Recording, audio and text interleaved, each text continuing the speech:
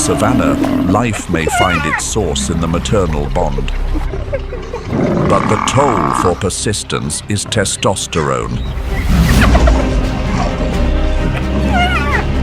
It is the fragile coalitions of the displaced ones.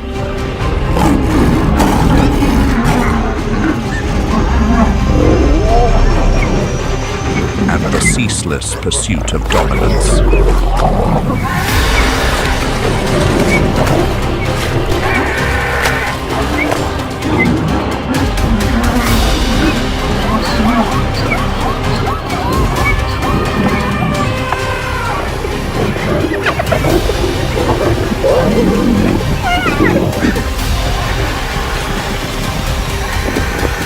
Welcome to Ultimate Predators, the price of survival.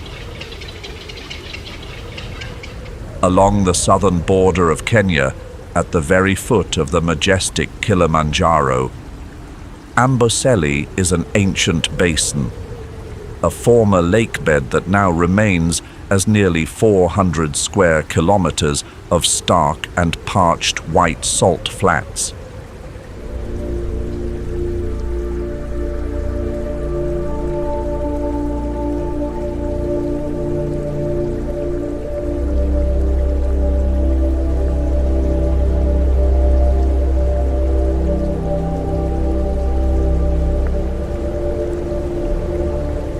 Nature in Amboseli reveals two contrasting faces.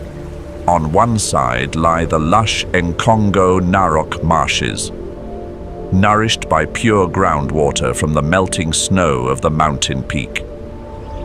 And on the other, the parched plains, where every drop of water is secured through profound resilience.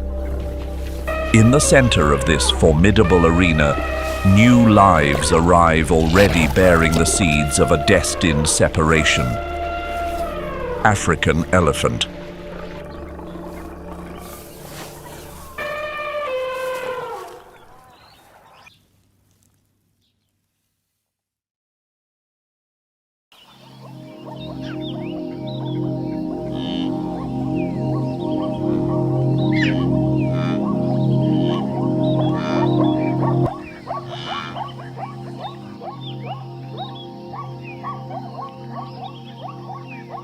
The environment in the Serengeti is demanding and highly competitive, especially for the mother and her young ones.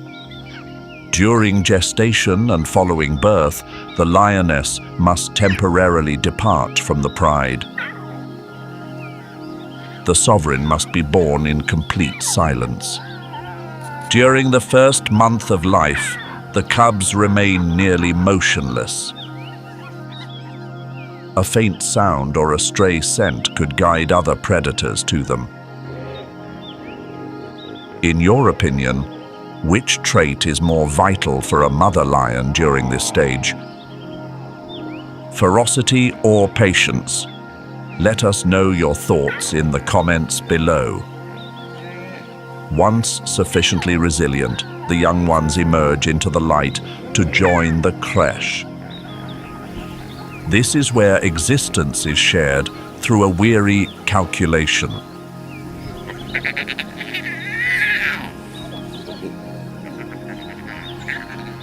Here, the young males learn their initial lessons in persistence. They develop their strength and resolve within a sanctuary of perceived safety.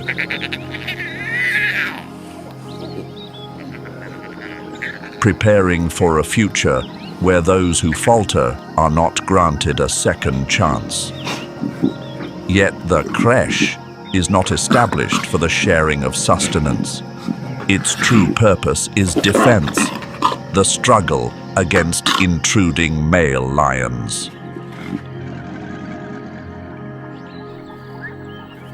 But the Serengeti remains a demanding arbiter. Despite such protection, nearly half of the young will never witness the dawn on the savanna. For those who persevere, another profound transition awaits as the first traces of a mane appear. The decree of departure is enacted when the young males reach 18 to 36 months of age. For their presence introduces the potential for internal rivalry and the risks of lineage integrity.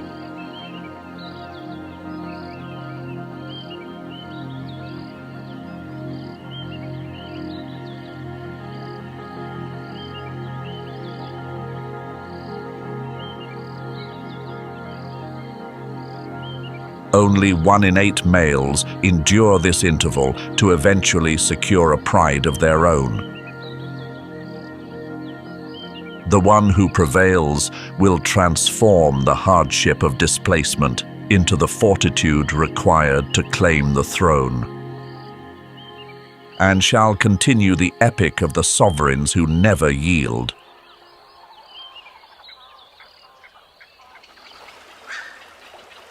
But Amboseli is only the beginning, leaving the dust behind to venture deep into the south, where the parched Kalahari Desert is interrupted by a grand geological wonder.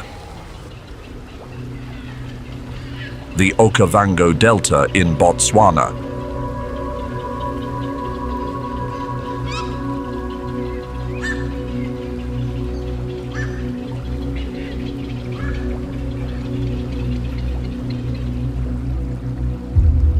Geographically, the Okavango is a vast inland wetland system spanning over 15,000 square kilometers. This landscape receives billions of cubic meters of water flowing from the Angolan highlands every year. As the rest of Africa endures the searing dry season, the Okavango welcomes the arrival of the great floods, transforming trails into deep channels and dry stretches of land into secluded oases. For the indigenous Baye and Hambakushu people, the Okavango is where history is written through journeys on Mokoro boats weaving through the papyrus reeds.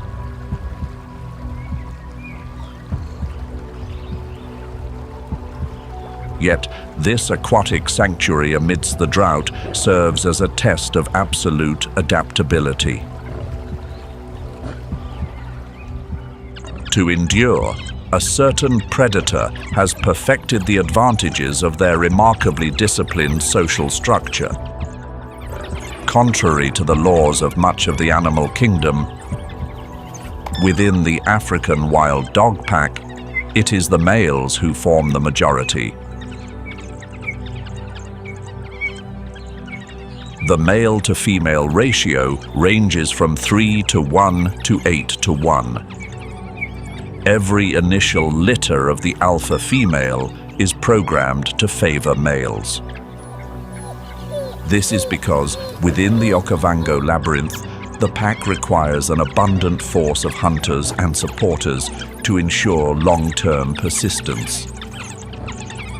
While the females must depart the pack upon reaching 2 or 3 years of age to seek new horizons, the males choose absolute devotion.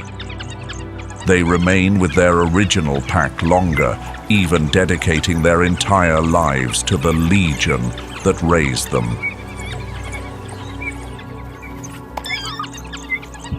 In the society of wild dogs, the position of the alpha male is elected based on leadership qualities and seasoned experience.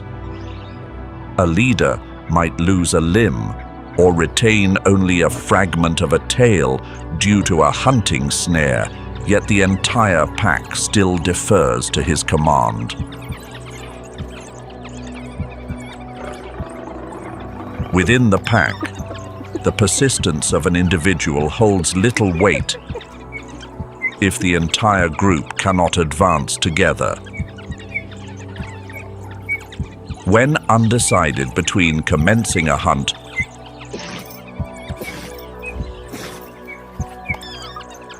or remaining still, the pack will vote through rhythmic sneezing. Should the number of sneezes reach a necessary quorum, the collective will override the decision of the alpha pair.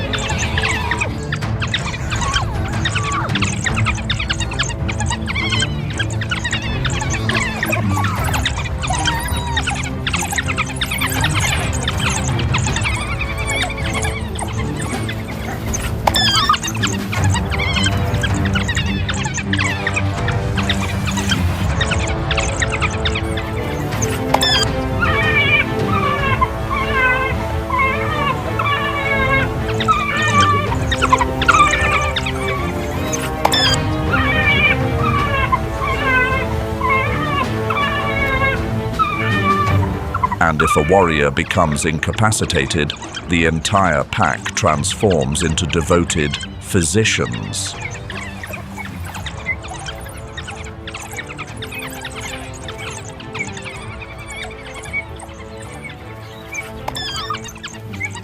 Reproductive privileges may belong exclusively to the alpha pair. Yet to maintain cohesion, lower-ranking males, the loyal brothers, are occasionally granted the privilege of paternity. A strategic compromise to ensure these talented warriors remain to serve the empire. But not everyone chooses to remain. Usually, at approximately 37 months of age, coalitions of brothers from the same litter decide to depart from the pack. They traverse distances that can extend up to 240 kilometers.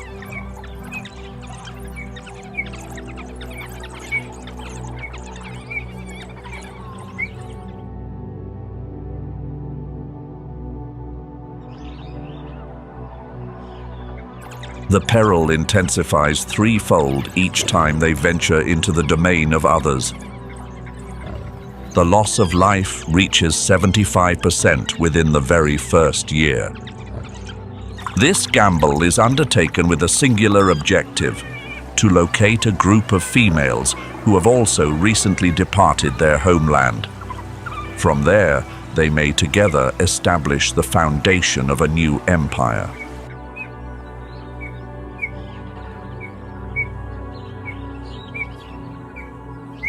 When the alpha female gives birth within the den, the males transform into the most capable guardians on the savannah. They take turns remaining to safeguard the den, accepting encounters with hyenas to preserve the coming generation. The young are always granted priority to feed until they are fully satisfied.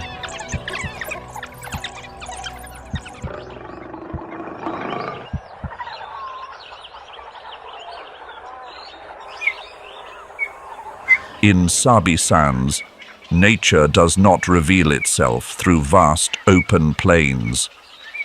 The name Sabi originates from the Songa language, hlava, signifying peril.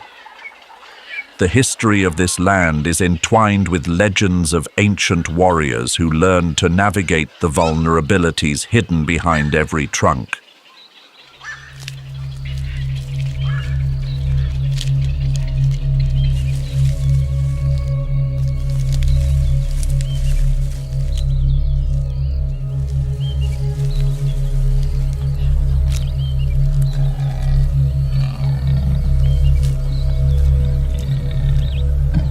Today, Sabi Sands witnesses the unhindered movement of Africa's most elusive creatures.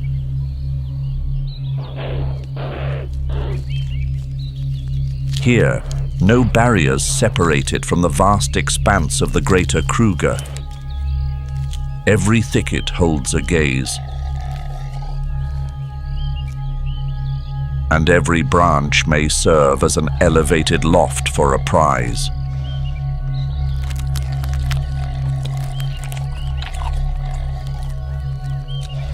Reigning over this realm of shadows is a solitary and formidable presence. Leopard.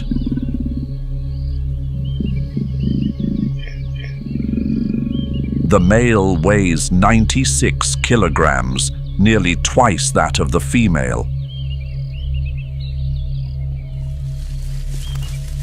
His domain is an expansive empire, occasionally reaching 1,000 square kilometers within the demanding wilderness. It is masterfully structured to encompass the territories of multiple females. There he stands as a determined sovereign, securing every opportunity to perpetuate his lineage. Yet in Sabi Sands, the strong require more than the power to acquire. They need the fortitude to preserve. In a world abundant with those who seek to claim the harvest of others.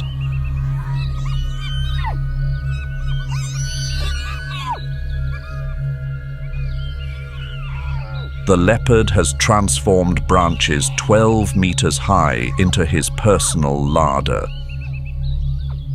With massive jaw structure and powerful shoulders, he can transport a burden twice his own weight directly toward the sky. This is a vital strategy for persistence against the opportunistic forces lingering beneath the trees.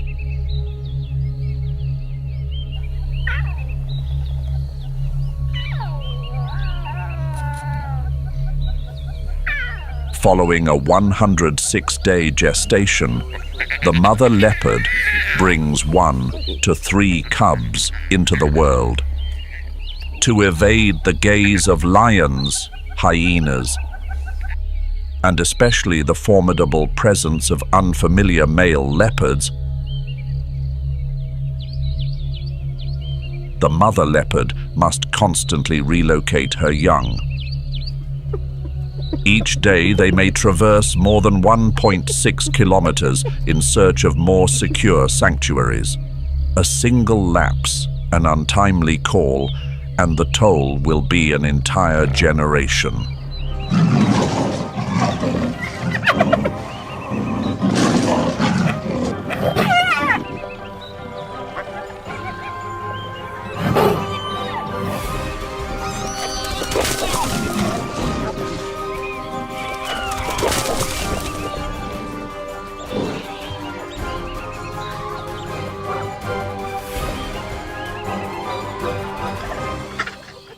Upon reaching 8 weeks of age, the instincts of an apex predator begin to awaken.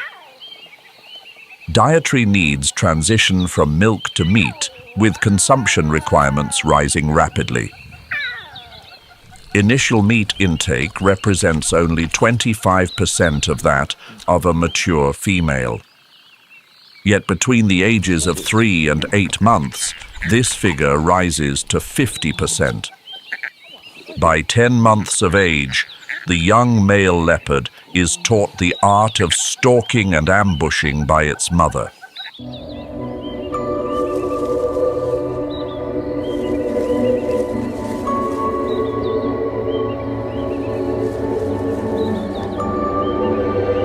During this phase, the young male leopard is granted a supreme privilege.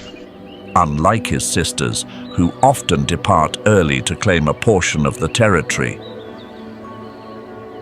the male is permitted a longer stay until reaching 24 months of age. A strategic delay, 27% of the sustenance secured by the mother leopard during this time is dedicated to her growing son. He requires time and additional nourishment to reach his full physical potential and strength. So that as the second year approaches, it is the young male's own father who will usher him away from the territory. The leopard enters the most demanding chapter of his life, the nomadic phase.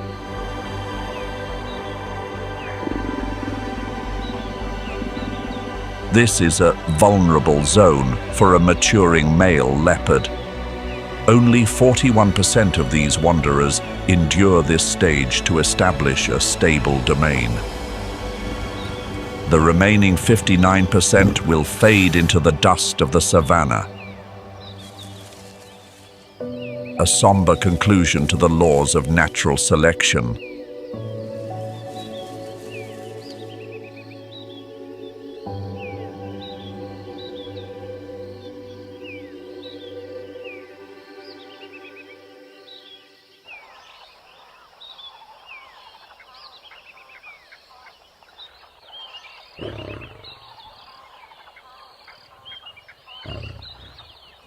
As the searing sun exhausts the final drops of moisture, the savannah leaves no room for the solitary. The quarry remains absent. Persistence is now measured by the strength of vital pacts. Coalition.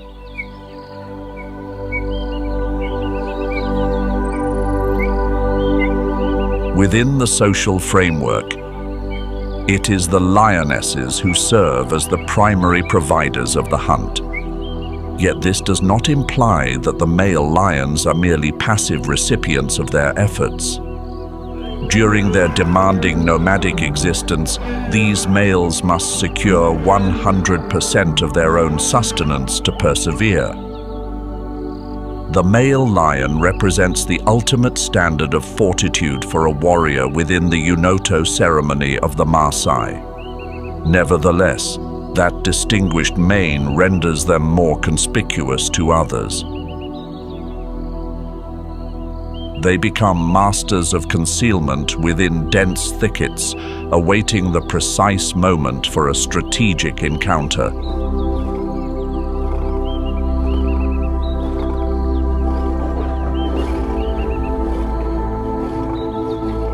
The probability of a single male retaining a pride is only about 17%, with a period of sovereignty typically lasting fewer than 12 months. This is insufficient to raise a generation of young ones. Thus, the formation of a coalition is the sole path for them to persist and pass on their genetic legacy. Based on kinship, coalitions are divided into two primary groups. Kin-based coalitions generally consist of brothers or cousins who matured together within a pride. Large coalitions of 4 to 9 males are invariably composed of members sharing ancestral ties. Within these expansive groups, reproductive opportunities are not distributed equally, but are centered upon a few dominant individuals. However, subordinate males accept this compromise based on the principle of inclusive fitness. By assisting their kin, they continue to facilitate the transmission of their shared genetic heritage. Conversely, non-kin coalitions comprise several males without ancestral relations, limited to a smaller scale of 2 to 3 individuals. In these instances, males share reproductive opportunities more equitably.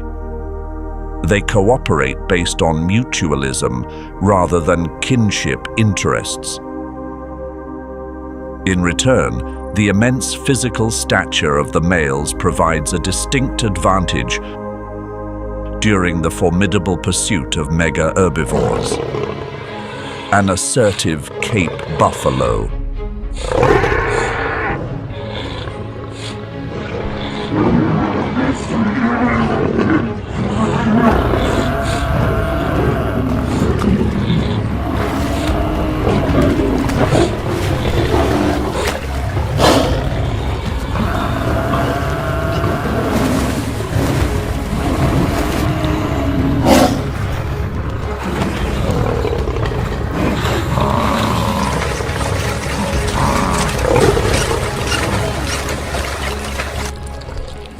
A towering giraffe, or a stray young elephant. None can be successfully overcome without the unified strength of a coalition.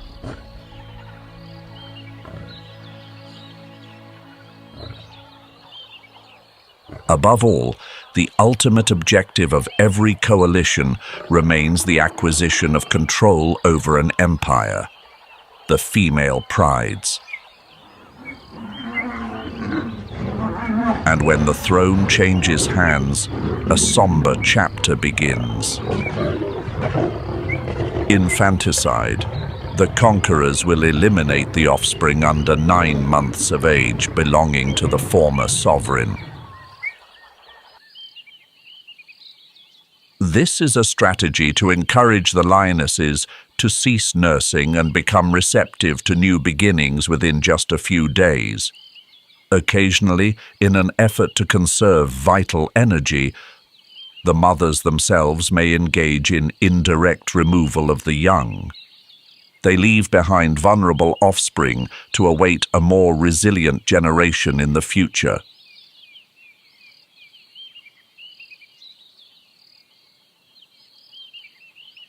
The larger the coalition, the more enduring the dynasty.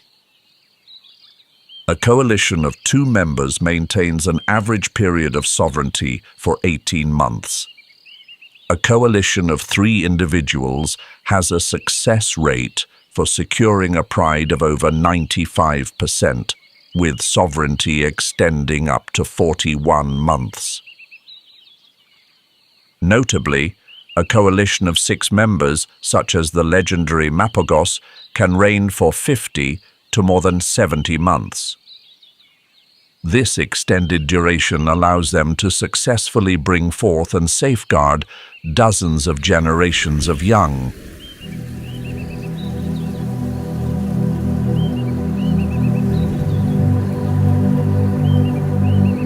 While the sovereigns of the grasslands are preoccupied with their successions of power, to the east of the Serengeti, a different form of coalition is taking shape.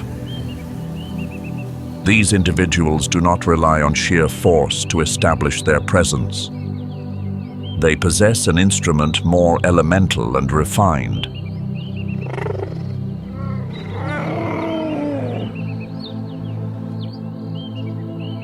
The name Namiri in Swahili translates to big cat. For 20 years, between 1994 and 2014, this region remained a restricted sanctuary for visitors to preserve and revitalize the cheetah population.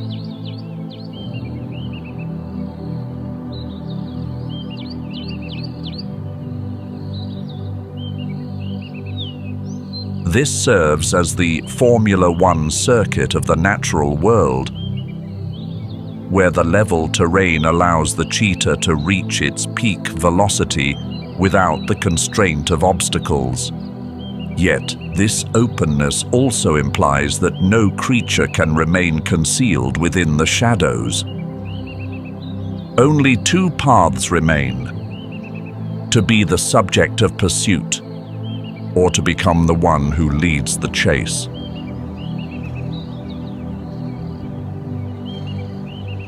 The true prowess of the cheetah does not lie in solitary strides. It is sustained by the profound pact of brotherhood. Reaching maturity at approximately 2 years of age, females depart to embrace a solitary life. However, the males, typically siblings, choose to remain together for the duration of their lives, formally establishing a coalition. Should a male be an only son or lose his siblings, he may actively seek and align with other wandering males from different lineages. Occasionally, a coalition can consist of up to 5 members, exemplified by the prominent Tano Bora in the Maasai Mara. A coalition of 2 to 4 siblings represents an exemplary egalitarian society.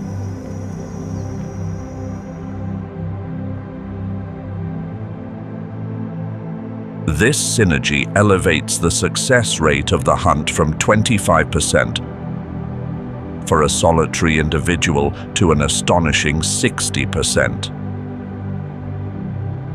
They do not merely pursue small gazelles, but can also overcome mature wildebeests or zebras.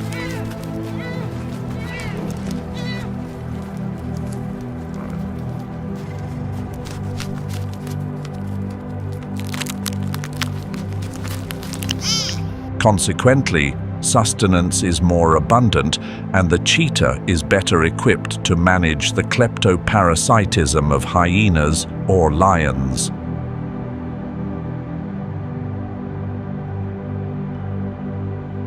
Within the coalition, members maintain an exceptionally close bond. Should they become separated, they employ vocalizations that carry up to 2 kilometers to locate and reunite with their brothers. Cheetahs often share reproductive access to females with their partners in the coalition. This results in a state of paternity confusion.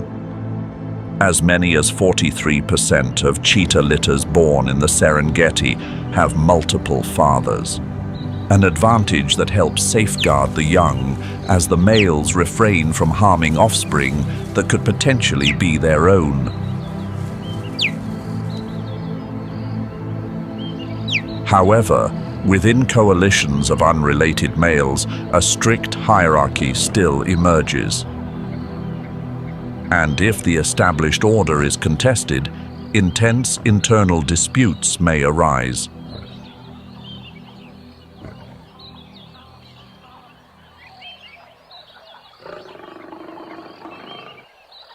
Situated in northern Tanzania, the Ngorongoro Conservation Area is a magnificent scar left upon the earth following a profound volcanic event more than 2 million years ago.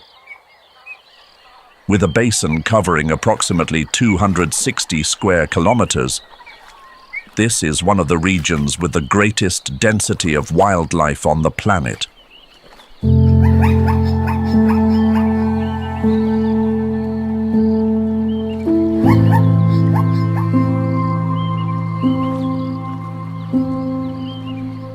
Featuring more than 25,000 large animals concentrated within a confined expanse. Geographically, Ngorongoro stands as the largest intact and unflooded caldera in the world.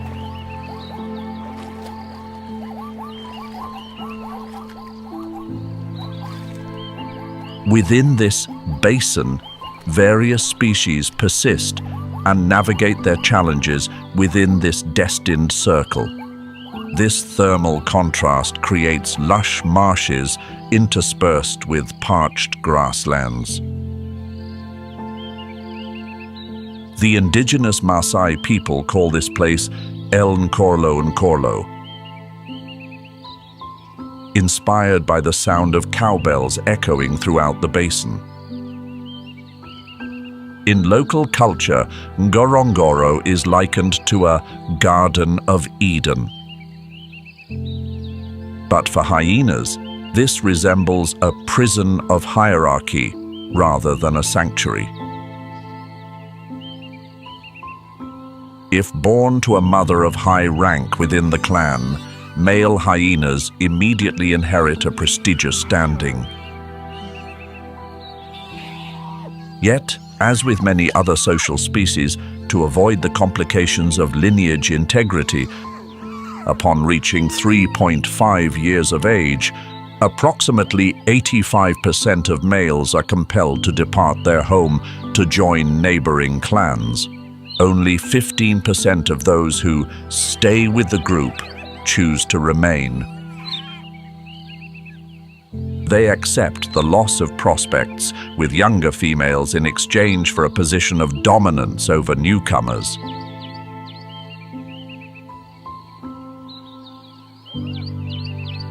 The regulations for male hyenas are a dispassionate bureaucracy known as the queuing convention. The exiles, once entering a new group, must remain subordinate to all females, all young, and even the males who joined before them. This strictly follows a chronological sequence. Advancement is only granted when the individual ranked above them perishes or departs the clan. Psychological strain and nutritional scarcity. Life at the base of the queue is a succession of long days filled with scarcity and profound psychological strain. Those of the lowest standing must always wait until the end to feed.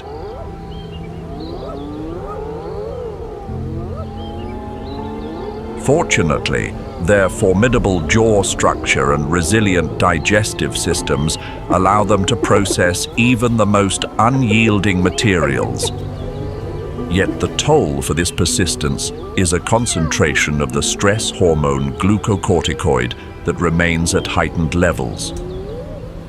They remain secluded, without supporters, and serve as the subjects of assertive conduct from the long-term residents. The relationships among immigrant male hyenas are generally characterized by endurance and limited physical confrontation. Males rarely engage in conflict to contest their standing. To alleviate tension and assess their connections, they frequently engage in greeting rituals. This is a high-stakes ritual used to affirm coalitions and establish a foundation for cooperation during formidable situations. Nevertheless, assertive behaviors may still occur, often initiated by established males to regulate the number of new arrivals or to secure access to sustenance. High-ranking and long-term resident males frequently strengthen their alliances with one another or with the dominant females.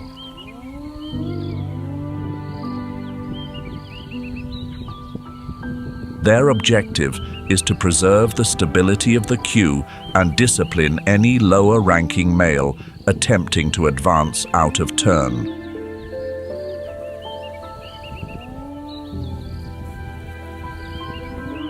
The strategy for persistence among male hyenas ultimately centers on endurance rivalry. Due to the intricate biological structure of the females, any form of insistence is ineffective. The male must employ humility, deference, and seek the favor of the female over many seasons. On average, a wanderer must endure 2.4 years within the lower tiers of society before successfully fostering his first lineage. Those less resolute often depart after 4 years without achieving their goal. Yet the most steadfast individuals employ the shadowing tactic, consistently cultivating a bond with high-ranking females. They discourage lower-ranking rivals and safeguard her from unwelcome presence, awaiting a moment of acceptance to perpetuate their lineage.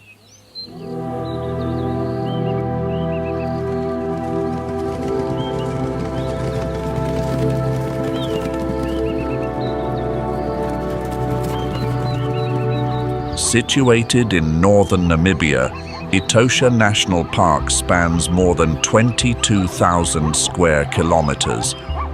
Encircling its heart, the Etosha Pan, an immense salt lake that evaporated thousands of years ago, so vast it remains clearly visible from space.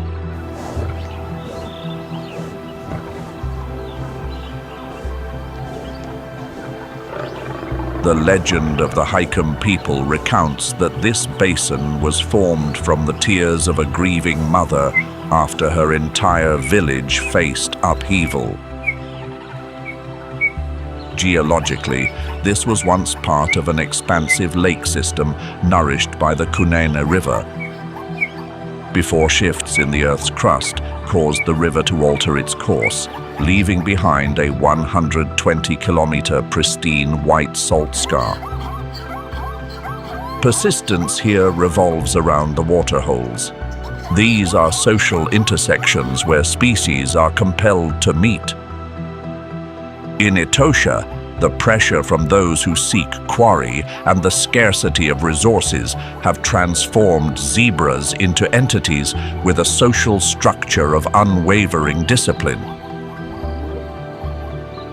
The journey of a zebra prince begins within the safeguard of a stallion and the network of mares in the breeding herd. Depending on the lineage within their veins, the moment of parting arrives at different intervals. For plain zebras, between 12 and 25 months is when they must depart, often just as their mother welcomes a new life.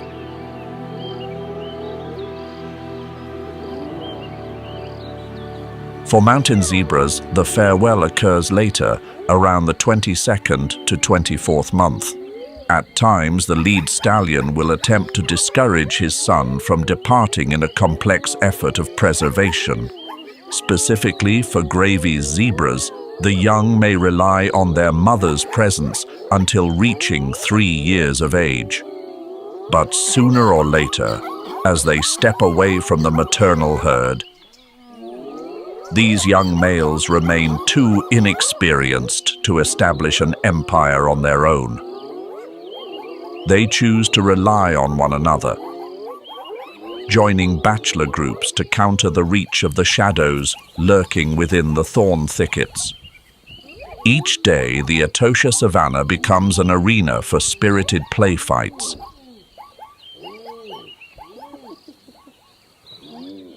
They simulate the most intense confrontations.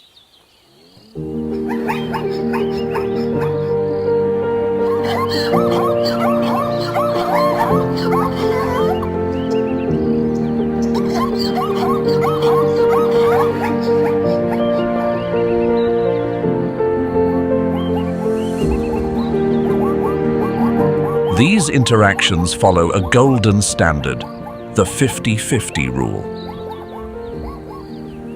To ensure the play does not transition into genuine conflict and to maintain cohesion, each individual must have an equal opportunity to prevail or gain the advantage.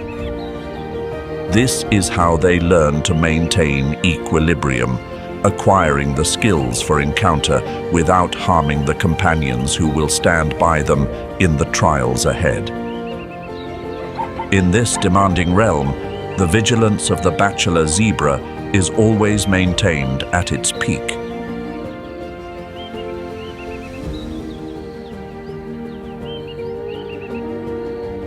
As time passes, upon reaching age 4 or 5, the drive to establish their own path awakens.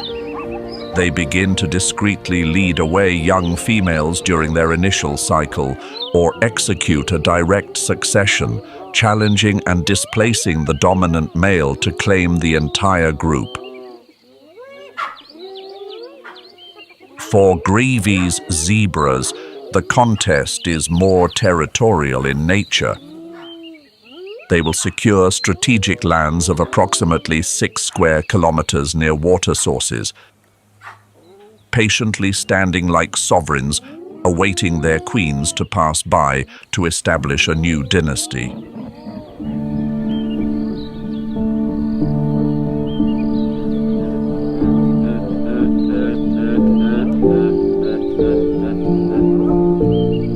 If one were to select a place where existence evolves more rapidly than the stride, it would be the expanse stretching along East Africa.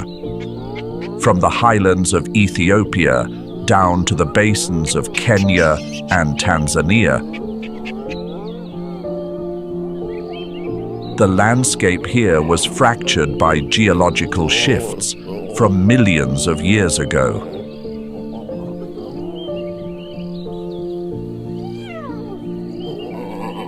Here, adaptation no longer resides solely in physical strength. but within the intricate folds of the cerebral cortex. Within the cultures of local tribes and even ancient Egyptian mythology, the baboon serves as a symbol of wisdom and at times a figure of cunning resourcefulness. And in East Africa, the environment does not merely provide sustenance, it provides a political landscape.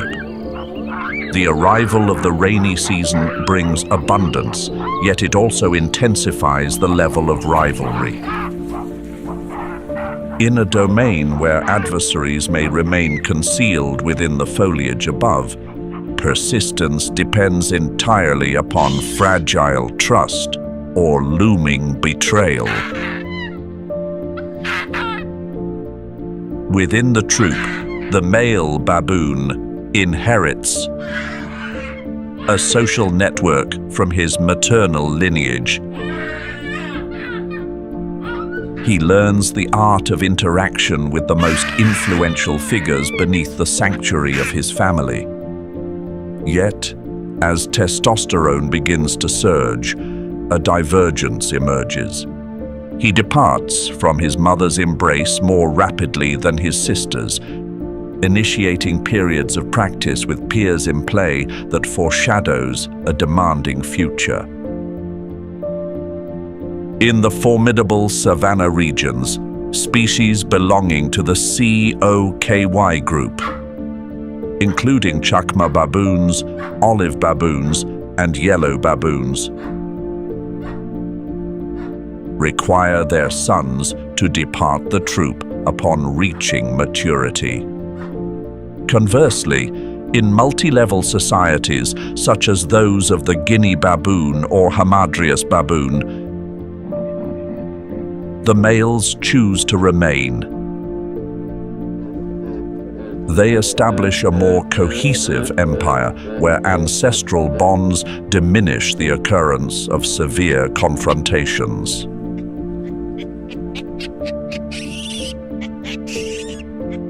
Within the baboon kingdom, the bonds among males fluctuate significantly according to the culture of each species.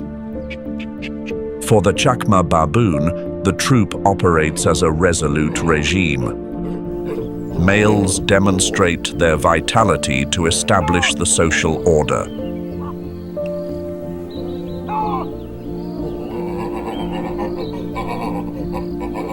For the olive baboon and yellow baboon, troops represent fluctuating social markets. Subordinate males establish temporary coalitions to challenge the lead figure, so that when the alpha falters, the opportunity to approach females belongs to the most resourceful individual. As for the Guinea baboon, the troop is a rare sanctuary of harmony. Here, connections among males are established upon equity and longevity, regardless of ancestral ties. Yet regardless of the social framework, beneath the imposing presence of the alpha male lies a significant toll. They endure elevated levels of glucocorticoids. Continuous confrontations and the pressure of maintaining their standing cause them to undergo epigenetic aging more rapidly than any other in the troop. These sovereigns typically experience a more concise existence and a weathered countenance in exchange for a few brief years of governance over the realm. To preserve connections and alleviate tension, male baboons engage in high-stakes diddling greeting rituals.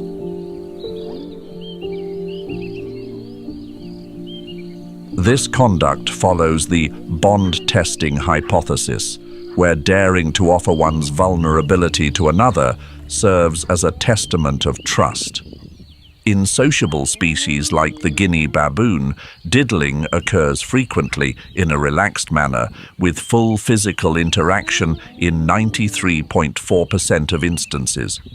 Meanwhile, in the olive baboon and yellow baboon, the ritual remains hesitant and inquisitive. As for the more assertive species like the chakma, diddling is scarce, occurring only 0.088 times per hour, and as many as 65% of these interactions are abandoned midway because the risk of a severe physical encounter is simply too great.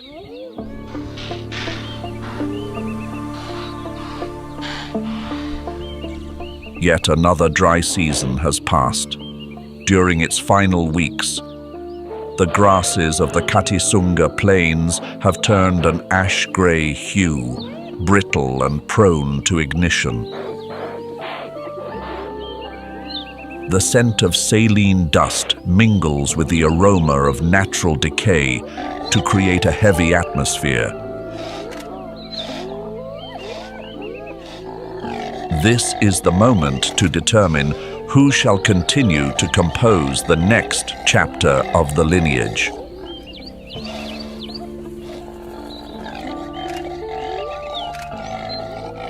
Situated in seclusion in western Tanzania, Katavi, covering 4,471 square kilometers, is one of Africa's most pristine and untouched sanctuaries. Local residents believe that Katavi is named after Katabi, a legendary hunter. He has become a sacred spirit, whose presence is said to still dwell within the tamarind trees. It is recounted that Katabi and his wife continue to watch over this landscape, witnessing the continuity of existence through the centuries.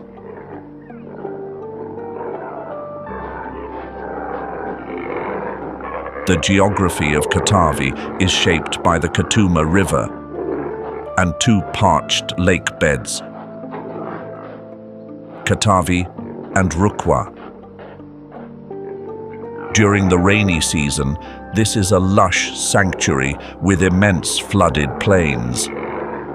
Yet in October, the peak of the dry season, the Katuma River remains only as a silt, heavy with the scent of sulfur and organic remains. Temperatures can exceed 40 degrees Celsius, transforming the air into a dense thermal veil that tests the resolve of every living soul. The water has run dry, but testosterone is boiling. Male impalas no longer have time for idle wandering. They stand on the threshold of a great upheaval. Under the harshest ecological conditions, they shift to the lek system. It is simply a stage to display raw power and compete for the attention of the females. To intimidate rivals and attract mates, the male impala possesses a retractable larynx. It allows them to extend their vocal tract by an additional 91 millimeters, creating thunderous roars and snorts that echo up to 2 kilometers away. When the females appear, the ritual begins. Through the flamen response, the male identifies those ready to mate. But the throne is constantly stalked by aspirant males. They wait for the moment the territorial male is preoccupied with driving off rivals to execute sneak matings. A dark humiliation for the lord of the land, yet the cunning wisdom of the outsider.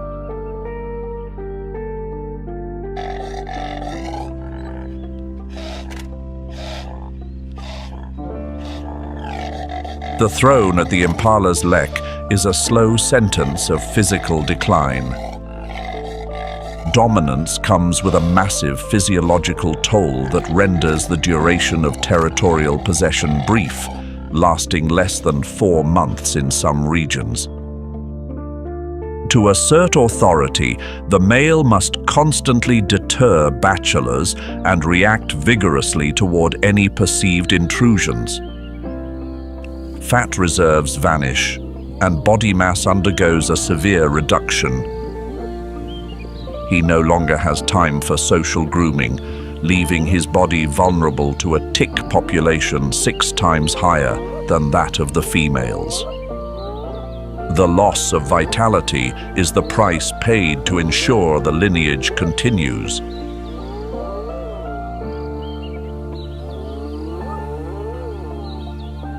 Upon reaching total fatigue or facing displacement, the individual enters a transitional phase lasting about 1 week. He maintains a facade of assertiveness, but no longer possesses a territory. It is a bitter state of limbo before officially reintegrating into the bachelor herd to rest, recover, and await the next breeding season. Yet the challenges do not only arise from his own kind.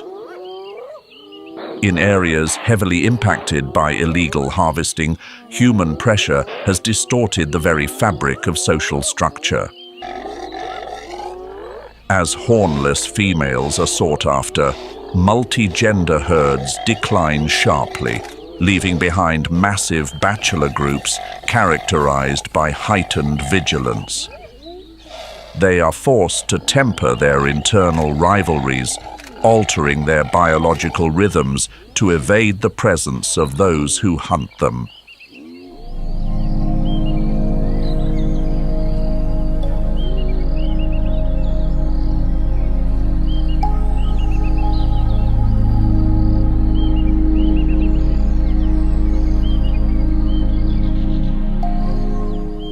While the impala endure their exhaustion within the lek arena, a different ritual of power unfolds across the savanna. This is a struggle that bypasses horns, utilizing heavy necks that function like massive sledgehammers. Upon entering adolescence, instinctive urges begin to compel the male giraffe to seek connection with his own kind. He departs from his mother's side to join wandering bachelor groups. These groups assist him in mitigating the stress of predatory pressure, where many eyes are always better than one. As he approaches 3 years, the age of reproductive maturity, a rigorous transformation begins. The environment and testosterone sculpt the male giraffe's form into that of a true warrior. Distinct from the slender appearance of the female, the male giraffe develops a wider neck, and his forelegs become robust to serve as a stable foundation. Over the years, the neck and skull also continuously increase in weight. The ossicones and the protruding frontal ridge or middle horn elevate, turning the head into a sledgehammer of solid bone. Based on the rigor of time and muscle, male giraffe society is divided into 3 ranks: C, B, and A. Among them, rank A represents the dominant sovereigns, those possessing the thickest necks and the heaviest skulls.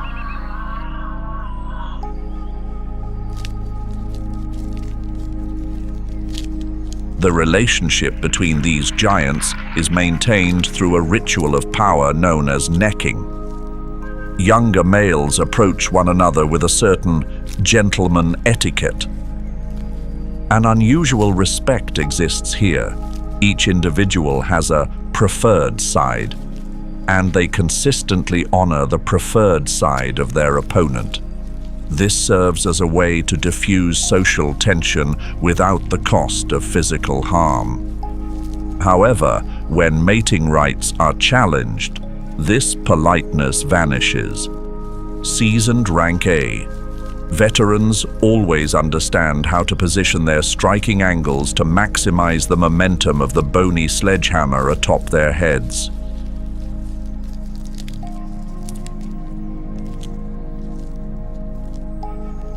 Male giraffes do not rule over a fixed territory. They are roving males, traversing vast landscapes in search of opportunity. Since females display no obvious signs of estrus, the male giraffes must analyze pheromones through the Flamen response, and at times a surge of testosterone erupts during brief rut periods lasting 2 weeks.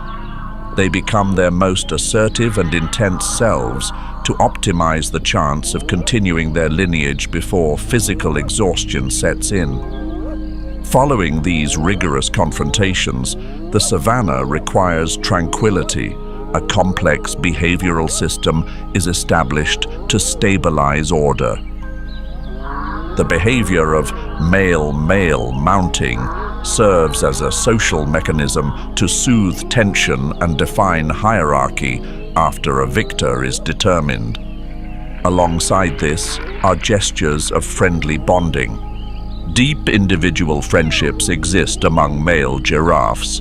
The dominant sovereigns will sometimes mentor several subordinate individuals, creating a resilient social network beneath the scorching sun of the savanna.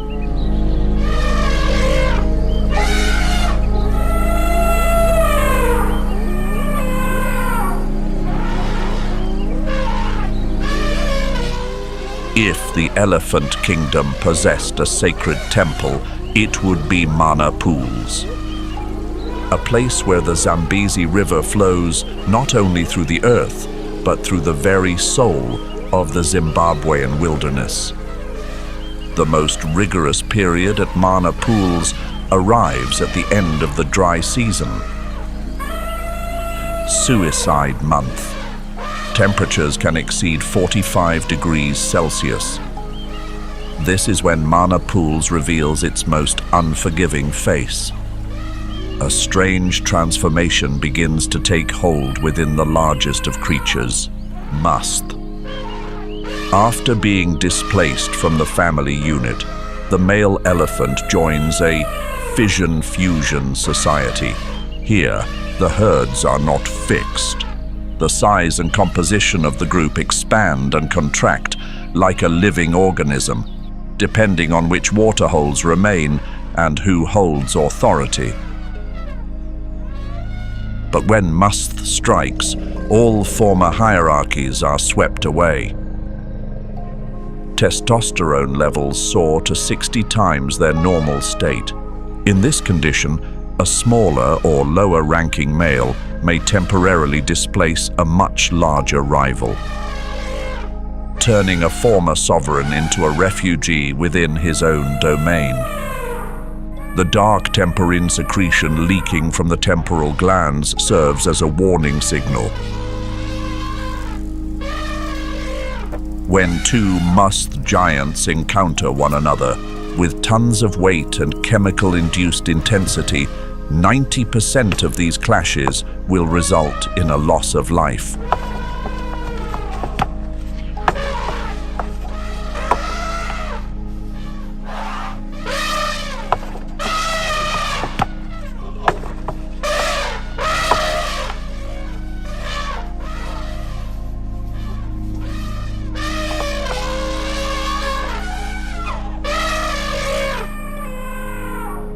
In the elephant kingdom, growth is perpetual. They continue to increase in body size and ivory mass throughout their entire lives, which can span up to 65 years. The harsh environment forces each age group to choose its own gamble to maintain the lineage. The veterans over 35 years of age opt for a high competition strategy with month-long periods of Must that exhaust their vitality. They invest their entire energy into seeking, protecting, and monopolizing the female herds.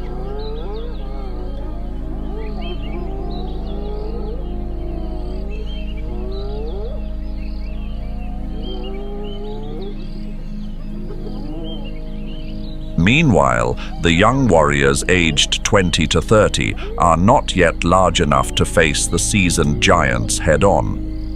Therefore, they choose the sneaker strategy, a state of sexually active non-must. They spend 70% of the year lingering on the periphery, taking advantage of moments when the sovereigns are preoccupied with combat to mate discreetly.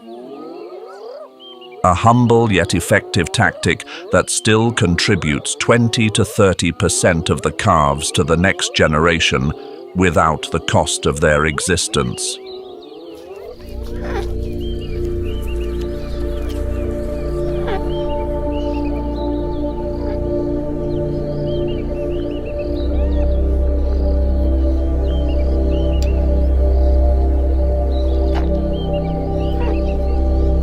As the must storm of the grey giants subsides, the Kruger savanna in South Africa welcomes a different kind of impulse, quieter yet filled with a formidable intensity.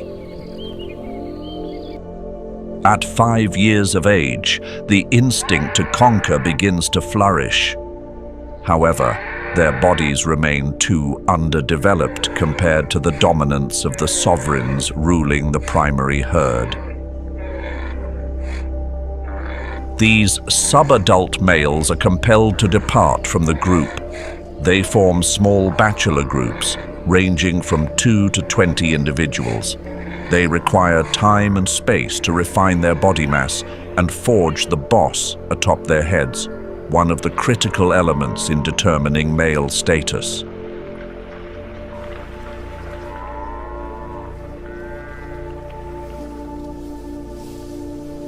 In Kruger, these bachelor groups choose to inhabit dense riverine areas for nutritional purposes. Here, the lush, protein-rich vegetation allows them to reduce their travel distance by 30%. This enables the body to concentrate its entire energy on developing muscle and physical scale. Within the bachelor groups, the young males resolve conflicts through rituals of stature. These visual demonstrations are a final effort to limit unnecessary harm among companions.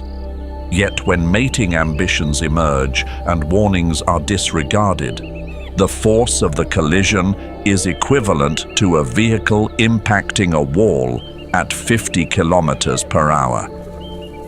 The defeated individual must withdraw with critical wounds, yielding the opportunity to the one possessing the thickest horn cap.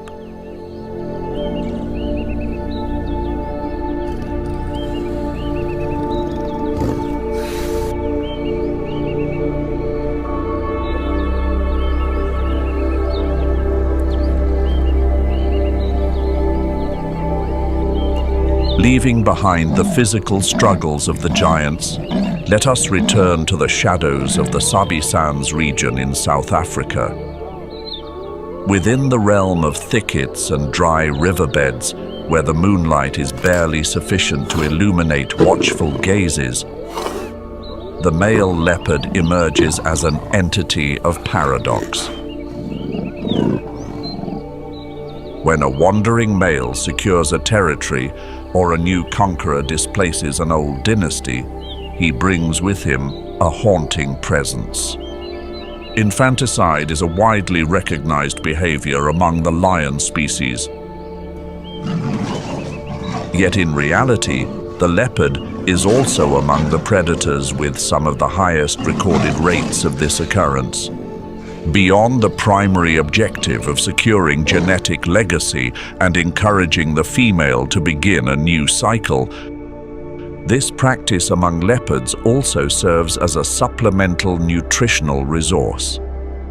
This behavior accounts for approximately 40 to 52% of the losses among young leopards and claims the lives of nearly 1/3 of the total population of leopard cubs born. Yet the male leopard is not always a formidable tyrant. Within the dense population of the Sabi Sands, internal territorial struggles are ill-advised. To ensure survival, they have evolved a remarkable system of spatial management, relaxed territoriality. Contrary to the notion of spatial dictators, the territories of male leopards here may overlap by 25 to 46%. The secret lies in a time-share strategy. Through a system of olfactory messages, they remain aware of a rival's location. Rather than engaging in a confrontation that risks severe physical compromise, they choose to alternate their use of shared areas at different times. It is a silent pact, a calculated restraint to ensure both can pursue their prey without the toll of physical harm.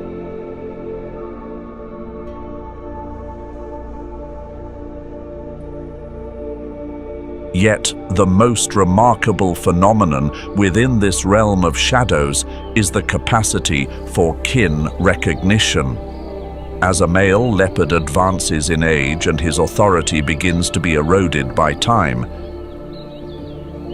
severity is replaced by the tolerance of a paternal figure. Rather than displacing potential rivals,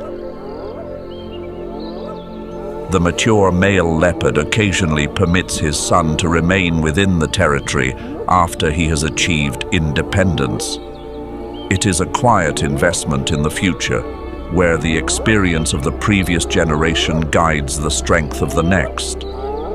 It creates a rare, peaceful succession within a world often defined by rigorous eliminations.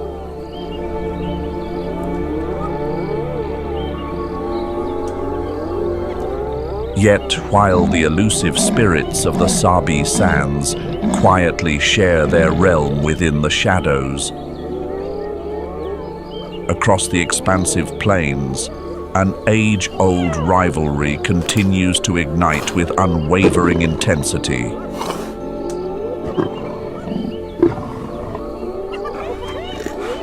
In the Serengeti theater of struggle, no sustenance comes without a cost.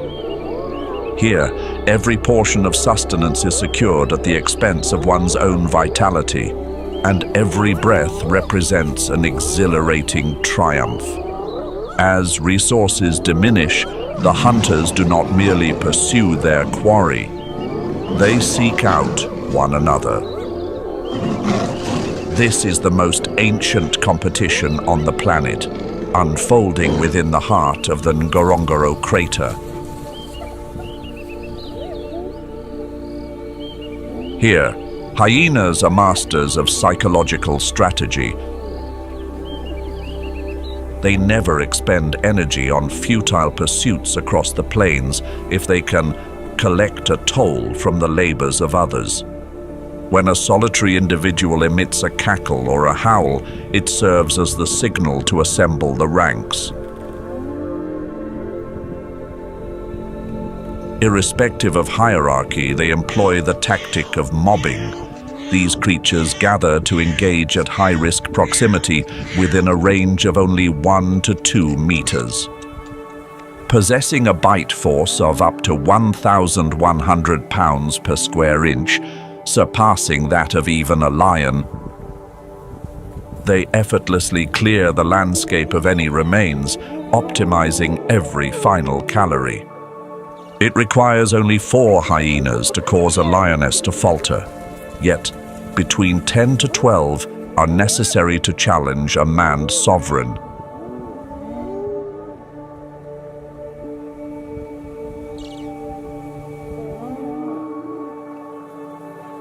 This is the moment the sovereign demonstrates his power and standing.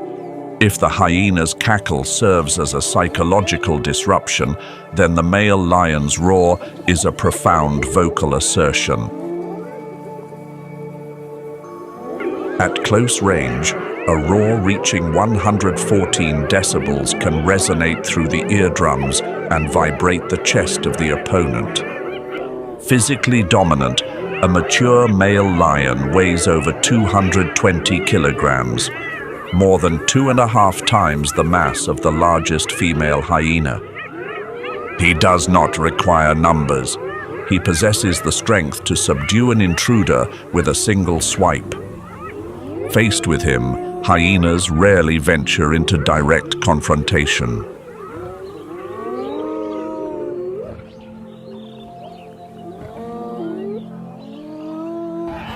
Within the Ngorongoro, hyenas may successfully secure a prize 100% of the time when facing only lionesses. But that figure falls to 0 if at least one male lion appears. Notably, the male lion does not merely serve a defensive role. They are the ones who proactively initiate these more vigorous encounters. Understanding the matriarchal social structure of their perennial rival, they do not expend energy pursuing lower-ranking hyenas. Instead, they employ a strategy known as a decapitation strike. Amidst the commotion, the male lion maintains a cool composure to identify the matriarch, the one directing the vocalizations and the tempo of the engagement. Once the queen is overcome or withdraws, the entire assembly of 30 individuals collapses into a disorganized crowd and retreats.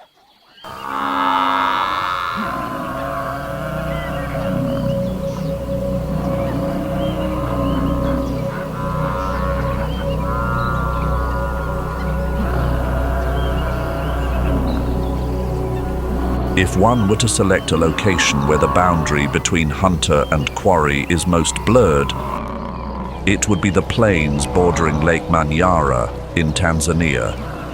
In this arena, the quarry is not the fleeing antelope, but the African buffalo. In this struggle, the lionesses serve as the masterful directors of tactical positioning. Meanwhile, the male lion acts as the ultimate enforcer. The presence of the dark-maned sovereign serves but a single purpose: to overcome these towering giants. Biomass statistics indicate that buffalo constitute up to 56% of the male lion's diet. Whereas for the lionesses, this figure stands at only 33%. A mature male buffalo weighing 900 kilograms is a rigorous challenge for females that weigh less than half that amount. The buffalo is more than mere sustenance. It is a measure of prowess. A male lion cannot sustain his throne without the abundant energy provided by Africa's most persistent herbivore. A buffalo hunt is a strategic operation calculated to the very last breath. The lionesses take on the roles of reconnaissance and disruption. Without the need for deep concealment, the male lion enters the fray with the force of a gravity anchor. The most distinctive role of the male lion in buffalo hunts is the muzzle clamp technique. The buffalo possesses an exceptionally thick neck hide and robust musculature protecting the larynx, rendering the lioness's typical throat hold ineffective. The male lion, with his superior jaw strength, opts for a bold frontal approach. This is a contest of strategy and endurance.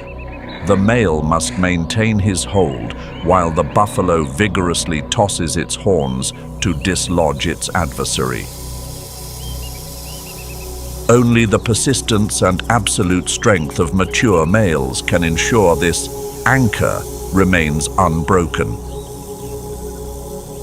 Nevertheless, glory always accompanies profound risk. A minor tactical error or a moment of complacency, and the sovereign may pay the ultimate price. In this theater of conflict, the odds of prevailing are only 50-50.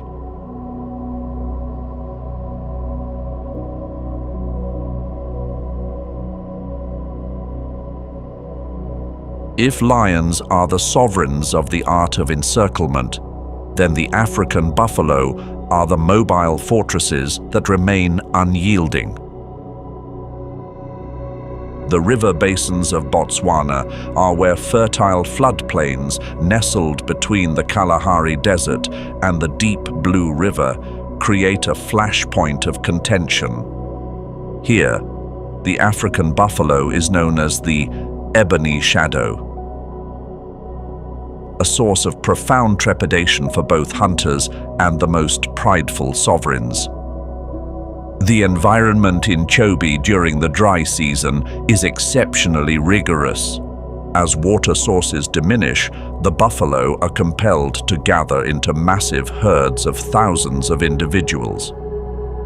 The mature males serve as living shields, operating a militarized defensive system that few predators dare to encounter head-on. When the presence of a predator is felt, the buffalo do not choose to retreat in disarray. Dominant males emit deep bellows, mobilizing the herd to establish the wall of horns formation.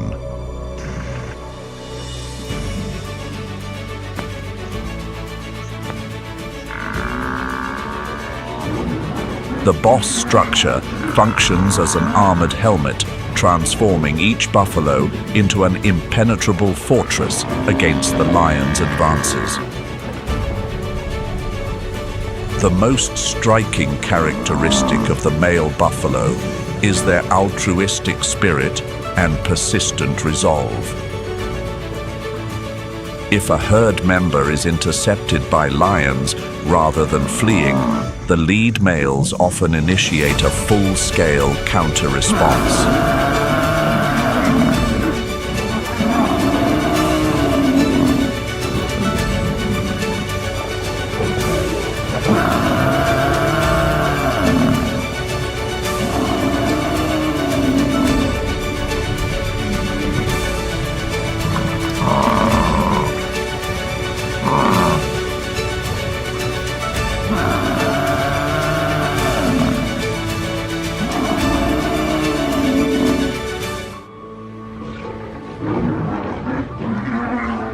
Documentary footage from Chobe has recorded male buffalo persistently surrounding lions in trees for many hours, merely awaiting an opportunity to execute a retaliatory encounter.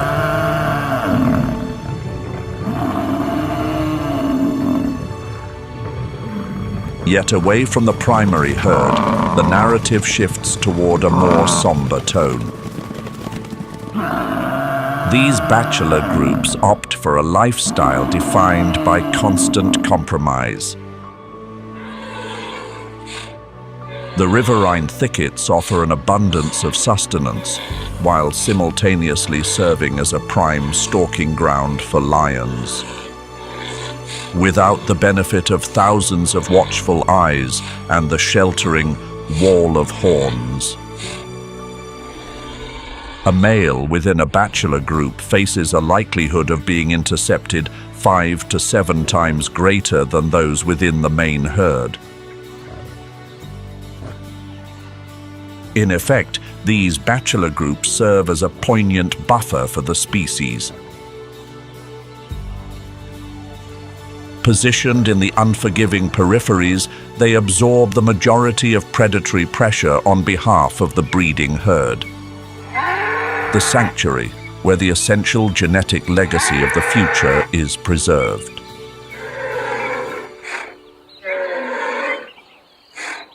Remaining secure here demands an extraordinary level of vigilance. When faced with no retreat, they transform into resolute defenders. The African buffalo has imparted a lesson to the savannah. The most formidable is not necessarily the one with the sharpest fangs, but the one with the greatest resolve to safeguard their companions. Yet, the savannah still harbors other bachelor groups. those who lack overwhelming force, yet possess sophisticated multi-species alliance strategies.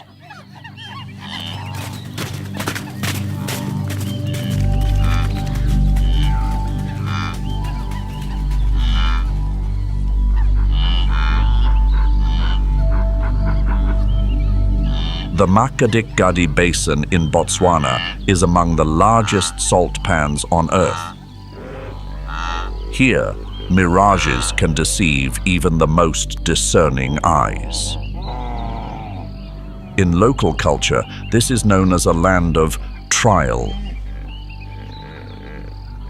When young males are displaced from the breeding herds, they are pushed into these peripheral reaches. The grass is more arid, water is scarce, and lions remain ever vigilant in their search for sustenance. Yet, within this exclusion, a sophisticated defensive framework has taken shape. Lacking the protection of a sovereign, these bachelors must transform themselves into a collective intelligence network. In bachelor groups, periods of rest are a luxury. Research on zebra populations indicates that bachelor males dedicate up to 27% of daylight hours solely to vigilance. This rate is significantly higher than that of family herds overseen by a protective leader. They operate according to a rotational sentry mechanism.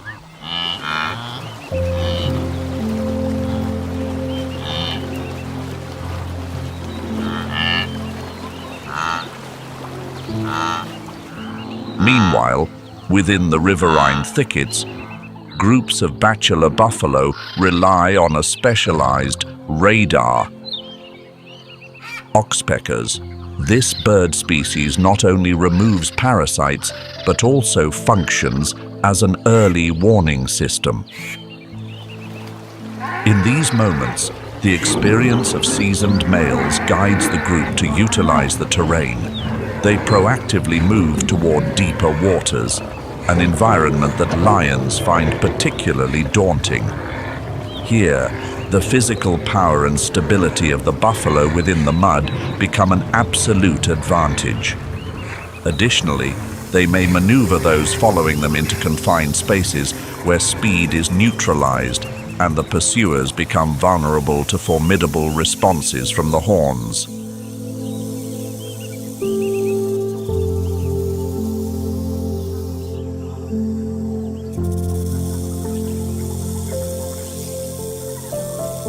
In the Makgadikgadi, bachelor zebra groups never wander in isolation. They operate according to a mixed species association strategy. They proactively integrate with herds of wildebeest or giraffe to leverage their respective biological advantages. This is known as the many eyes effect.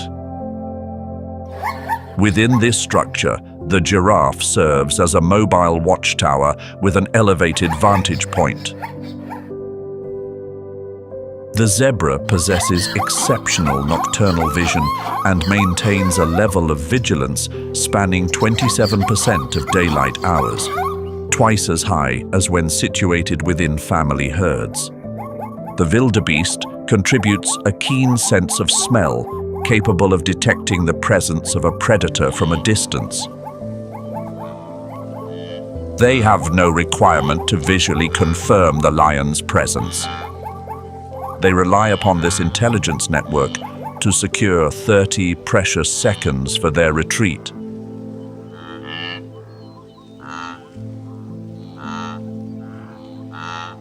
When intercepted or pursued across the open plains, zebra groups employ the motion dazzle strategy. The The seeker of sustenance is unable to isolate a single target within a shifting labyrinth of stripes. And when faced with no retreat, the instinct of these bachelors shifts from withdrawal to preemptive offense. They engage with the intensity of those who possess nothing more to lose.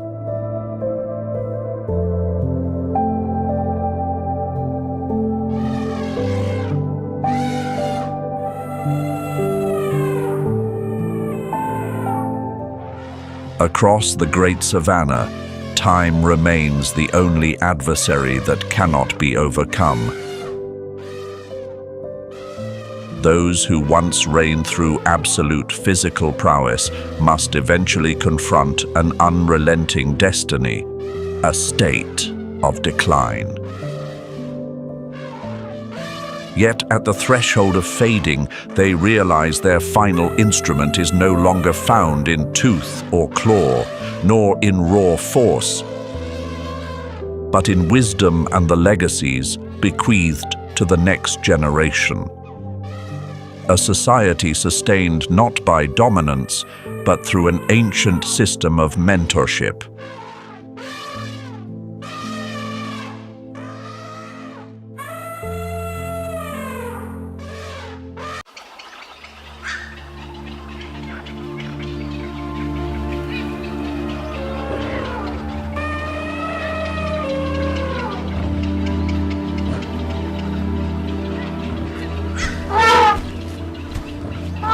For nearly the first decade of life, the existence of young bull elephants is a sheltered paradise within a matriarchal society.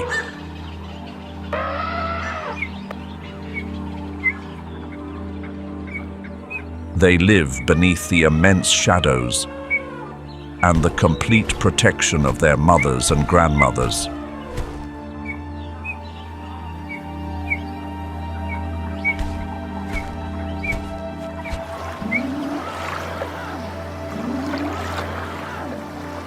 As time passes, ivory tusks begin to emerge. Entering the stage of adolescence, these young males are no longer permitted to remain at the heart of the herd. Now, they navigate the perimeter of the group, satellites to the matriarchal family. A quiet preparation for a world where vitality and wisdom are the only currencies of value. By age 14, testosterone transforms these dutiful sons into impulsive, assertive figures. At this stage, the departure is resolute yet inevitable. To preserve the integrity of the lineage, they must depart. The young bulls gradually sever their ties. Occasionally, they join temporary bachelor groups as wanderers, yet at times, they still return to visit the maternal herd.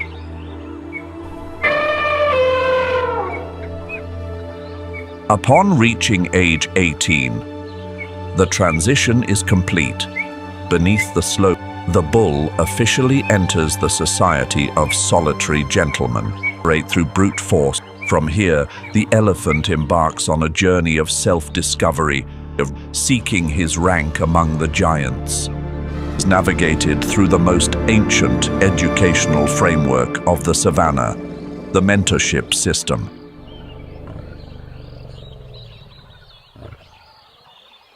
Distinct from the dominance of the great cats, male elephants lead through consensus. Researchers have documented infrasound vocalizations emitted by key males. This is the art of proactive leadership. There is no compulsion, only trust in a guide who has endured dozens of seasons of scarcity. Mature males serve as a biological keystone that prevents disorder. When adolescent males are displaced from the matriarchal herd at 14 years of age, they enter a state of psychological distress.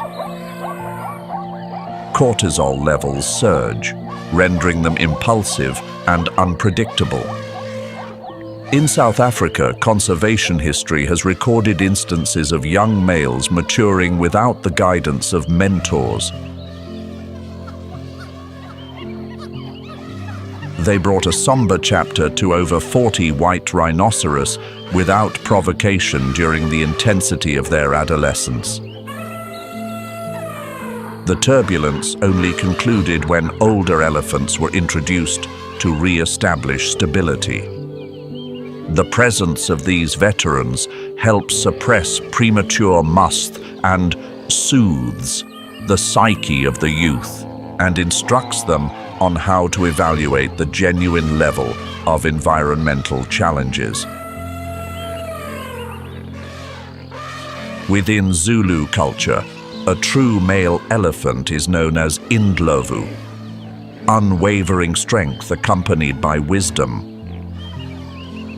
As they mature under the tutelage of advisors, the personalities of the males begin to diversify. They are no longer forceful mirrors of one another, but become individuals who are composed, amicable, or deliberately influential. The most successful elephants are the keystone males. They are the foundation stones who balance authority to safeguard hierarchy with friendliness to maintain social bonds.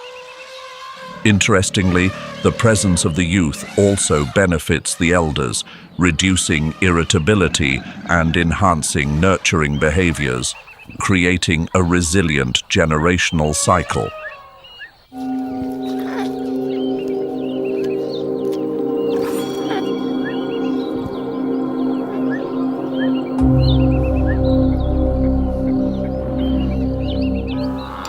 For male buffalo that have passed the age of 12, the glory of leading the herd is merely an echo of hoofbeats within the dust of the past.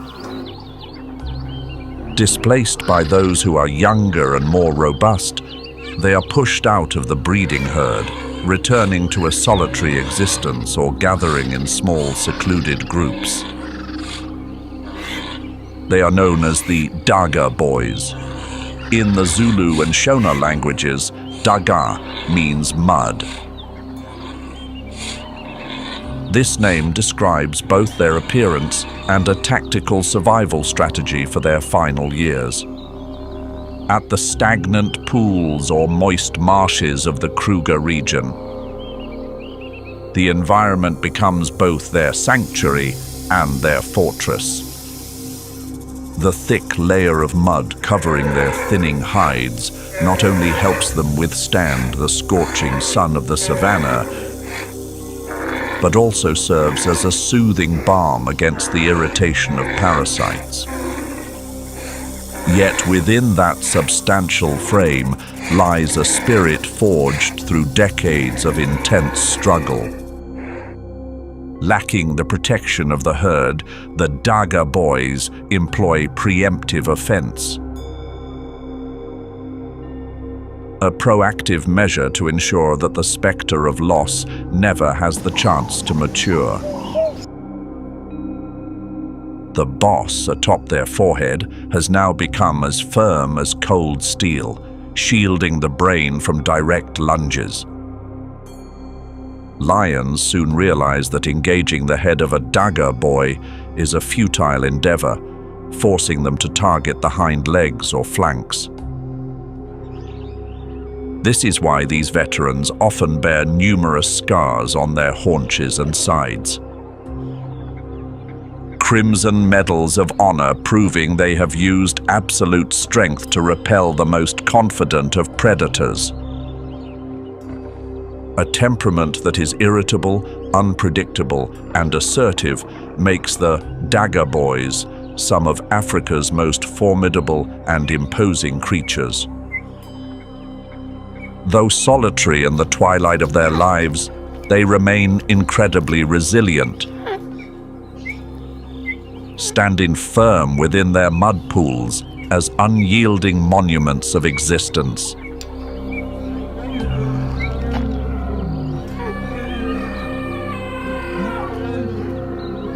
For the lion, it is a somber concluding chapter.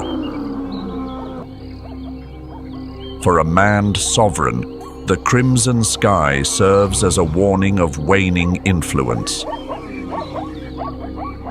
The physical prowess that once allowed him to rule the realm has now become a burden under the weight of time. On this savannah, crowns and thrones are never granted in perpetuity. It is merely a debt that every monarch must settle with his own existence. While females may enjoy a longer duration, the average lifespan of a wild sovereign spans only 8 to 10 years. Rarely does an individual surpass the 12-year mark while still retaining his throne. As agility diminishes, as old injuries from buffalo pursuits begin to ache, the empire starts to fracture. The savanna environment now becomes more uncompromising than ever. Young, robust, and ambitious male alliances emerge from the thickets. They do not arrive to negotiate, they arrive to displace. The result is a rigorous transition of power. The one overcome, should he survive, will be stripped of everything: territory, the pride, and even his dignity.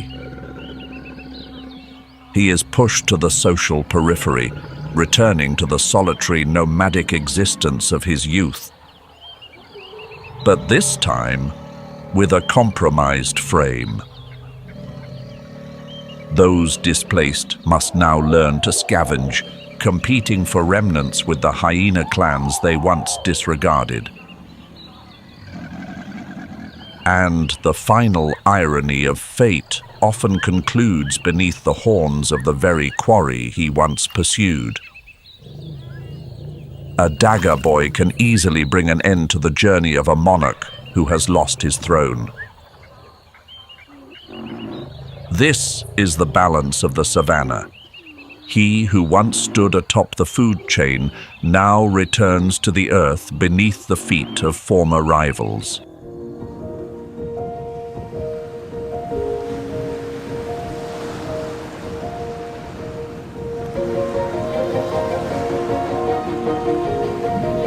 The struggle of males on the savannah is an epic of vitality and dust.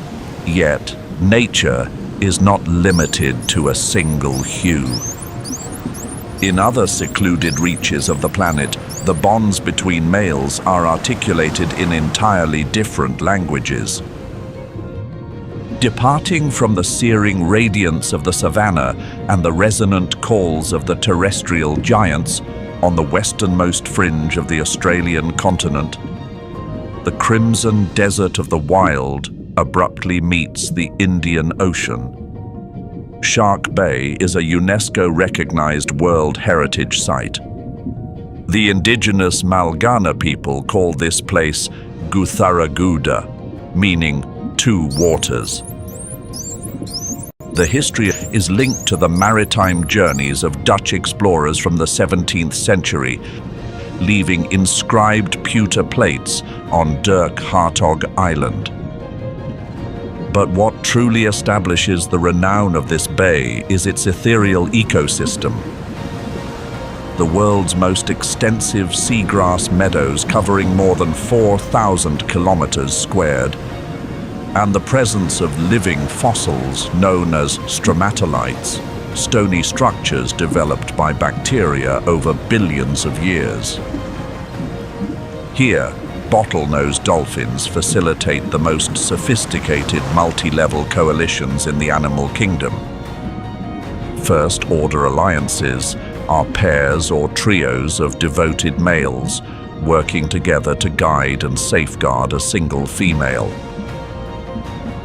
Second-order alliances are larger collectives assembled from first-order groups, to recruit females from other pods or provide protection against interventions. While lion alliances are organized kinships relying on bloodlines to secure female groups, male bottlenose dolphins are strategic social collectives. They employ bonds forged through physical interaction and unique signature whistles to uphold loyalty. A social framework far more adaptable than the structured hierarchies of the great cats.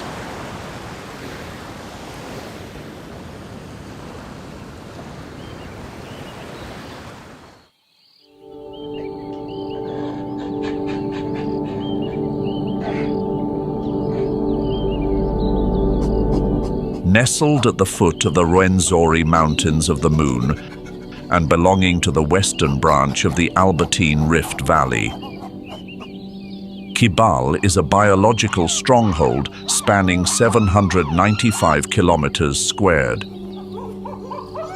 This location hosts the highest primate density on the planet. Historically, Kibale has been a sanctuary for the local Baturo people, who have coexisted with their forest siblings for centuries. It also serves as the foundation for some of the longest-standing studies on chimpanzee society, exemplified by the massive Ngogo community. Within Ugandan culture, chimpanzees are regarded as entities possessing human spirits contained within a wild form. They possess an intellect and a capacity for strategy that occasionally proves more profound than our own.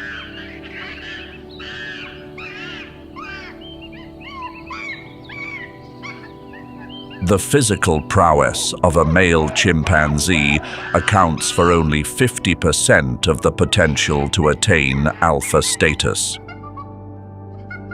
The remaining 50% resides in diplomacy.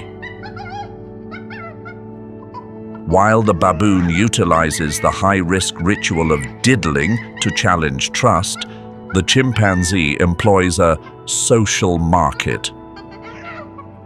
If baboons are authoritarian politicians, then chimpanzees are master lobbyists, where influence is secured through a keen understanding of their peers' psychology.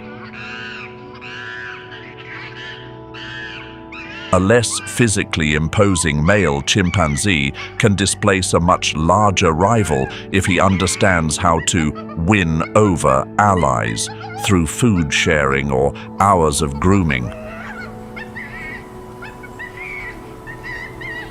This is a society of verbal contracts and political realignments prepared meticulously within the shadows.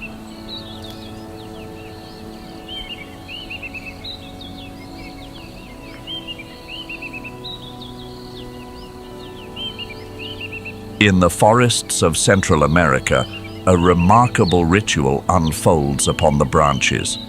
Two male mannequins coordinate a highly sophisticated performance to attract a female.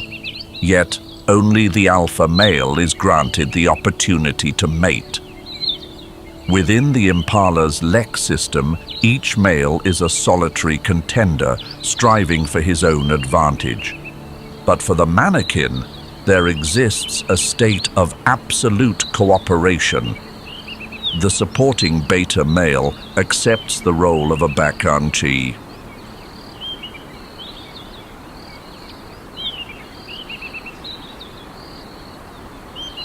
Background performer for his companion for many years without any reproductive benefits. This is essentially a vital apprenticeship. He remains to master the intricate dance sequences and await the moment the alpha passes away to inherit that prestigious stage.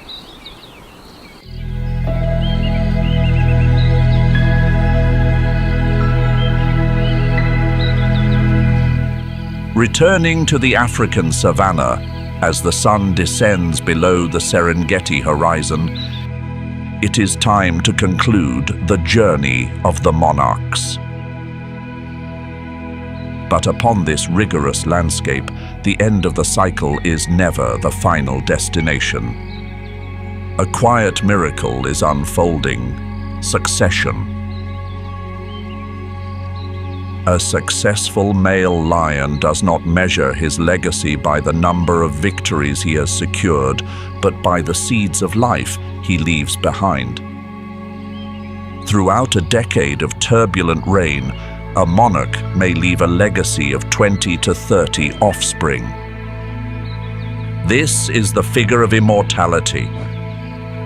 His lineage, his resolve, and the memories of his pride are all encoded within these new lives. The fading of the aging veterans is a necessary transition. It makes room for new vitality, preventing the stagnation of the ecosystem and ensuring that the wheel of evolution never ceases to turn. The relationships among the males of the savanna are a labyrinth of paradoxes. They are articulated not only through vivid scars, but through silent understanding and absolute loyalty. Within this struggle for existence, nature has imparted a profound lesson. The most formidable is not necessarily the most solitary. True power resides in the awareness to know when to stand alone like a wandering spirit and when to remain alongside companions like a wall of steel. This is the social code, the unspoken rule that assists the males in enduring the relentless progression of time.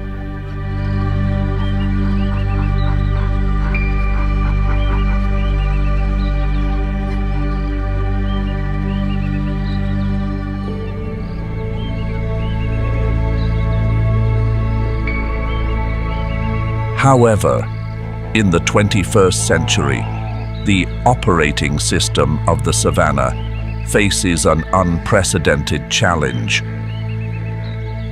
According to 2024 data from the International Union for Conservation of Nature and the Worldwide Fund for Nature, the African lion population has declined by 43% in just 21 years.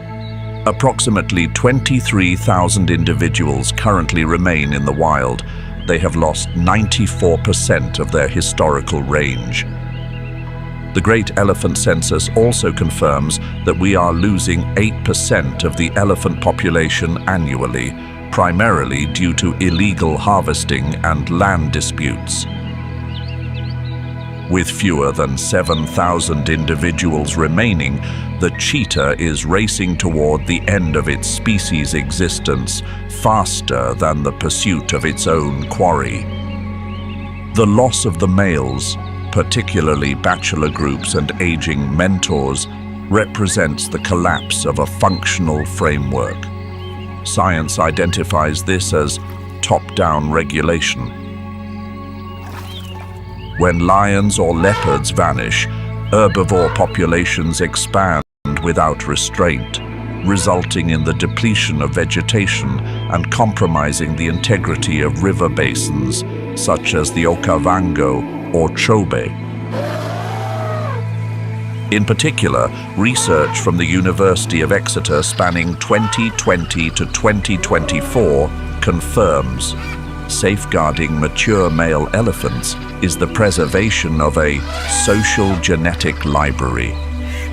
The absence of lead males results in the dissolution of social order and a rise in unconventional intensity among young elephants, presenting risks to humans and other species such as the rhinoceros.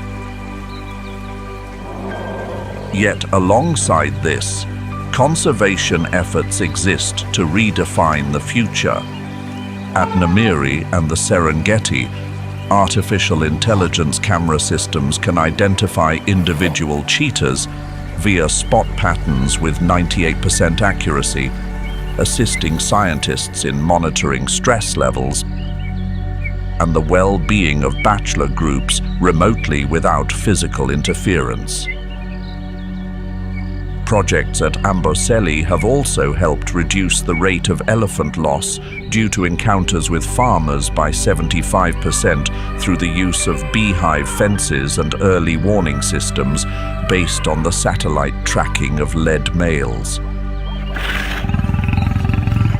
The verdant savanna requires no pity. It demands only our understanding. But the story does not end there. Behind the fierce internal conflicts, the pride is sustained by the queens of the hunt. Is she a lover or a fighter? Power or dependency? Solitary or part of a pack? Find out everything in the Natural Animal documentary.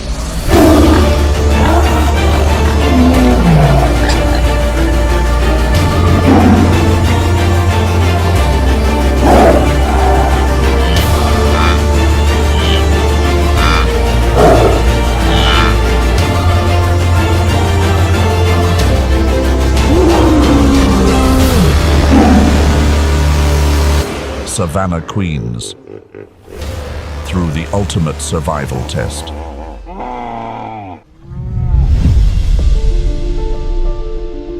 The rainy season in Serengeti. The Mara River turns into a raging beast, swallowing everything in its path. For most species, this is the edge between survival and surrender.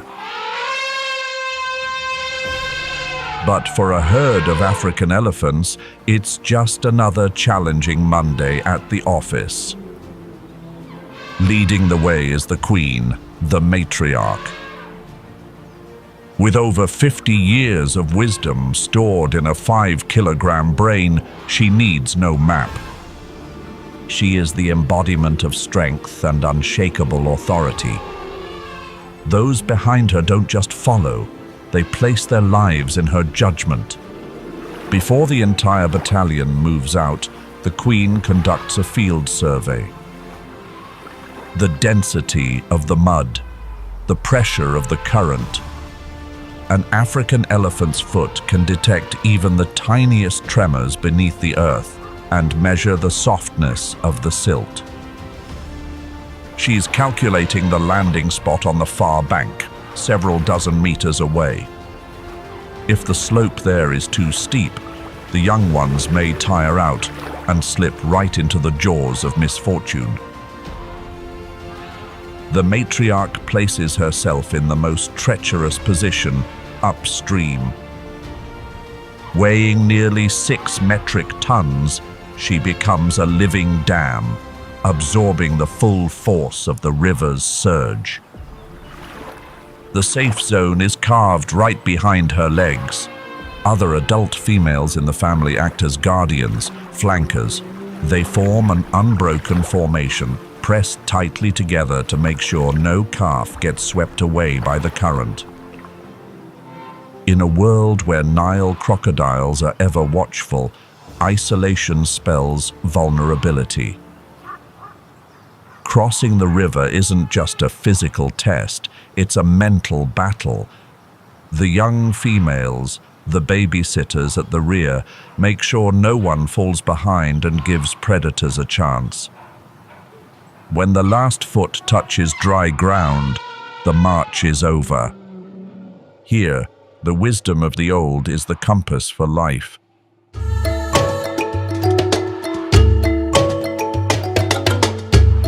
This holds true for the ancient Maasai people who once thrived within the Serengeti, Maasai Mara ecosystem. Maasai society is guided by a gerontocracy, meaning that the elders hold absolute respect and provide the primary direction for the entire community. The elders form a council to make all vital tribal decisions. from migrating to find water sources and resolving land or livestock disputes to seeking peace or declaring a stance of defense. These respected figures preside over the most significant ceremonies in a Maasai person's life, such as the passage into adulthood or gatherings to call for rain. They also oversee the unions of daughters and the arrangement of alliances between lineages. The young Maasai women, often known as the Intoi before marriage, must undergo a rigorous period of preparation. They must master intricate beadwork techniques, learn to identify various types of grasses, and perfect the art of milking cattle gently so as not to cause the animal any discomfort, as well as finding water during dry spells. Unlike many other cultures within Maasai society, the construction of homes is a responsibility that belongs entirely to the women. With versatile skills and great care, these women personally build oval-shaped homes from branches, mud, grass, ash, and cattle manure. They are even responsible for maintaining the roofs to withstand the demanding rainy season of the savanna. While the men hold the political and defensive roles for the Maasai, the women serve as the backbone that sustains the family and the community. Their resilience is what ensures the hearth fire of the family never fades away, just like the lionesses of a pride. In the world of lions, those with manes are merely temporary bodyguards, coming and going like the rainy seasons.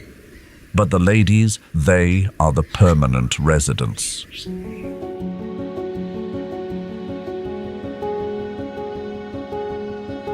A pride is, in truth, a female dynasty built on unshakable loyalty and unbreakable bloodlines. The lioness is the irreplaceable core. Science calls this a social structure rooted in strong female bonds. While the males are exiled upon maturity to seek their fortune, the females stay behind to inherit ancestral land. They are the primary hunters, the nurturers, and the warriors who guard the borders.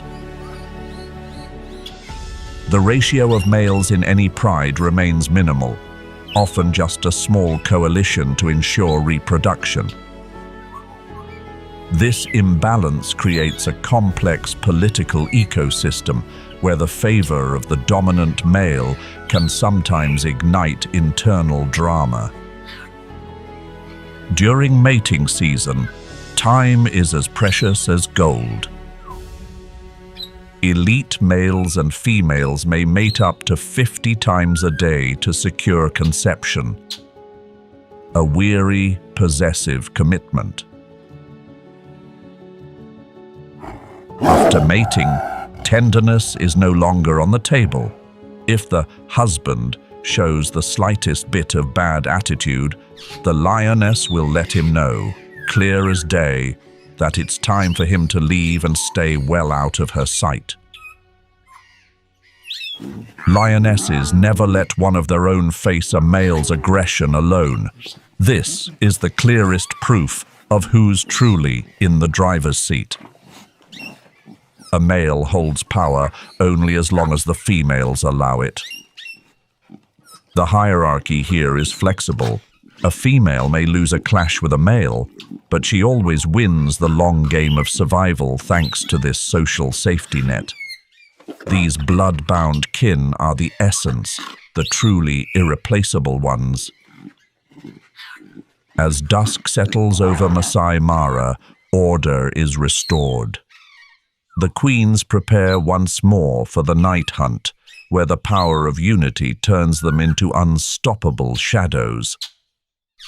But unity isn't all the savannah has to offer. In the open fields, competition can take on strange and wild forms.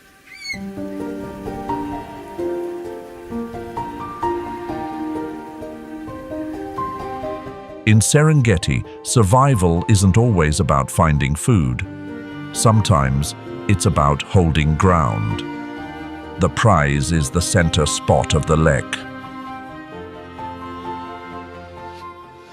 In the world of Topis, the more central your position, the more prized your genes become. But here, these muscle-bound males don't get the final say.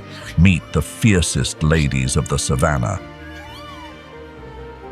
Each female topi has just one single day a year to conceive. 24 hours, that's all they have to secure the next generation. A desperate quest for a mate. When all the females in the pride ovulate at the same time, the lek turns into a battlefield ruled by the ladies. To make sure she's the only one fertilized by the top-tier genes at the heart of it all, a female won't hesitate to use force. These headbutts pack just as much punch as the male's fiercest clashes. Spare a little sympathy for the winning male. He's landed the spot every guy dreams of, but the price is utter exhaustion. A central male might have to mate hundreds of times in a day with dozens of different queens. When he tries to take a break out of sheer fatigue, the females aren't having it. They will push, shove, even rough him up to keep him working. In this ecosystem, it's the females who run the show. The male is just a rare resource to be fully tapped before sundown. Female power wears many faces. From the aggression of the topi, we now descend into the shadowy world of one of the most misunderstood creatures of the savannah. Get ready to meet the spotted hyena.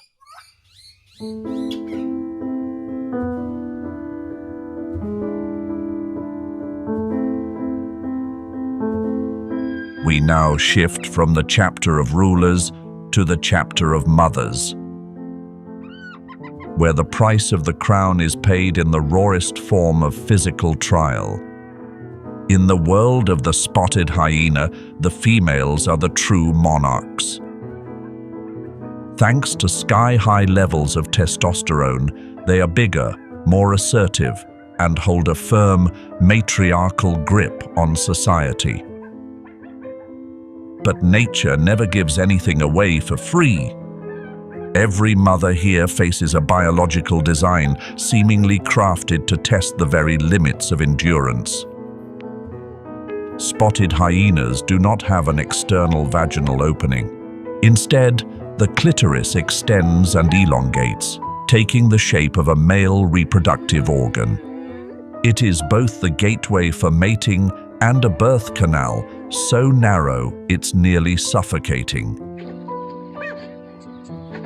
Imagine a newborn weighing nearly 1.5 kilograms, pushing through a tight, narrow tube just 2.5 centimeters wide. During her first labor, a mother's body must tear to make way for life. 15% of first-time mothers won't make it, worn down by exhaustion or infection. The firstborn faces a mortality rate of up to 60%, often from suffocation in a birth canal that's too long, or from sibling battles that turn brutal in the darkness of the den. But while most predator species are born fragile, hyena cubs enter the world like clockwork warriors. Eyes wide open, teeth already in place, and a built-in instinct to dominate coded deep in their genes. Status is an inherited gift. Daughters of the alpha female are granted privilege from the moment they're born, ranked above all females whose mothers sit lower in the hierarchy. Meanwhile, males are like permanent outsiders, They're cast out of their birth clan and forced to join a new one as complete nobodies. And they're met with hostility so fierce, it strips them of any will to resist. A full-grown male must submit to even a newborn if she carries royal blood. Female power is fortified by social support. They stay, they bond, they build alliances, while males are always outsiders.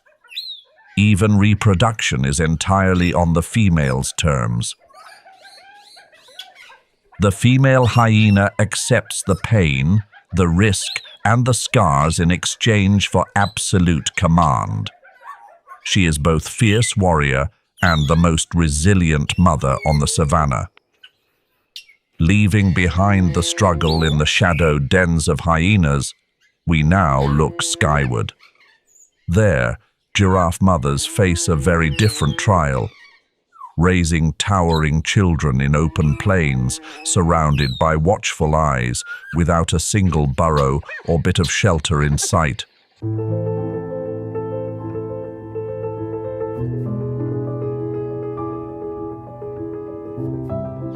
A giraffe's birth is a thunderous landing.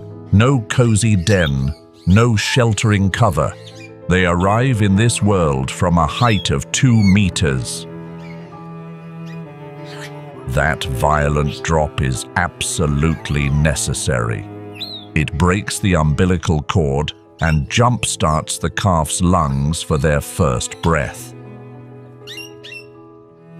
Right now, the scent of blood and birth fluid fills the air like an irresistible invitation. The spotted hyenas we met earlier, those warrior mothers, are now ghost-like figures awaiting an easy meal. Here, slowness means becoming a memory. The newborn has exactly 1 hour to learn how to balance on its stilts. If it can't stand, it can't nurse. And if it can't nurse, it won't have the strength to outrun the sharpened teeth waiting in the brush. Mother's milk is the only lifeline.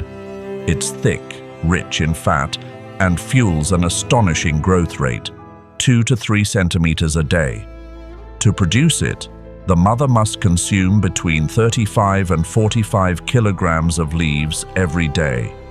She cannot sleep. She can hardly rest. Her calf's existence is a non-stop drain on her strength. Giraffe society may appear loose, but they've developed an incredibly clever support system known as the creche. Mothers take turns playing the role of babysitter. While most of the herd focuses on refueling to maintain milk flow, at least 1 female volunteers to stay behind and watch over the young. After a few weeks of knowing nothing but milk, the world begins to widen. The little ones start to get curious about finer menus.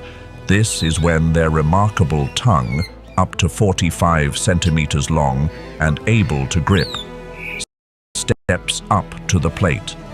They learn to navigate the steel-like thorns of the acacia, to forage for fiber.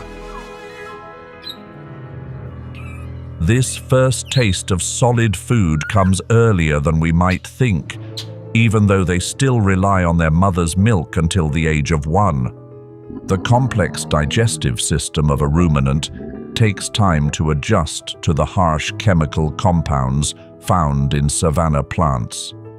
By watching and mimicking their mother, the young not only learn how to eat, but also how to tell the difference between what sustains life and what nature has laced with hidden chemical traps. In that quiet stillness, life continues, rising tall and proud.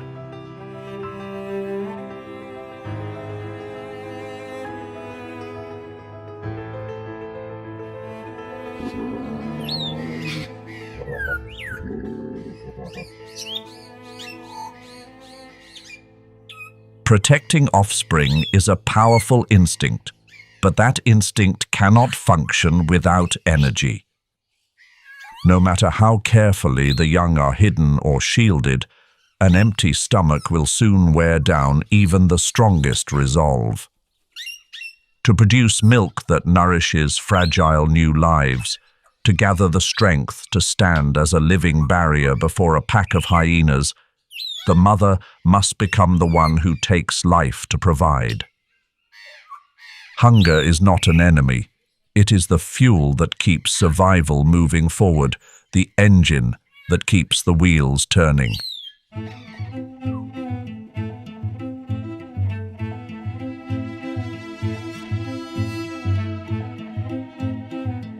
Not only giraffes rely on a creche, lionesses also use this strategy with remarkable effectiveness. At this shared nursery, the young ones who are cousins are raised together with no distinction or favoritism. A single mother may nurse all the cubs within the pride. This generosity ensures that even if one mother can no longer continue caring for her young, the bloodline of the lineage will still carry on. While one group remains behind to guard the treasure of the pride, the others set out on the hunt. The period of rest after giving birth does not slow her down. On the contrary, it sharpens her resolve. Hunting alone is a high-risk equation with a success rate of only about 15%. Without support from companions, the choice of target must be made with extreme care. The target is locked in, a zebra. For the hungry mother, this is the perfect block of protein. But her brain is releasing a surge of oxytocin, throwing her instincts into disarray.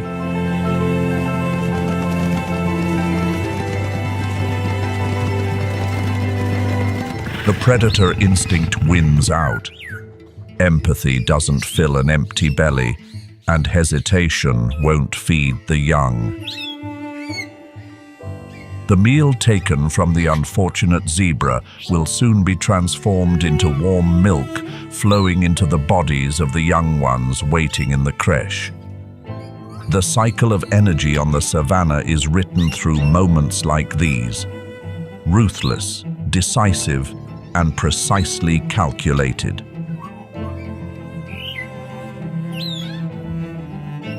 If lionesses are a formal force that prevails through numbers, then the leopardess is a solitary sniper. In the world of female hunters, cooperation brings success, but solitude forges something far more formidable: absolute patience. With no companions to provide cover, there is no second chance if the prey slips away. For a leopard, an unsuccessful hunt is not merely an empty stomach, it is wasted energy. And this female is a master of the waiting game.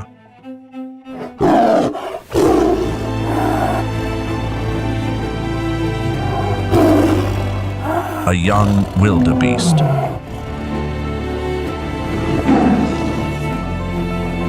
Small, fragile, and offering just the right amount of calories for a single, well-timed move. Hunger is a ruthless teacher, showing her that those who wait know how to claim the richest reward. Locking her jaws around the throat, she delivers a precise, tactical chokehold. The young prey never gets the chance to cry out.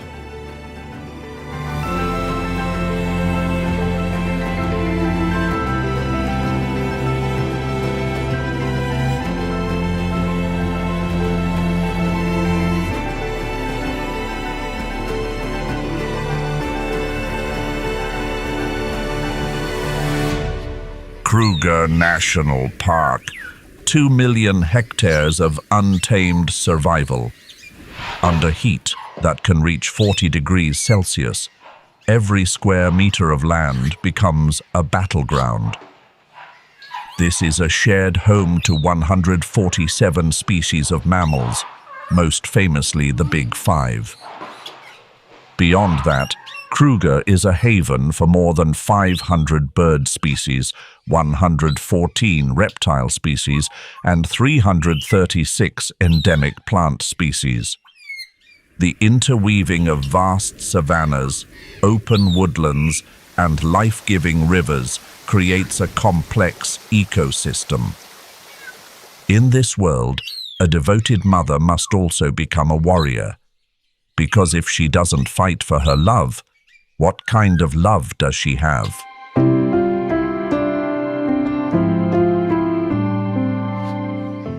With the red-billed hornbill, love begins with a voluntary contract of confinement in a dark, narrow space. When the breeding season reaches Kruger, the female selects a cavity in an acacia tree or a baobab as her stronghold and begins sealing herself inside. Using a mix of mud, dung, and mashed fruit provided by the male, this mother begins her work like a true mason. She seals the entrance completely, leaving only a tiny vertical slit, so narrow that no predator could slip a paw through, yet just wide enough for life to stay connected.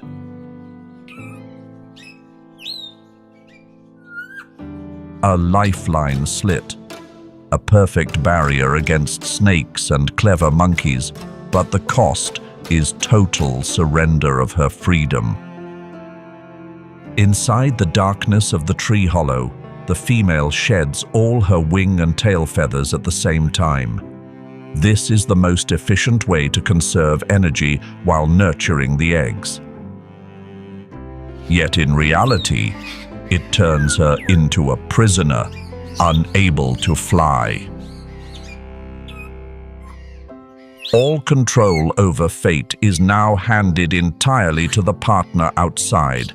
This is absolute trust, or nature's boldest gamble.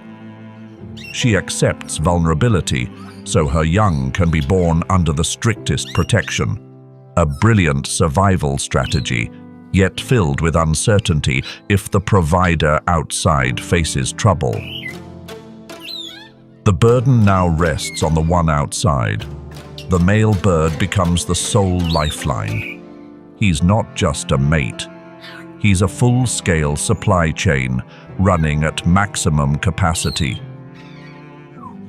On average, a single male must complete between 30 and 70 flights a day under the scorching savanna sun. From ripe red berries to protein-rich lizards, everything is delivered through that narrow, stingy slit.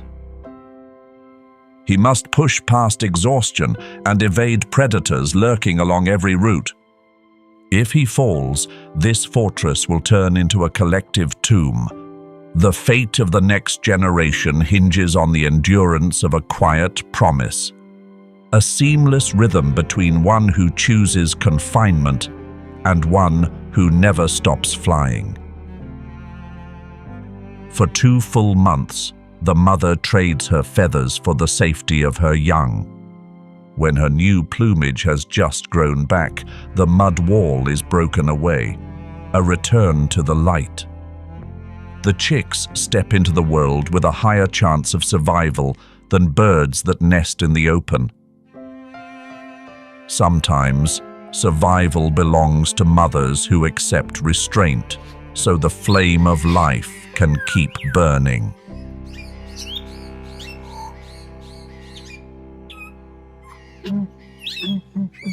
Still a hornbill, yet the southern ground hornbill reaches the size of a turkey, and at the same time, its breeding system is far more forgiving. Even so, it can take up to 9 years for a southern ground hornbill to successfully raise a single chick.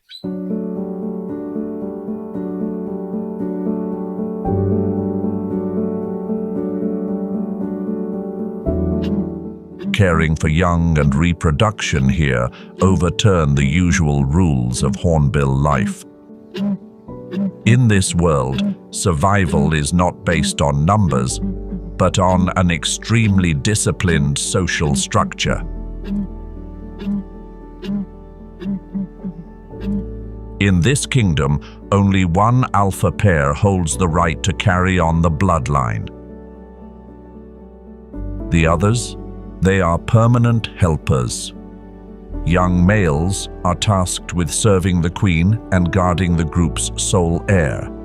Young females, once mature, are immediately driven away. The single queen alone possesses an open fortress. It is a privilege, but also a precarious bargain. She is free to leave and stretch her wings, but in exchange, the egg and chick are fully exposed to watchful threats. To compensate for this security gap, the helper unit must operate at full capacity. The males take turns patrolling around the nesting tree, turning the area zone for any intruder. When the chick is born, the pressure falls heavily on the shoulders of the young male apprentices. While the dominant female dedicates all her time to warming the chick, the helpers must become tireless hunters. The greater the number of helpers, the higher the chick's chance of making it through. A long-term investment in the future. After months spent sheltered in darkness and under the strict protection of the Brotherhood, the chick is finally ready for its first flight. It carries not only the hopes of its parents, but those of an entire lineage that has poured effort and endurance into 9 long years.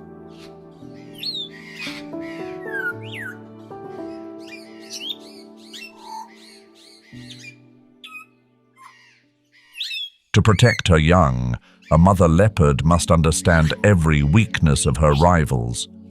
Narrow rock crevices, so tight that only a flexible body can slip through, become a perfect shield against large-bodied lions. Or hollow baobab trees. Lifting her cubs high above the ground is the safest way to neutralize spotted hyenas, creatures with bone-crushing bite force, yet completely powerless against gravity. However, a fixed fortress is a sentence with no future. The scent of cubs and accumulated waste will soon turn any shelter into a beacon for roaming predators. That is why every 2 to 5 days, she must carry out a silent relocation, holding each cub gently in her jaws and moving them to a new hiding place. When hiding fails, the mother cheetah is ready to become a living decoy. Her strength and fierceness are undeniable. She doesn't need to bring down her enemy.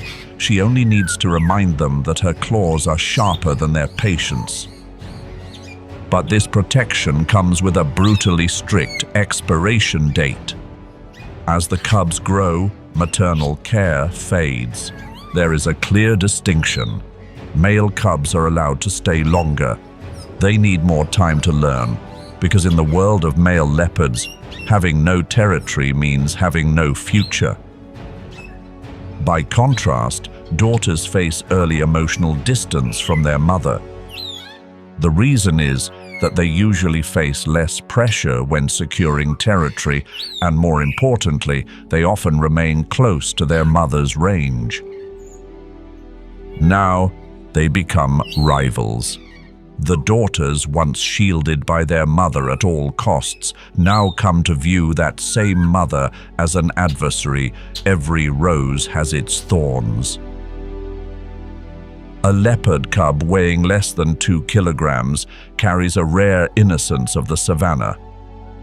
In a world shaped by hunters, this is the most peaceful moment it will ever know. But do not mistake stillness for safety. Its older sister is nearby, waiting for a chance to claim their mother's territory. The daughter is now fully grown, and she looks at her mother as a rival.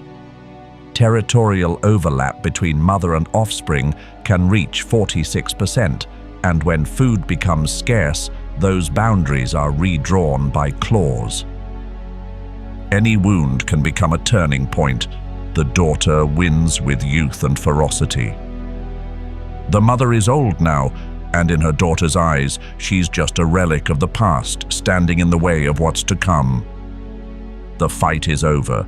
The mother becomes an exile on the very land she once ruled.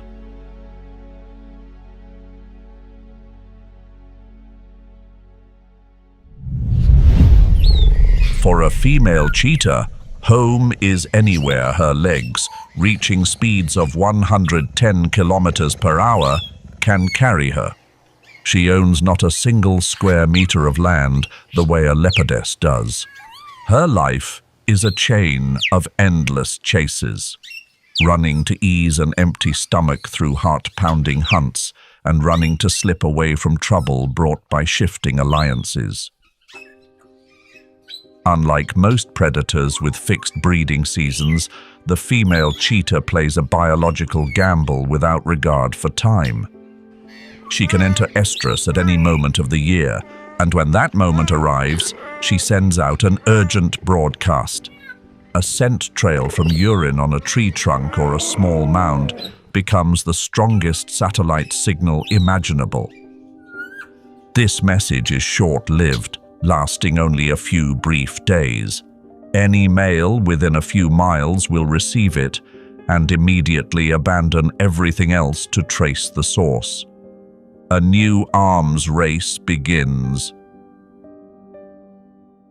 Male cheetahs often form coalitions, usually 2 or 3 brothers, joining forces to hold strategic ground and defend shared territory. And when a queen of speed appears, carrying that unmistakable scent of invitation, the entire coalition knows exactly where to find her. This isn't a romantic rendezvous. This is a show of numbers. A female cheetah's instinct is rooted in caution and evasion. She won't submit to mating easily. She hisses with piercing warning cries that rip through the stillness. But this is, in truth, a test. By forcing the males to surround her and remain longer within their territory, she is quietly measuring the endurance and quality of those who may carry her lineage forward. Only the most persistent, the strongest, earn final approval. Multiple males encircling her allow the coalition to maintain control over the anxious female, ensuring she does not slip away. They depart once she carries new life, the proof of the trial by fire.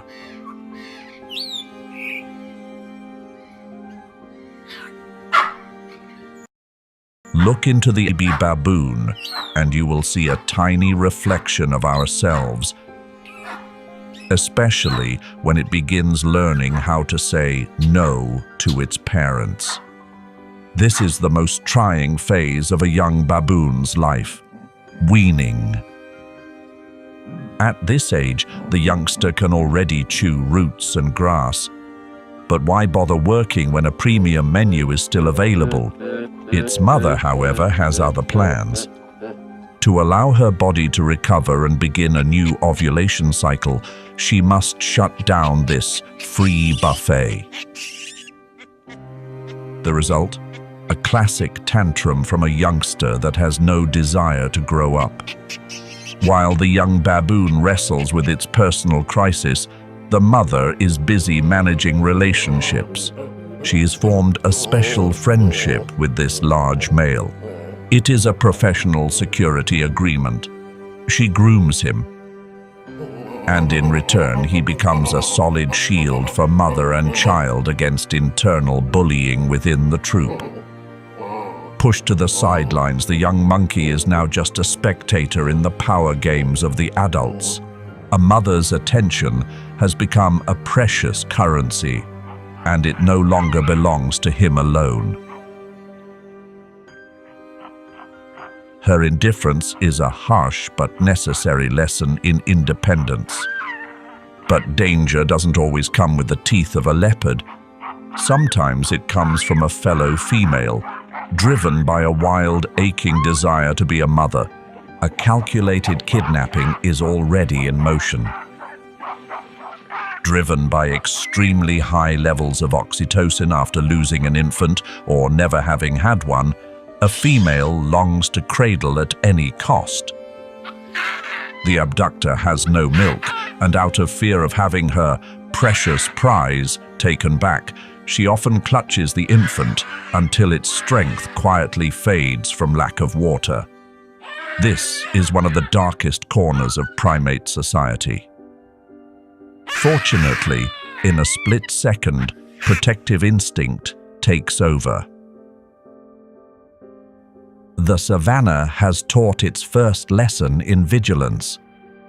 The world beyond a mother's arms is not only sweet grass and wild fruit, but also those willing to steal your very breath in the name of love. Do not mistakenly believe that the female reign is limited only to the thickets of the lowlands. Africa is a giant mosaic of matriarchal empires, where social order is established not by sheer brawn, but through sophisticated political alliances. From the humid jungles of Central Africa to the mist-covered peaks, these ladies are running the show in their own unique way. We are leaving the intense warmth of the savannah behind to head north, where the air thins and the sheer cliffs of Ethiopia become the stage for one of the most absolute matriarchal societies on the planet.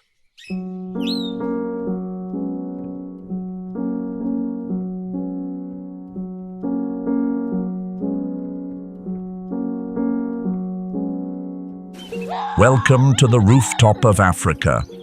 At an elevation of over 3,000 meters above sea level, Geladas are far more than just grass-eating monkeys. They are true politicians. Science often refers to them as the bleeding heart monkey because of the bright red patch on their chest, but don't judge a book by its cover. In Gelada society, that red patch is not a symbol of romance, but rather a gauge for hormones and social standing. And the ones who hold the reins of that gauge are none other than the females. Within a family unit, the sisters are the permanent owners, acting as the primary shareholders in the enterprise of continuing the bloodline. And those imposing males out there, they are actually just temporary contract employees. Just look at that mane and those long canines. They look quite formidable, don't they?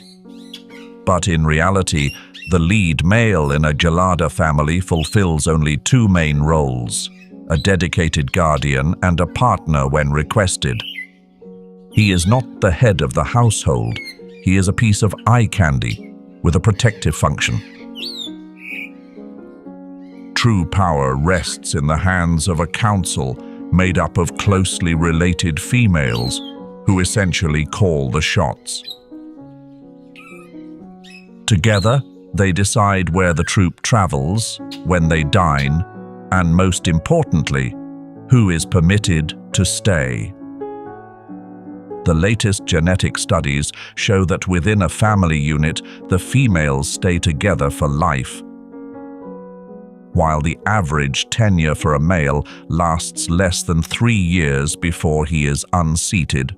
When a male begins to have delusions of grandeur regarding his power, becoming overly assertive or simply growing frail and losing the strength to turn away intruders, the Council of Queens convenes.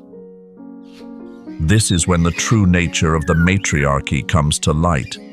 Without the need for a fierce confrontation like those of lions, the females simply turn their backs in unison. They form a solid alliance, using social support to isolate the one in charge.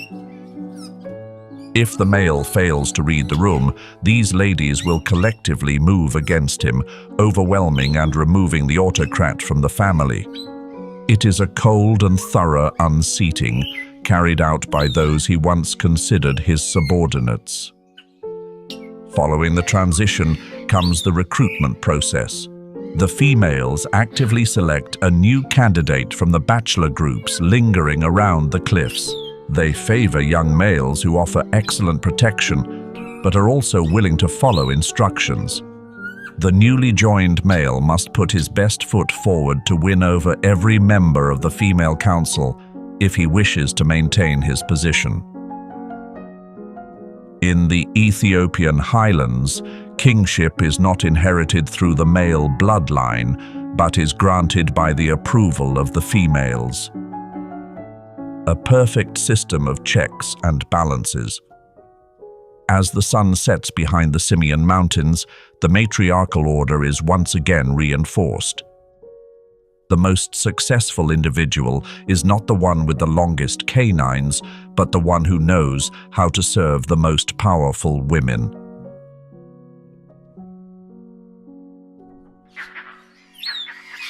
Leaving the arid cliffs of Ethiopia, we descend in elevation to reach the riverfront gardens of the savannah.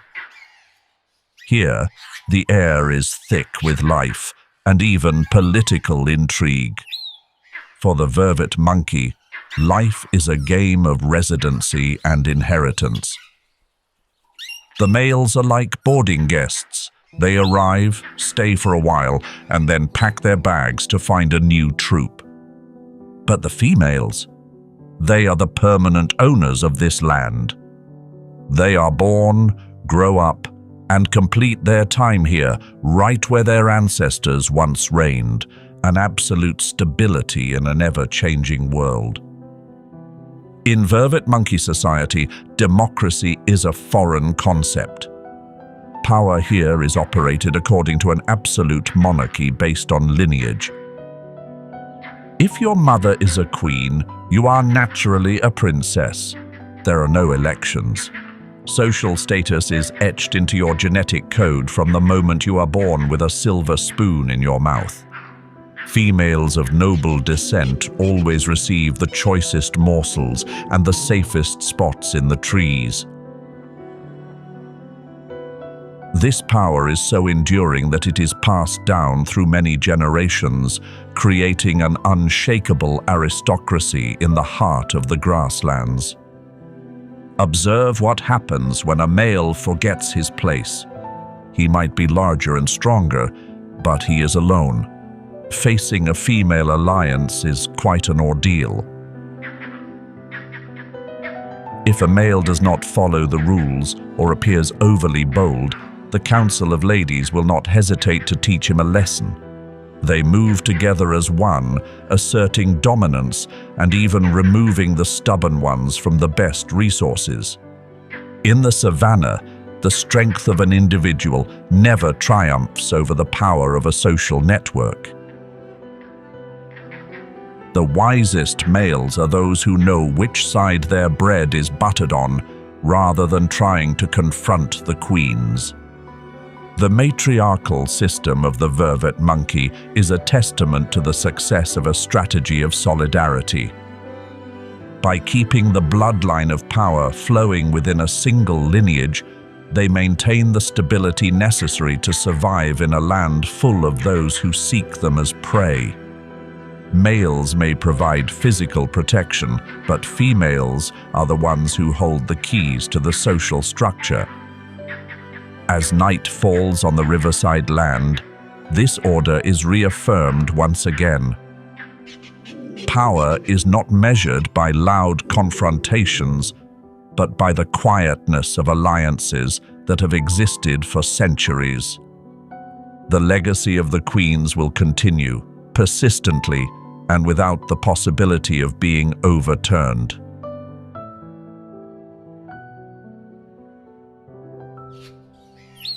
If vervet monkey society is a tea party full of political whispers, then the African wild dog operates like the savannah's most elite military unit. At this level, the individual does not exist. There is only the pack. A single pair holds the power over the group's existence and the sole right to continue the lineage for the entire collective. In a world where the survival rate for young ones is often lower than 20%, this species has chosen an extreme path to defy destiny: reproductive autocracy.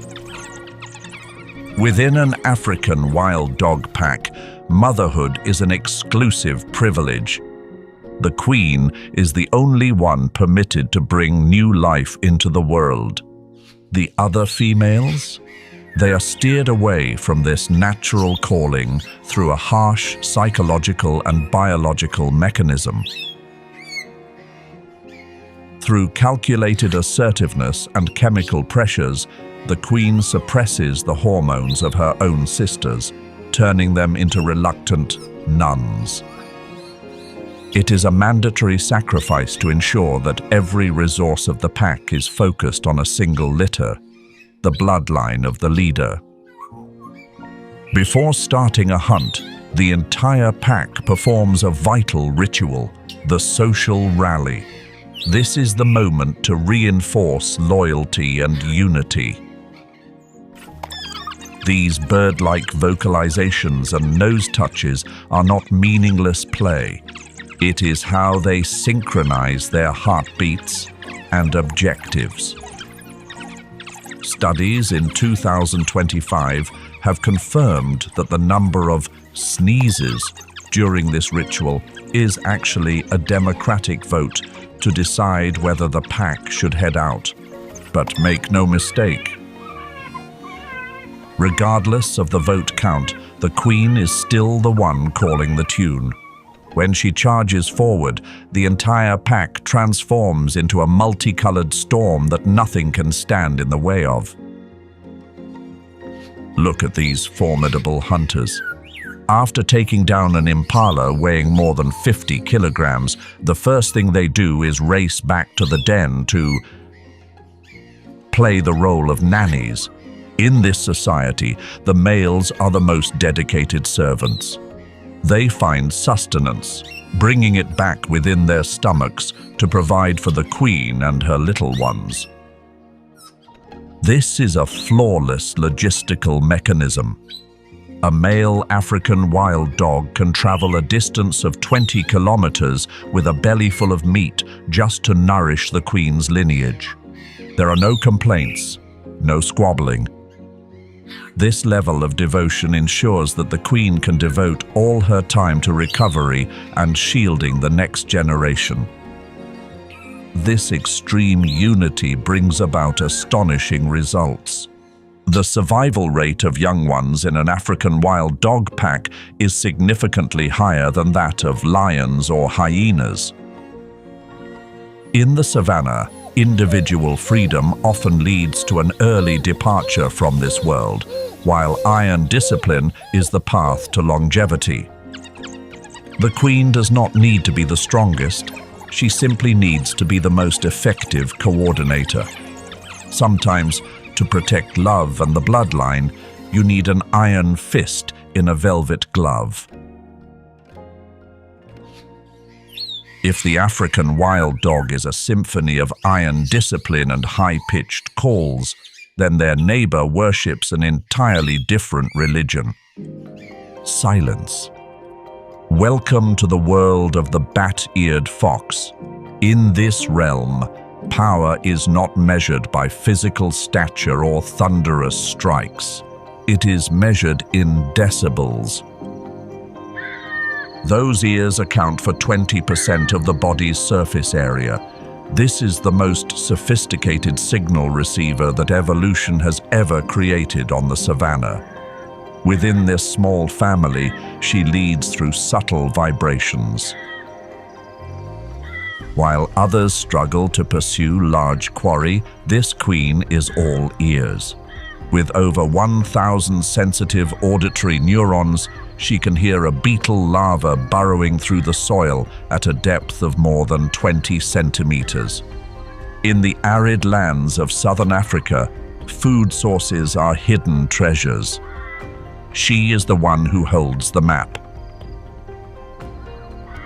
The queen decides when the whole family must move and where the next stop will be, based on the sounds of dinner emanating from deep underground. And this is where the story gets interesting. While most fathers on the savannah often move on after fulfilling their biological duties, with these foxes, we see an entirely different scenario, a truly astonishing role reversal. After giving birth, the female pours all her resources into producing milk, that precious liquid which accounts for 10 to 20% of her body weight every day. She is quite drained of energy. The queen needs time to recover her vitality, and so we have a literal stay-at-home dad. While the female spends most of the night seeking nourishment to regain calories, the male is the one who stays home, looking after the little one. Away, he is the final line of defense. The latest behavioral studies indicate that male foxes spend up to 90% of their time near the den during the first weeks after the young ones arrive. He grooms them, teaches them how to play, and stands ready to confront those twice his size to protect the home. This is a sophisticated survival strategy. The female provides the sustenance by hunting, while the male maintains safety through guardianship. An incredibly fair and efficient division of labor in a world that is inherently challenging for those often perceived as more delicate. As the darkness retreats, this tiny dynasty prepares for a new day. The dominance of the female bat-eared fox does not lie in oppression, but in wisdom and empathy. She chooses the direction and he protects the rear. This rhythmic coordination helps them persevere in places where larger seekers of food might throw in the towel.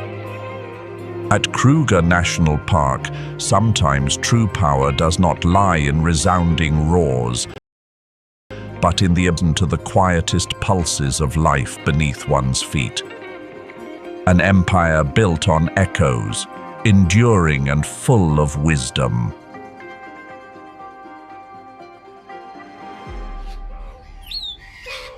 Leaving the silent vibrations underground, we enter a world where light is a weapon and vision is life. In the harsh Kalahari Basin, power does not reside in giant ears. It lies in the keen black eyes of a ruler standing less than 30 centimeters tall.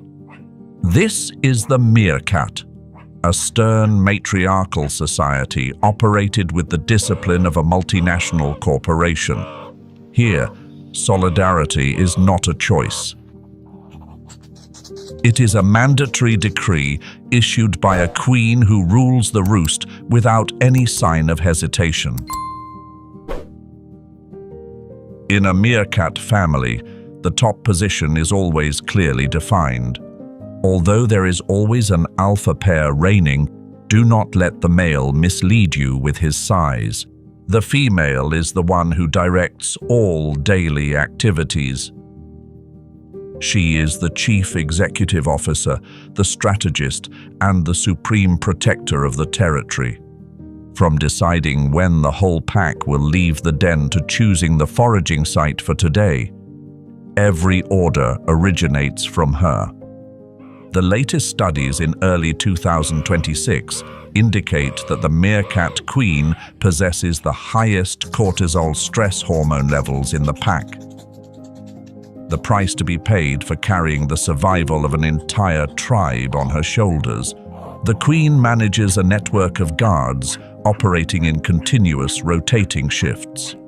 While lower-ranking members exert themselves seeking sustenance underground, the guards must ensure that no trace of a cobra or eagle slips through the net.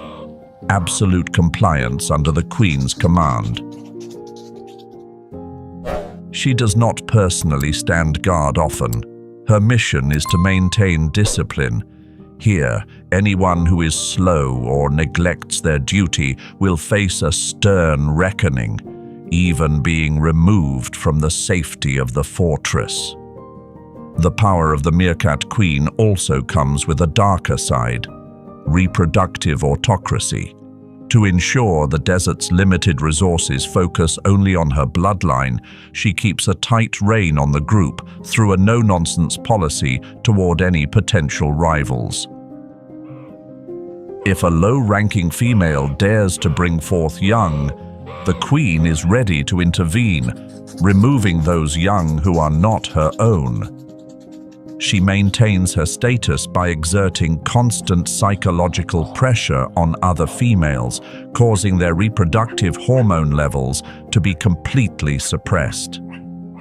She is the only mother, and everyone else is a dedicated helper, bound to care for her offspring in exchange for the protection of the group. When the territory is threatened, the queen is the one standing at the front lines. Border encounters between meerkat packs can become incredibly intense. She leads her tiny army in displays of force aimed at turning away intruders. Success means securing food sources and safety for the next generation. At Kruger and Kalahari, size does not define strength. The steel will of the leading lady is what draws the boundaries of the dynasty. As darkness falls over the basin, the queen retreats into her burrow, concluding a day of reigning in absolute devotion. An empire of dust, built with discipline and necessary resolve. Along the lifebloods of the savannah like the Chobe River or Lake Kariba, social order isn't established by digging burrows. It is determined by wingspans and vocalizations that carry to the very edge of the horizon. This is the world of the African fish eagle. Within the realm of birds of prey, nature takes an unusual turn known as reverse sexual size dimorphism. The female is larger, weightier, and fully overshadows her partner. With a weight that can reach 3.6 kilograms and a wingspan of nearly 2.4 meters, this queen of the heavens is 20% heavier than her mate. This is no coincidence. Her impressive stature provides the strength to safeguard the nest from those who wander too close and the capability to overcome the most resilient target, the male. He is a smaller, nimble co-pilot, but he always knows who calls the shots on every journey through the air. This is the sound that captures the spirit of African freedom. But for competitors, the female African fish eagle's call serves as an undeniable official notice. When she tilts her head back and releases notes that travel for miles, she is redrawing the invisible lines upon the water. It is a declaration of ownership and a notice to anyone considering stepping onto her fishing territory. Research has shown that the female's call has a deeper frequency and more presence than that of the male. A sound that tells every inhabitant of the savannah, this sky already has a master. When the queen goes out to find a meal, her focus is flawless. With the tiny spikes under her feet known as spicules, she can firmly grasp slippery catches weighing up to 2 kilograms, nearly her own body weight. On occasion, the meal is far too heavy to lift, so she will use her wings as oars to row her dinner to the bank. A performance of power and seasoned expertise. The male often takes on the smaller fish, but when it is time to face larger, shield the prize from scavengers like crows and other eagles, the queen takes the bull by the horns and intervenes directly. She's far more than just a provider. She is a persistent warrior who never backs down. Across the waters of the African savanna, the prominence of the female African fish eagle stands as a symbol of total command. She governs with an incredible bird's-eye view and swift moves from the clouds. While other creatures must contend with the challenges of the earth, she embraces the liberty of those at the peak of the natural order. This female leadership in the sky has endured for millions of years, as steady as the current of the Chobe River. As the light fades over the lake, her voice continues to ring out, one last reminder of who truly governs the atmosphere.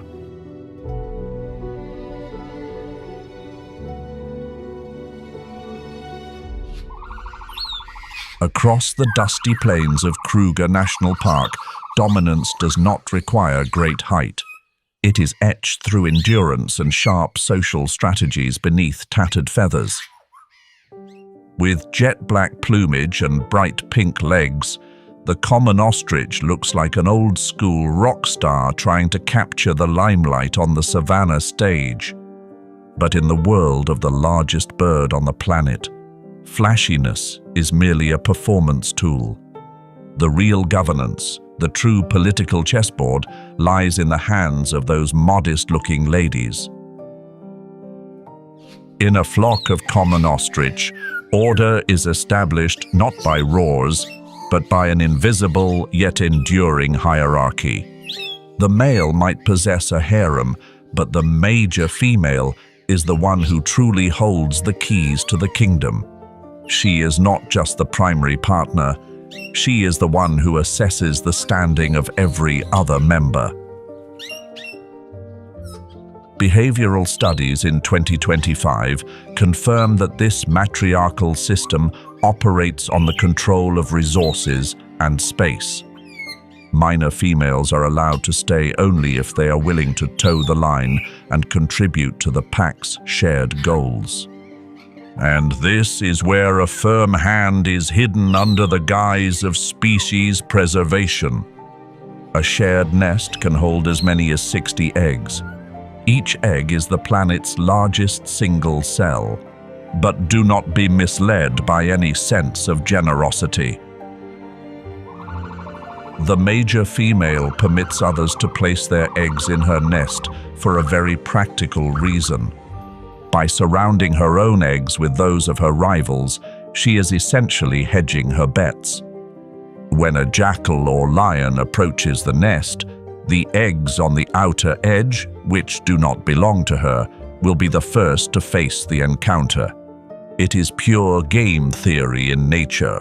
The loss of those in lower standing is the price paid to keep the queen's bloodline secure. Power comes with a heavy burden of responsibility. Under the baking savanna sun, the major female must remain on duty throughout the day. Her grayish-brown plumage is the perfect camouflage, turning her into an inanimate mound of earth in the eyes of those seeking a meal. As night falls, the male begins his shift, utilizing his black feathers to blend into the shadows. A rhythmic division of labor, but the female is always the one under the greatest pressure. She must regulate the temperature of dozens of eggs under heat that can reach 45 degrees Celsius, a feat of biological endurance that few species can match. When the first chicks break through the sturdy shells, the dynasty is once again reaffirmed. This success is not a stroke of luck, but the result of a sophisticated socio-political system. The major female has protected her legacy through manipulation and persistence.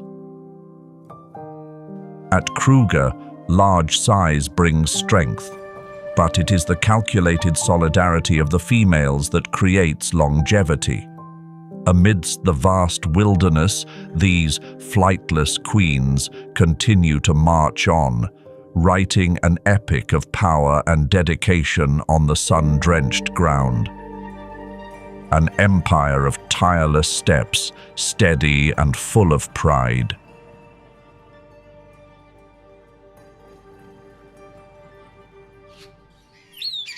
While the giants of the savannah are busy with their struggles up high, another kingdom is operating right beneath their heels.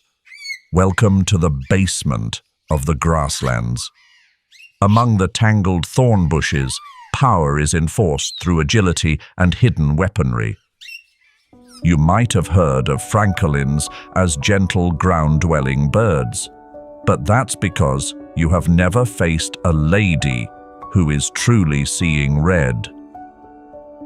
This is the underworld of feathered warriors, where every thicket is a fortress and every centimeter of ground is steeped in the scent of possession. In nature's armory, there are items not meant for show.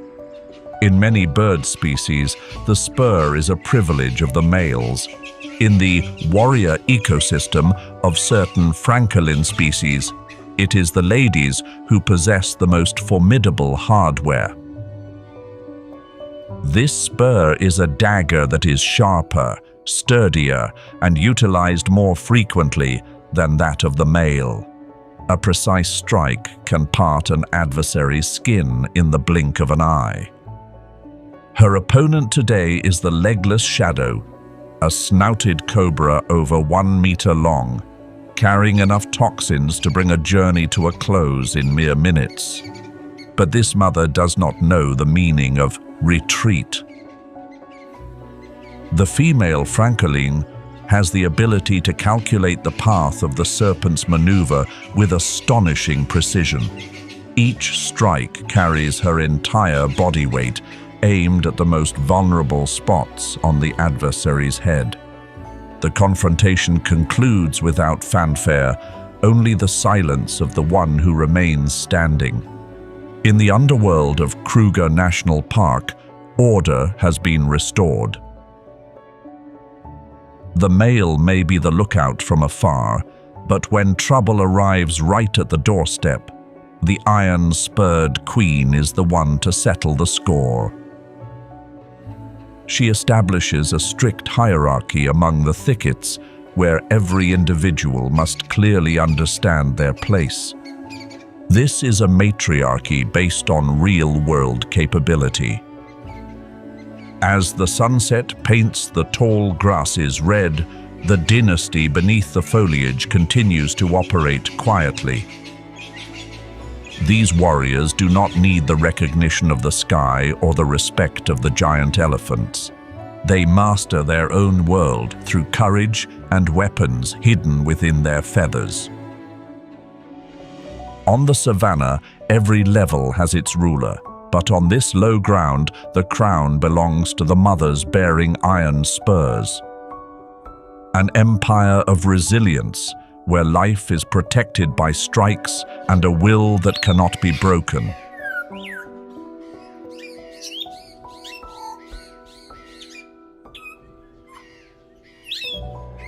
Crowned crane sound. Meet the gray-crowned crane, a symbol of elegance and one of the most ancient inhabitants remaining on the planet.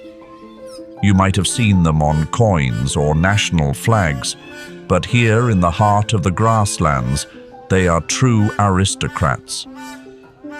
In the world of this bird, beauty is a tool, and rhythm is the passport for continuing the lineage.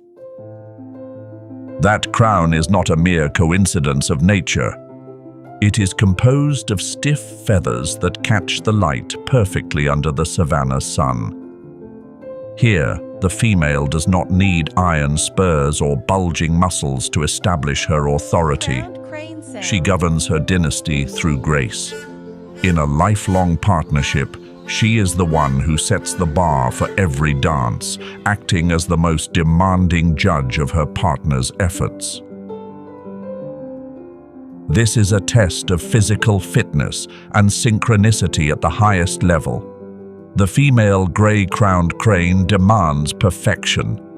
She leaps high, spins, and expects a matching response.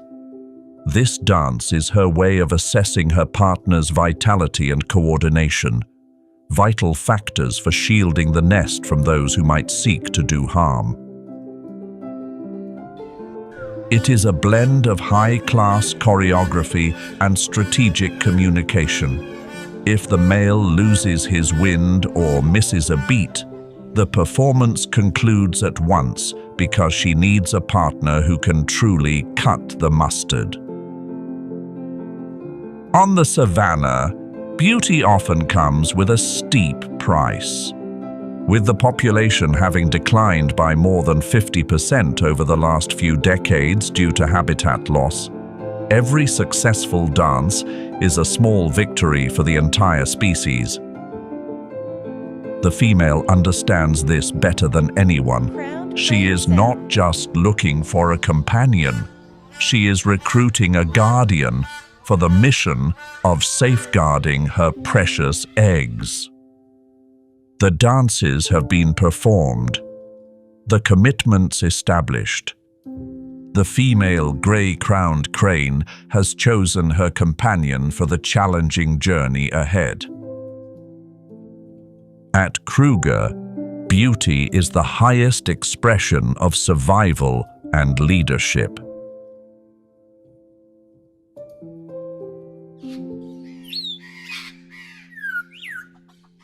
In Kruger, as the first rains of the season fall, a characteristic sound awakens the entire savanna. It is the call of the woodland kingfisher, one who bears the blue of the sky but possesses the heart of a master hunter. In the world of seekers, intensity is not always proportional to size. This migratory bird species does not come here for a stroll.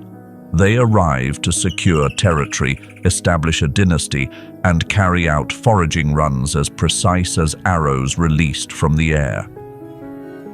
Here, continuing on is not merely about filling a hungry belly, but is a public demonstration of capability to earn the right of fatherhood. In the human world, a diamond ring can pave the way for a marriage. But on the savannah, diamonds hold less value than a plump larva. Observe this male. He is presenting a nuptial gift. This is not a meaningless romantic gesture. It is a professional resume presented in the flesh. By offering a catch, the male is proving two essential things. 1, he is a top-tier provider. 2, he has the capacity to nourish the female during the upcoming demanding incubation phase. Science calls this the male's investment to enhance the female's physical condition. For the queen of the nest, this complementary meal is the only evidence she needs to confidently entrust the future to this colorful provider. Presenting the gift is only the starting point. Now it is time for him to truly start strutting his stuff. The male begins a dramatic wing dance. Displaying those vibrant blue patches of feathers is not just for aesthetics. It is a signal of genetic vitality and optimal hormone levels. Leaving behind the luxury gifts and the vibrant displays of the woodland kingfisher, we move into a much fiercer market, real estate. In the most arid regions of the savannah, affection is not measured by plump larvae. It is measured by the quality of the thatched walls. This is the world of the sociable weaver, the greatest architects among the feathered kind. But do not mistake this busyness for equality. Here, the males might be the most dedicated engineers, but final approval belongs to a highly demanding inspector.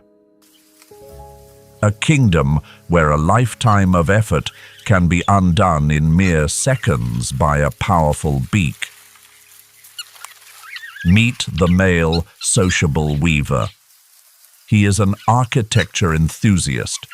He spends thousands of hours gathering and weaving structures that can weigh more than 1,000 kilograms. This is a massive apartment complex that can stand for 100 years, serving as a sanctuary for centuries of future generations. He weaves and knits, striving to create the most perfect space possible. But in this game, hard work does not guarantee success.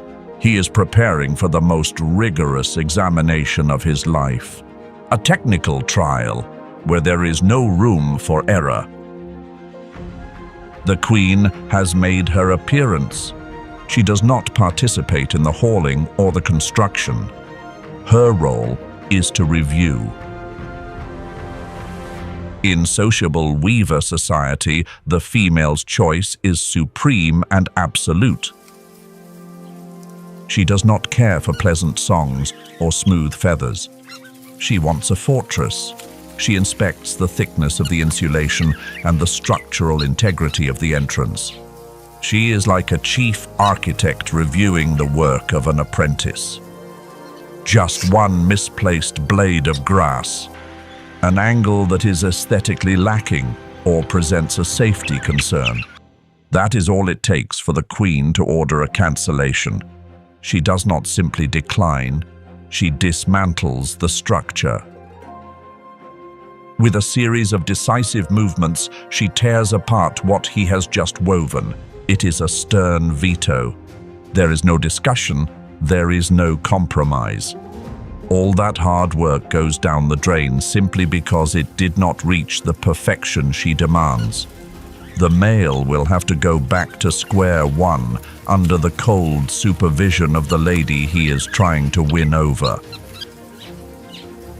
This strictness is not a matter of senseless cruelty. The latest research in early 2026 indicates that nests meeting the standards of the female sociable weaver possess an incredible ability to regulate temperature.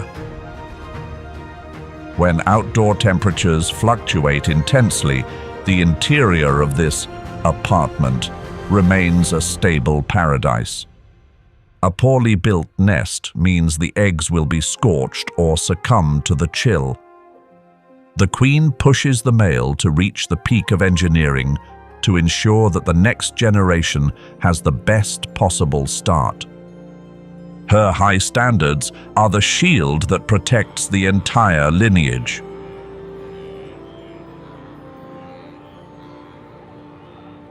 Reaching farther and wider, the natural world is a colossal epic, where life flows through grand transcontinental odysseys.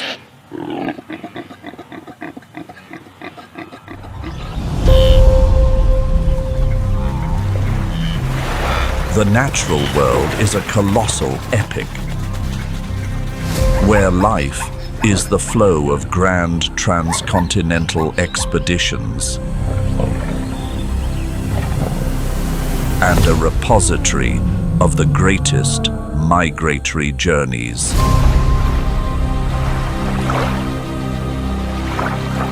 Where are you watching this natural animal documentary from?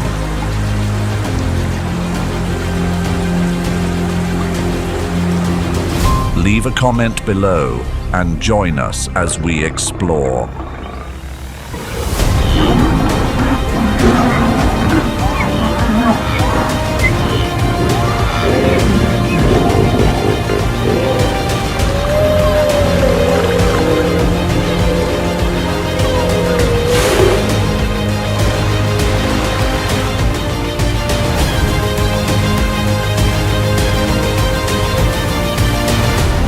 Wild migration, nature's most extreme survival battles.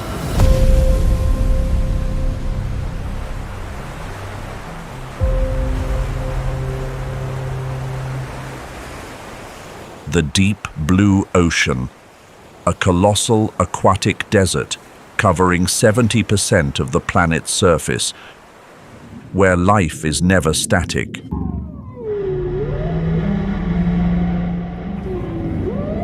In the deep psyche of Western culture, the ocean is the embodiment of all-powerful entities. Poseidon of Greece or Neptune of Rome. The ancients believed that every storm, earthquake, or tsunami was the consequence of Poseidon's rage as he struck his trident upon the waters. For this reason, before every voyage, sailors often performed traditional rituals and offerings to plead for mercy from the volatile deity. That fear and reverence became the compass for every expedition since the dawn of humanity. And for marine creatures, the ocean is the map for the most grueling and spectacular great migrations on Earth. The humpback whale is the leading protagonist of this epic journey. Every year, they traverse a staggering distance of up to 25,000 kilometers, the most impressive figure in the mammalian world. The journey of the humpback whale is a route hardwired into their DNA over millions of years.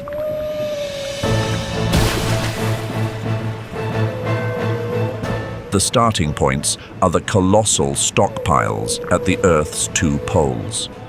In the southern hemisphere, they congregate in the frigid Antarctic waters, where nutrient-rich currents nourish billions of tons of krill. In the northern hemisphere, populations depart from the waters of Alaska, the Gulf of Maine, or the fjords of Norway. The voyage lasts for 2 to 3 grueling months across the open ocean at an average speed of 8 kilometers per hour. North Pacific populations move along the west coast of North America or cross the high seas toward the Hawaiian Islands. In the southern hemisphere, they hug the coastlines of South America, Africa, or Australia to utilize coastal currents. Throughout the journey, the humpback whale fasts almost completely. They survive on a layer of blubber up to 15 centimeters thick, accumulated beforehand. Their destination is the tranquil tropical nurseries, with ideal temperatures of 22 to 25 degrees Celsius. These are warm cradles for whale calves to be born and develop in safety, far from freezing currents and predators.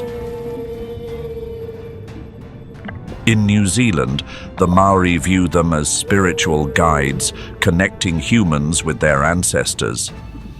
In Hawaiian culture, the whale is Kohola, the sacred representative of the sea god Kanaloa.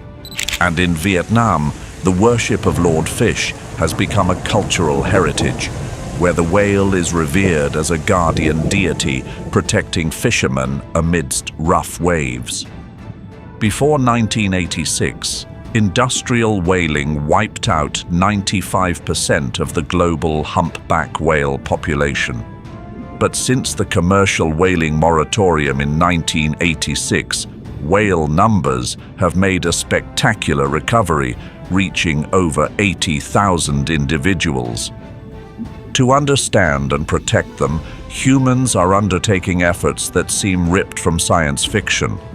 In 2023, the SETI Institute conducted a historic 20-minute communication with a whale named Twain by playing back a specific contact call.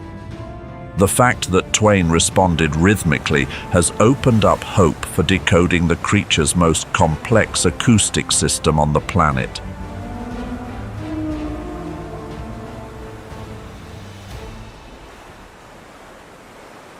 But the humpback whale's grand odyssey does not always proceed smoothly. The orca, otherwise known as the killer whale. The orca is the largest member of the oceanic dolphin family. Adult males can reach up to 8 meters in length and weigh around 6 tons. While impressive, these figures pale in comparison to a humpback whale measuring 16 meters and weighing 30 tons. Because of this size disparity, orcas typically target vulnerable calves. A pod of 3 to 7 members will work together to separate the humpback mother from her calf. Once the prey is exposed, the pod using strategic coordination to exhaust the prey in a high-stakes survival challenge. It is a grueling battle lasting hours, where brute muscle is no match for the astounding pack intelligence of the ocean's kings. This superior intelligence also allows orcas to establish strange and complex relationships with humans. In the early 20th century, at Twofold Bay, Australia, a male orca named Old Tom led his pod to cooperate with local whalers. Old Tom would slap his tail to signal passing whales, herding the prey into the bay for the fishermen to harpoon. In return, they received the whale's tongue, an unprecedented symbiotic agreement known as the Law of the Tongue. However, this relationship is not always peaceful. From 2020 to 2024, the Strait of Gibraltar witnessed pods of orcas ripping sailboats. Scientists speculate this might be retaliation following painful collisions with boat propellers in the past. Though powerful enough to take down even a great white shark, the orca faces an enemy it cannot tear apart. Marine pollution, chemical compounds like PCBs accumulate in their blubber, weakening their immune systems and causing mass infertility.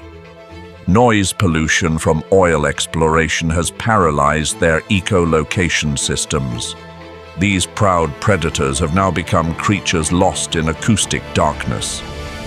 Yet, the orca remains a testament to the pinnacle of animal culture.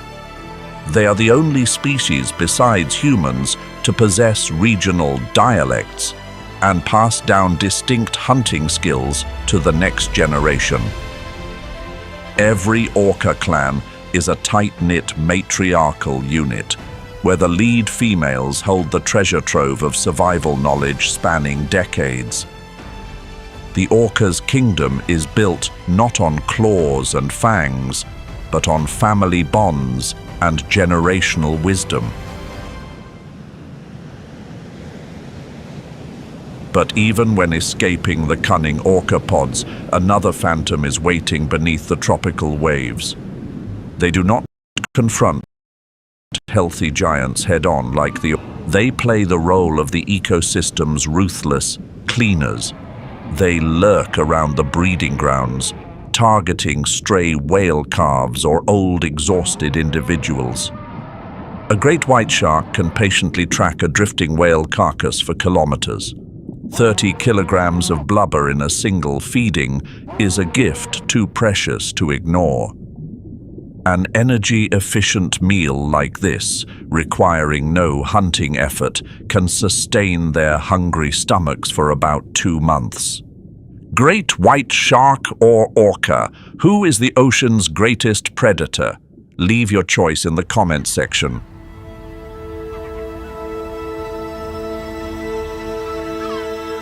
However, amidst the life and death chases of sharks and orcas, the humpback whale's migration is not without its joys. The presence of dolphins helps alleviate psychological stress for the whales during the months-long voyage. In return, the 40-ton giants are ready to use their massive bodies as shields to protect the dolphins from cold-blooded predators. The intelligence and friendly nature of the bottlenose dolphin have made them central figures in the treasure trove of human mythology. In Greek mythology, dolphins were the messengers of the sea god Poseidon and the embodiment of the radiant god Apollo. To sailors, their appearance alongside the ship was always a good omen, a promise of a safe voyage. In Australia, Aboriginal tribes view dolphins as kin from a past life. They are souls that chose the ocean as their home, but still watch over humanity. That belief is not unfounded when we look at their brain structure. The bottlenose dolphin possesses an encephalization quotient, EQ, of 5.3, the second highest on the planet, standing only behind humans. They have the ability to recognize themselves and use distinct names through unique signature whistles. Superior intelligence helps them use tools for survival. In Shark Bay, Australia, bottlenose dolphins have learned to use sea sponges to cover their snouts for protection while foraging on the rocky seabed. Their echolocation system is so sophisticated that they can distinguish between a steel marble and a copper marble from a distance of 100 meters. When diving deeper than 250 meters, they can lower their heart rate to 12 beats per minute to conserve oxygen. A smart friend who always brings positive energy is a rare bright spot in the humpback whale's migration. They are a reminder that the ocean, though harsh, is always warm and gentle in its own way. That gentleness is also expressed through the emotional journey of the green sea turtle. Their name comes not from the color of their shell, but from the layer of green fat due to a strictly plant-based diet, unique among sea turtles. These are creatures with a prehistoric biological structure, where the hard shell is a fusion of ribs and spine. An adult can weigh up to 190 kilograms and reach a shell length of over 1.2 meters. The green sea turtle cuts through waves with front flippers that act as powerful paddles. They can maintain a swimming speed of 2 to 3 kilometers per hour. A magnetic sensor system integrated into their brain relies on the intensity and inclination of the Earth's magnetic field to create an ultra-sophisticated directional map. All those evolutionary features aim for a single purpose: returning to the source. The migration of the green sea turtle is one of the ocean's most grueling wonders. They can travel distances of up to 2,600 kilometers between feeding grounds and nesting sites. Individuals at Ascension Island must cross the entire Atlantic Ocean to return to the exact place of their birth after 20 to 30 years of wandering. This superhuman navigational ability has made them a sacred symbol in history. Ancient Hawaiians called them Honu, the entity that guided the first Polynesians across thousands of miles of ocean to discover the Hawaiian archipelago. However, this ancient messenger is facing a biological crisis known as a widespread gender imbalance. A silent gender crisis caused by temperature-dependent sex determination.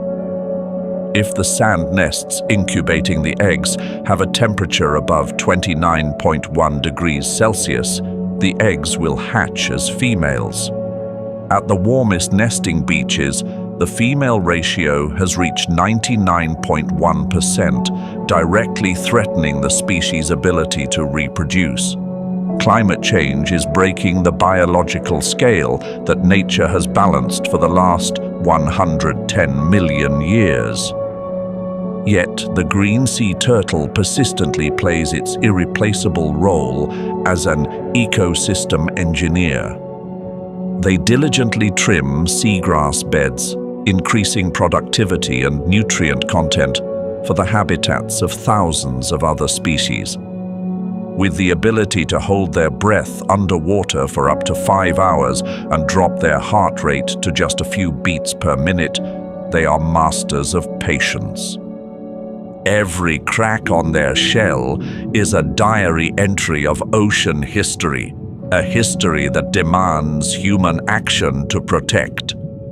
Amidst the turbulent ocean, the green sea turtle swims to keep the pulse of the underwater meadows forever green.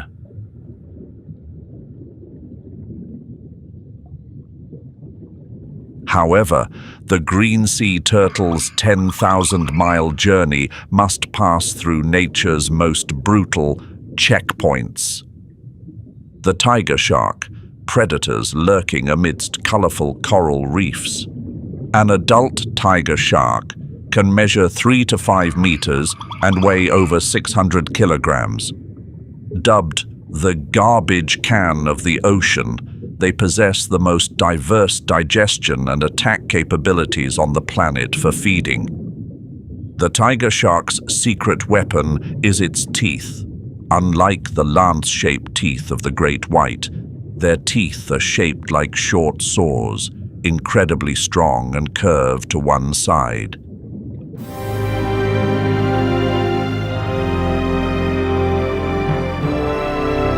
Tiger sharks are calculated, opportunistic predators. They often patrol along vital migration corridors. Especially during breeding season, they congregate densely in shallow waters near nesting beaches, transforming the shallow waters into a high-stakes arena of survival. A strategic strike to the shell's edge allows the shark to bypass the turtle's defenses, emphasizing the relentless cycle of energy exchange in the reef. This overwhelming power has made the tiger shark a symbol of destruction and authority in Pacific Island cultures. In the Kiribati archipelago, ancient warriors turned this terror into a legendary weapon.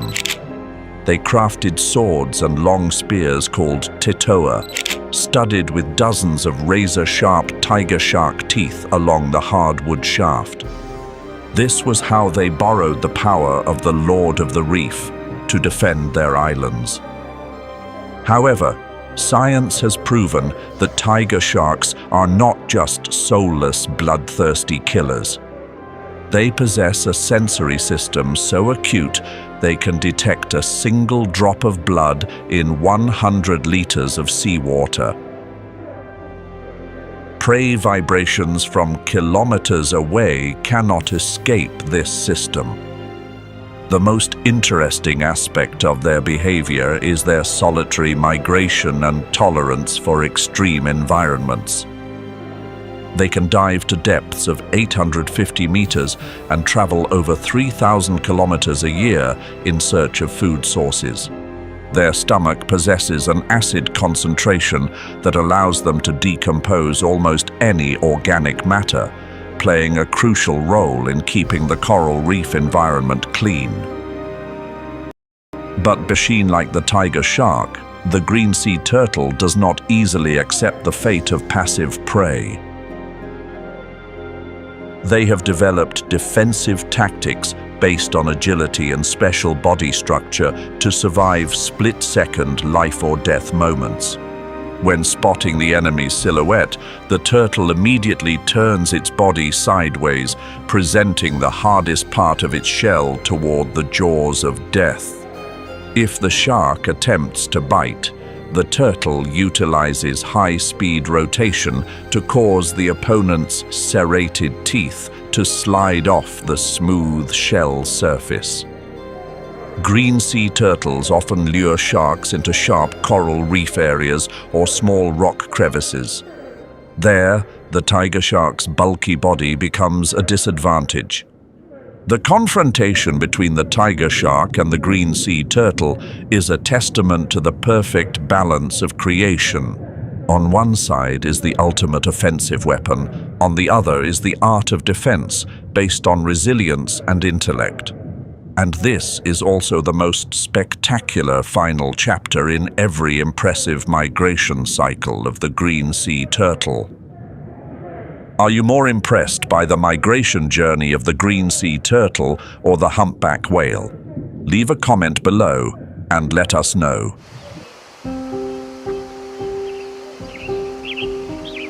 It is not just the open ocean. Rivers are also the routes of impossible expeditions. There, life must fight directly against the power of gravity and the current. Among the most resilient warriors on the waterways, none is more iconic than the sockeye salmon. Their life begins with a downstream journey from freshwater lakes to the vast Pacific. During the smoltification phase, their bodies undergo a biological revolution to switch their osmoregulation capabilities. From creatures born and raised in fresh water, they transform into resilient warriors of the open ocean. After 2 to 3 years of accumulating energy at sea, sockeye salmon develop significantly, reaching weights of 2 to 5 kilograms. At this point, the call of home begins to urge them. They undertake a grand upstream voyage, covering up to 1,600 kilometers, to return to the exact stream where they were born. The precision of their olfactory and magnetic navigation systems allows them to find their natal river with near zero error. Throughout this journey, the sockeye fast, completely burning 80% of their stored energy to transform their bodies from silver to fiery red. However, for nearly a century, these biological highways were blocked by massive concrete walls. 2024 marked a historic conservation milestone with the completion of the project to remove 4 major dams on the Klamath River. This is the largest river restoration project in US history, liberating over 600 kilometers of waterways severed for the past 100 years. This event opens up hope for recovering sockeye and Chinook populations, allowing them to touch the ancient headwaters for the first time in generations. For indigenous tribes like the Haida, Tlingit, and Coast Salish, the return of the salmon is a divine epiphany. They worship salmon as immortal gods, creatures that voluntarily sacrifice themselves to feed humanity. The first salmon ceremony is solemnly held to welcome the first caught salmon like a king returning to his palace. Its bones are returned to the river in the belief that the salmon's spirit will return to the ocean to tell its kin of the tribe's hospitality. Modern science has proven the importance of this belief. Salmon are the lifeblood of the entire ecosystem. After spawning and dying, their carcasses release massive amounts of ocean-derived nitrogen and phosphorus into the old-growth forests. Trees lining salmon migration rivers grow 3 times faster than usual. Thus, sockeye salmon become great chemical engineers. They bring nutrients from the distant open sea to nourish the primeval forests. A brilliant death initiates millions of new lives.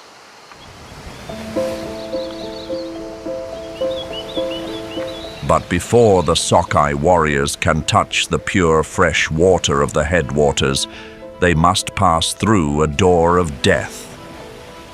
These are the estuaries, where the boundary between ocean and river narrows into a brutal bottleneck. Here, the harbor seal is deployed to execute the first purge of the fattest pilgrims. Predators with a gentle appearance, but possessing the keen senses of an estuary assassin. With streamlined bodies averaging 100 kilograms, harbor seals are masters of oxygen management. They possess myoglobin levels in their muscles 10 times higher than humans. Thanks to this, they can execute dives to 500 meters and hold their breath for 30 minutes.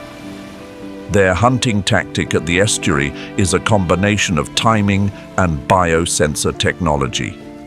Harbor seals use ultra-sensitive whiskers to detect hydrodynamic vibrations emitted by salmon tails. Each whisker can sense the slightest pressure changes, allowing them to track prey accurately, even in pitch darkness. They often lie motionless at the bottom, then launch a surprise snap as the school of salmon swims by. During peak migration season, harbor seals can consume an amount of salmon equivalent to 5 to 6% of their body weight daily. This predator possesses extremely high sight fidelity, often returning to the exact same rock or sandbar to rest throughout their entire lives. Unlike noisy sea lions, harbor seals are more solitary and extremely sensitive to environmental disturbances.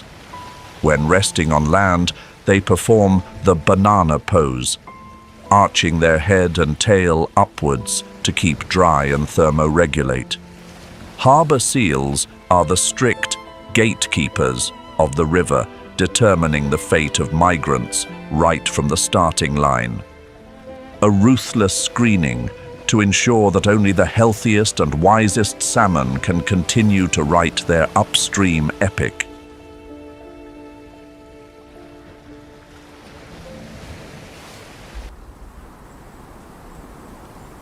But even if sockeye salmon bypass the harbor seal, the danger does not stop. At vertical waterfalls, where the current is most ferocious, the grizzly bears are waiting.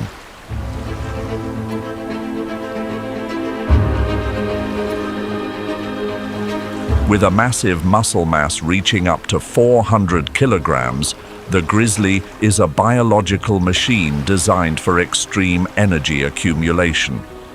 They possess a sense of smell 7 times keener than a bloodhound, allowing them to pinpoint the scent of salmon from kilometers away. At choke points like Brooks Falls in Alaska, the grizzly's tactic is a combination of brute force and timing. Dominant males occupy the positions right at the lip of the falls, where they simply need to open their mouths to catch salmon jumping out of the water. This is the phase of hyperphagia, a state of excessive eating to build up a fat layer up to 15 centimeters thick for a hibernation period lasting 5 to 7 months. A single grizzly bear can consume up to 40 salmon per day, intaking over 100,000 calories in just 24 hours. The power and wisdom of the grizzly bear have transformed them into sacred entities, equals to humans in the psyche of indigenous tribes. The Lakota and Haida believe bears are great brothers, carrying within them the medicinal knowledge of the green forest. Native healers often observed bears digging for roots to discover healing herbs. They wore bear claws as spiritual items to borrow healing power. The bear dance ritual of the Ute people is not only a harbinger of spring, but also a celebration of the eternal life cycle in which the bear is the central figure. In the digital age, that respect has evolved into a unique cultural phenomenon: Fat Bear Week.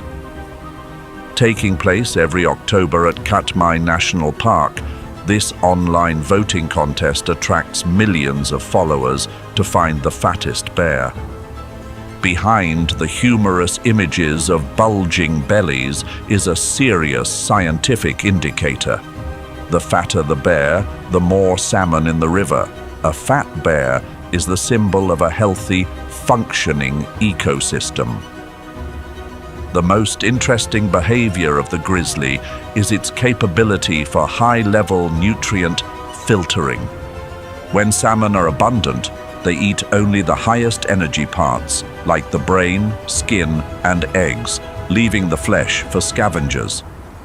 This action inadvertently spreads nitrogen nutrients deep into the old-growth forest through feces and leftover fish scraps.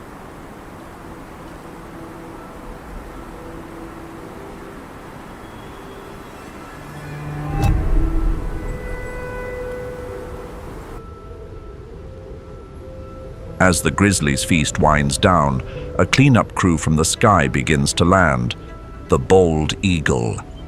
With a massive wingspan reaching up to 2.3 meters, the bald eagle possesses one of the most superior visual systems in the animal kingdom. Their eyes have a resolution 4 times higher than humans, allowing them to spot a salmon carcass from a height of hundreds of meters. When millions of salmon complete their reproductive mission and die, the river becomes a colossal protein stockpile. In areas like the Chilkat River Valley in Alaska, over 3,000 bald eagles can congregate along just a few miles of riverbank. They come here to enjoy the carrion feast. Sometimes they play the role of kleptoparasites, thieves, ready to swoop down and steal salmon from the talons of seagulls or even bear cubs. This majestic appearance transformed the bald eagle into the most sacred entity in the psyche of North American indigenous tribes. They worship them as messengers of the sky, the only creatures capable of flying high enough to carry human prayers to the Creator. Ironically, the proud image on the U.S. Great Seal was once vehemently opposed by Benjamin Franklin when proposed as a national symbol. He argued that this bird had bad moral character due to its scavenging habits and laziness in stealing prey from other fishing birds. But the history of the bald eagle is truly a song of rebirth from the ashes of industrial civilization. In the 1950s and 1960s, the pesticide DDT thinned their eggshells, pushing the species to the brink of extinction with only 417 breeding pairs remaining. The most interesting behavior of this species is their absolute fidelity to a monogamous-for-life regime. Together, they build colossal nests which can weigh up to 1 ton and measure 3 meters wide, reinforced over decades of use. Today, though the population has recovered, they continue to face a new danger from tiny lead bullet fragments left in deer carcasses.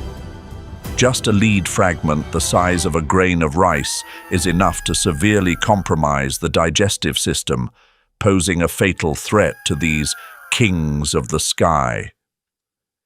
If you were to become a salmon hunter, would you be a grizzly bear, a harbor seal, or a bald eagle? At river mouths far from where eagles hunt salmon, another oceanic predator has successfully conquered fresh water.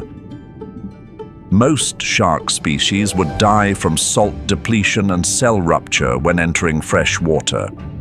But the bull shark can reabsorb salt into its blood and adjust urea concentrations via a specialized rectal gland to maintain internal balance. This superpower allows them to swim deep into major river systems like the Amazon, Mississippi, or Zambezi, traveling up to 4,000 kilometers inland. Bull sharks seek out turbid, calm waters to give birth. They transform the river into a safe nursery, a place where great white sharks or orcas can never reach. Like the tiger shark, the bull shark is incredibly omnivorous. They hide in the silty water before attacking and taking down prey with a bite force of up to 1,300 pounds per square inch. Their unexpected presence in places humans feel safest has created terrifying obsessions throughout history. The well-documented series of encounters at the Jersey Shore in 1916 became the real-life inspiration for the novel and movie Jaws. Although the movie poster featured a great white shark, incidents that year occurred in narrow freshwater creeks. Only a bull shark could exist in such areas. By 2023, this nightmare returned to busy coastal cities. In Sydney Harbour, human shark encounters hit record highs due to warming waters. Efforts to clean the river water inadvertently attracted this species closer to the mainland. Meanwhile, in Recife, Brazil, urbanization and port construction destroyed coral reefs. This unintentionally pushed highly territorial bull sharks right up to tourist beaches. This species has the highest testosterone levels in the animal kingdom, leading to aggressive and unpredictable outbursts. The bull shark stands as a testament to nature's incredible adaptability. Their presence in freshwater systems serves as a reminder of the complex and often unseen boundaries where wild ecosystems and human habitats overlap.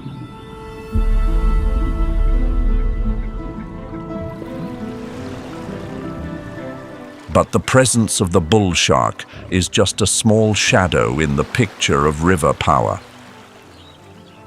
The representative of the ocean, when seeking fresh water, must bow before the hippopotamus. Male hippos possess sky-high testosterone levels. They are ready to crush any intruder who dares to threaten their territory. With a single snap of its massive tusks, the hippo can exert enough force to easily repel a bull shark, asserting its role as the ultimate master of the river. The pride of the open ocean assassin vanishes completely before the short temper and brute force of the river's master. This overwhelming power made the hippo an inspiration for the oldest beliefs along the mysterious Nile River. In Egyptian mythology, the female hippo was personified as the goddess Taweret, the deity of childbirth with a characteristic pregnant belly. Despite her fierce appearance, Taweret was a symbol of absolute protection for mothers and children, much like a mother hippo protecting her calf from enemies. Conversely, the male hippo was the embodiment of Seth, the god of chaos, storms, and uncontrollable destruction. The ancient Egyptians understood that behind the sluggish appearance lay a rage that could capsize boats and alter the order of an entire river bend. Biologically, the hippo is a wonder of extreme adaptation to a semi-aquatic environment. Beneath that smooth skin is a mass of pure muscle weighing up to 3 tons.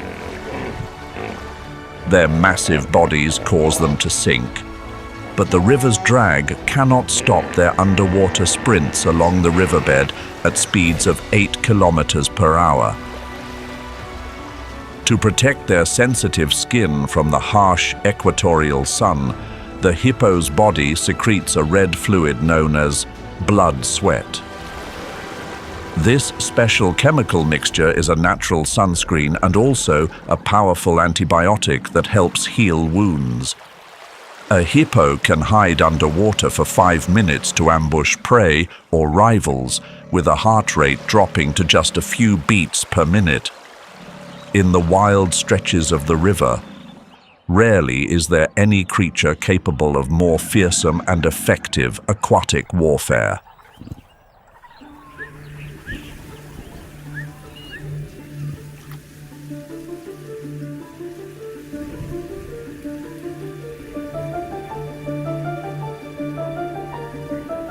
But migratory journeys do not stop at the waterways. They quietly unfold every day at the end of the world, Antarctica. This is the coldest, driest, and windiest continent on the planet, a frozen arena of 14 million square kilometers, covered by an ice sheet averaging 1.9 kilometers thick.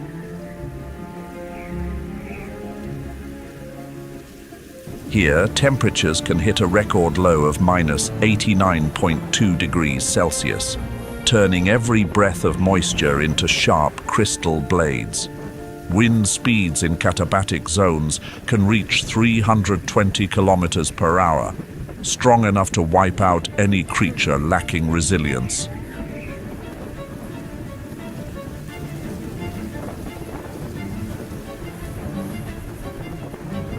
Though harsh, it remains the destination for some of nature's greatest migrations.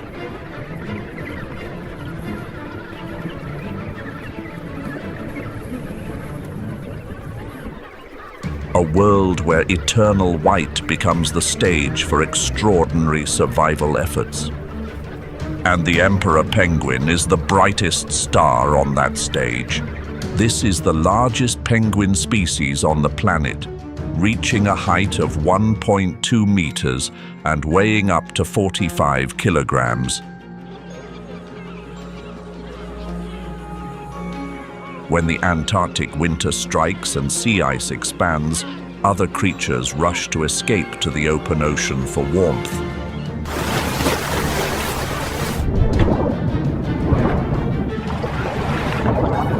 But this penguin species chooses the opposite. They undertake a grueling trek of 50 to 120 kilometers deep into the frozen continent.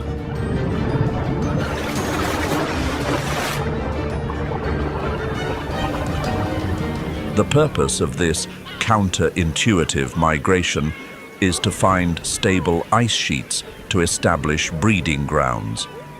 Here, they face temperatures of minus 60 degrees Celsius and violent wind gusts. But that is the price to pay to avoid underwater predators. The densest plumage in the avian world and a layer of subcutaneous fat accounting for 25% of their body weight help them retain absolute heat.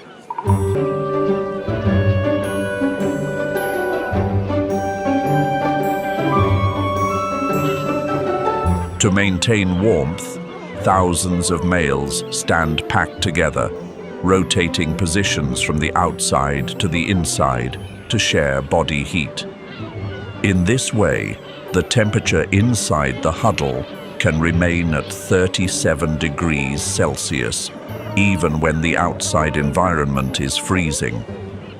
Throughout the 4 months of incubation, the male fasts completely, burning up to 50% of his body mass to protect the single spark of life on his feet.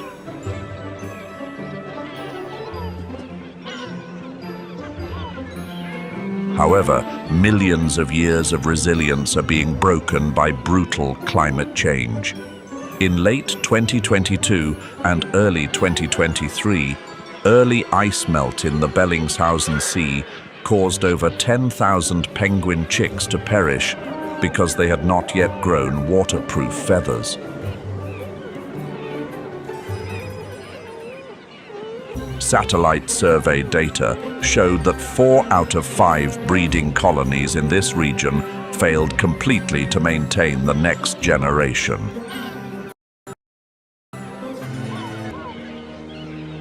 The demise of downy feathers under cold waters is a testament to the fragility of life in the face of extreme changes. Once the conquerors of Antarctica, emperor penguins have now become fragile warriors on the outpost of a planetary crisis.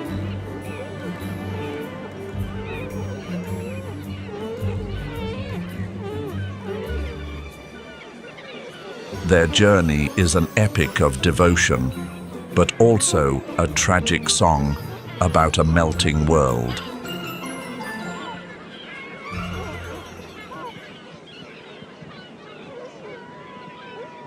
But breeding is only the beginning of the survival journey. When penguin chicks first head out to the open sea or mothers dive into the ocean to forage, an assassin silently waits at the ice edge: the leopard seal.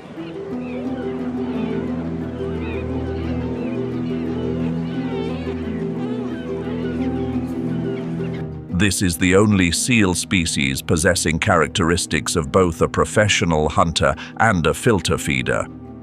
With a body length reaching 3.5 meters and weighing over 500 kilograms, the leopard seal is a streamlined muscle block, optimized for speed.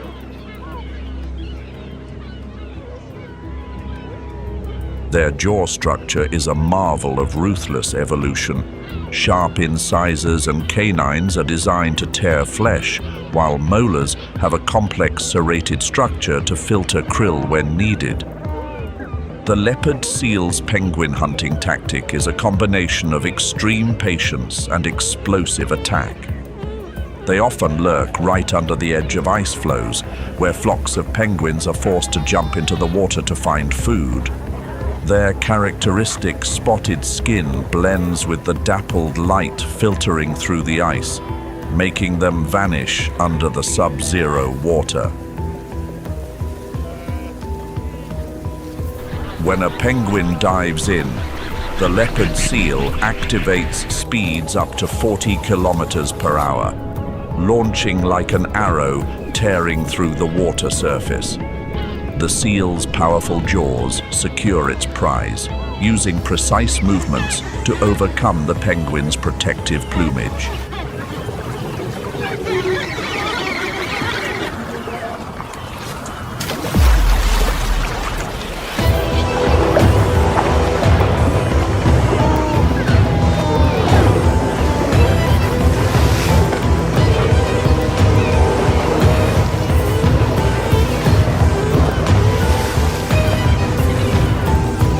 This natural process ensures the predator gains the energy needed to survive the harsh Antarctic conditions. Leopard seals are solitary nomads. They can travel over 2,000 kilometers per season to track penguin colonies. Acute vision and a whisker system sensing vibrations help them locate targets even in the dim light of the polar winter. However, declining sea ice is seriously threatening the leopard seal's hunting kingdom. Traditional hunting grounds are disappearing, forcing them to migrate further north in search of alternative food sources. The controller of penguin and smaller seal populations is leaving its territory. This shows that hidden beneath the pristine beauty, Antarctica always harbors the fiercest battles for survival.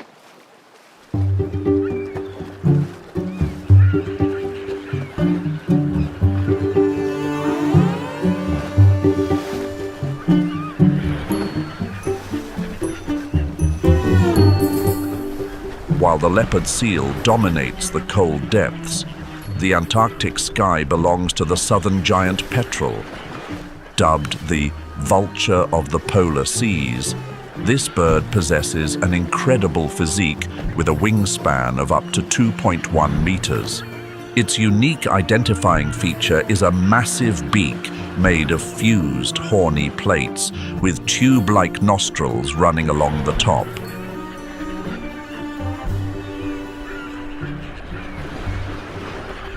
This beak is not just a tool for tearing flesh, but also contains salt glands to filter out excess salt after long flights over salty seas.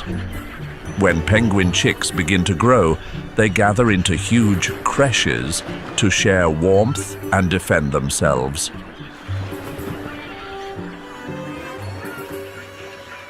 The southern giant petrel wanders around the edges of these nurseries like a ghost, patiently looking for those left behind. With their powerful beaks, they focus on weaker individuals, fulfilling their vital role as nature's cleaners to ensure the overall strength and health of the penguin colony. At South Georgia Island, penguin meat makes up to 40% of their diet during the breeding season. They act as biological sweepers, removing diseased individuals, helping to maintain genetic health for the entire penguin population.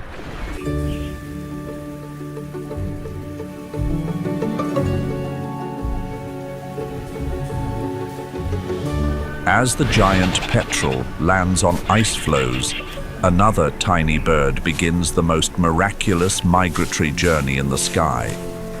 The Arctic tern, the one who spends its entire life chasing eternal light. Weighing a mere 100 grams, this bird is the absolute champion of epic journeys on the planet.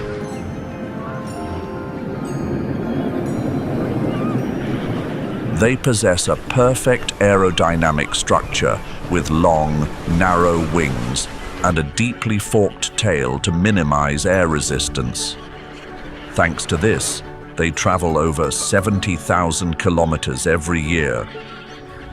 Throughout a 30-year lifespan, an Arctic tern can fly a total distance equivalent to 3 round trips to the moon. Their journey connects the two poles, from breeding grounds in the high Arctic to nutrient-rich waters around Antarctica to avoid winter. They travel in a giant S-shape over the Atlantic to utilize wind systems and ocean currents.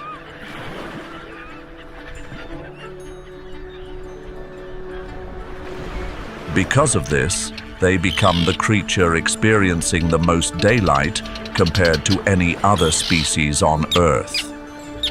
Their appearance holds deep spiritual meaning for communities living at the ends of the world.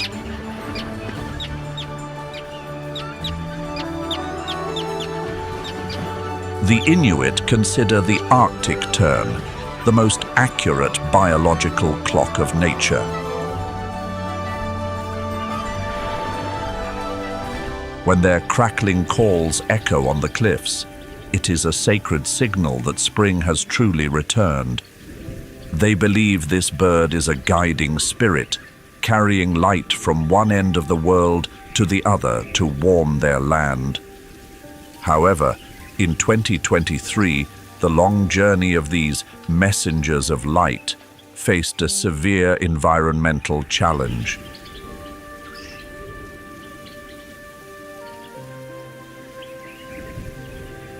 Natural biological threats impacted seabird colonies globally, leading to significant population declines in certain areas, forcing conservationists to close a series of tourist islands to prevent human-facilitated spread. Besides resilience, the Arctic tern possesses extremely aggressive nest defense behavior. Though tiny, they are ready to dive bomb straight at the heads of much larger invaders like bears or humans to protect their eggs.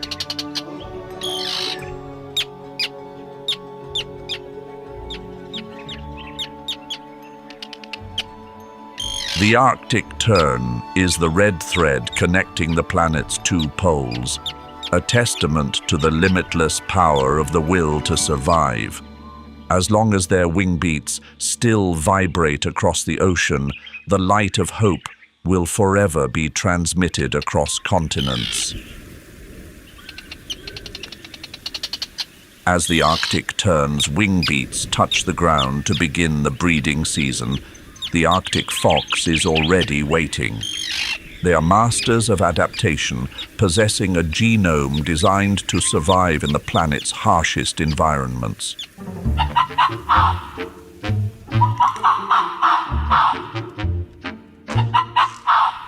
Their fur is the thickest in the canine family, with underfur accounting for 70%, helping maintain body heat even when environmental temperatures hit -50 degrees Celsius. Especially, the countercurrent heat exchange system in their limbs keeps their feet from ever freezing on the snow surface. During the seabird breeding season, the Arctic fox transforms into a professional egg thief with incredible patience and cunning.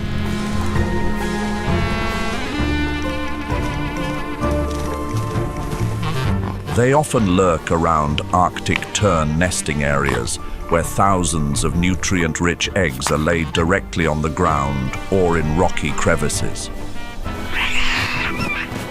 An acute sense of smell helps them detect targets under thick snow, and lightning-fast raids follow immediately to steal eggs or catch chicks. Instead of consuming them immediately, the Arctic fox often practices caching to prepare for the harsh winter.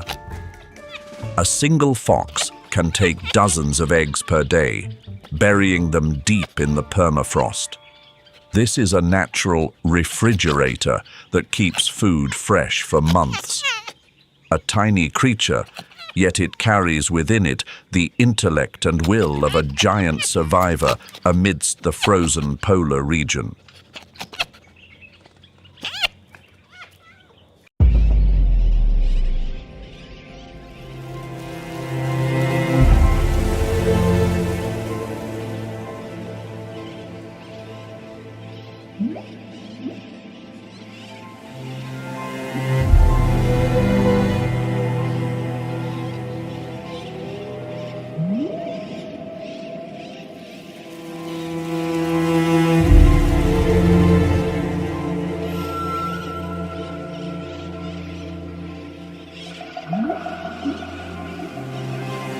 Preoccupied with flying along the coast of Africa to return to the polar regions, the Arctic tern inadvertently missed a grand survival story in the interior. The African savanna, a land of vibrant and brutal contrasting colors, where the equatorial sun brings life, yet scorches every water source. At the center of these arid basins, salt pans stretch for thousands of square kilometers, like a mirror reflecting the harshness. The pH levels in saline lakes like Natron can hit 10.5, a caustic environment that is extremely hazardous to most living organisms.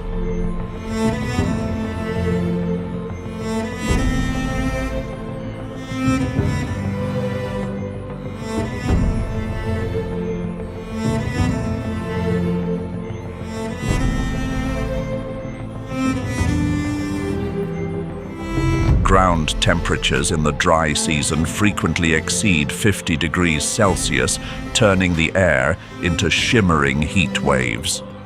Yet this remains the stage for one of the planet's largest survival races.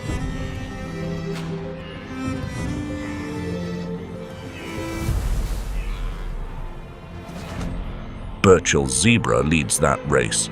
In the ungulate world, this species holds an epic record, the longest straight-line migration in Africa, a round-trip journey exceeding 1,000 kilometers between the Okavango Delta and the Makgadikgadi salt pans.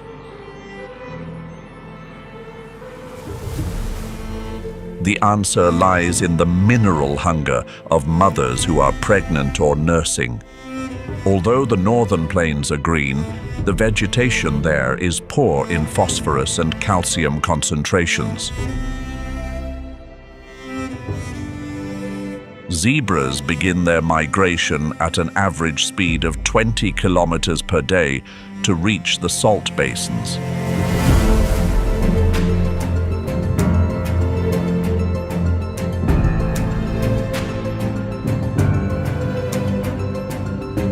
At Makgadikgadi, rare rains stimulate the growth of salt grass, which contains mineral levels many times higher than ordinary grass.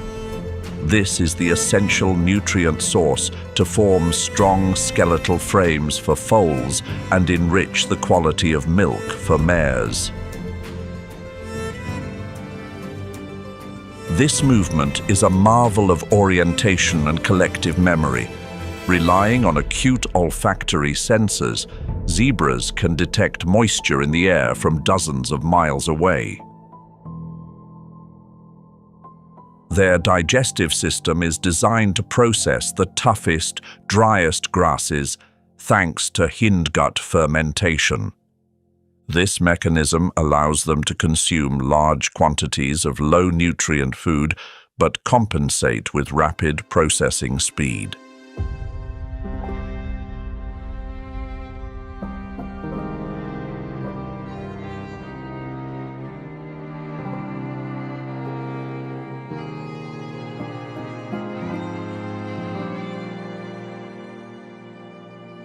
But on the grueling route toward the salt pans, the zebras are not alone. When thirst begins to burn away hope, they are forced to rely on a giant savior, the African bush elephant. With a weight reaching up to 6 tons, this is the largest land animal on the planet. Their power lies not just in muscle, but in a trunk containing over 40,000 flexible muscle fascicles. Furthermore, elephants possess extraordinary spatial memory, allowing them to locate underground water sources lost for decades. When rivers are nothing but sun-scorched strips of sand, elephants use their pillar-like legs and powerful trunks to dig deep holes into the earth.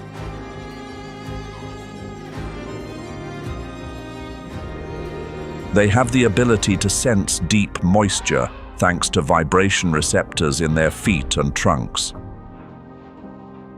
They persist in digging until cool water seeps up from the aquifers beneath the sand.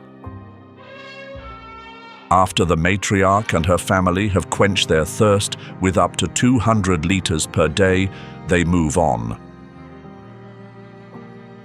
Only then do the zebras approach to utilize the leftover water in the deep wells the elephants have excavated.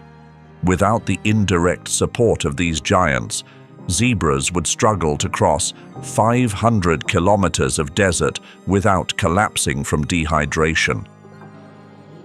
Besides water-finding skills, elephants possess an infrasound communication system. Low-frequency sounds under 20 Hz can travel through the ground for up to 10 kilometers. This helps elephant herds maintain contact and coordinate movement seamlessly between distant oases.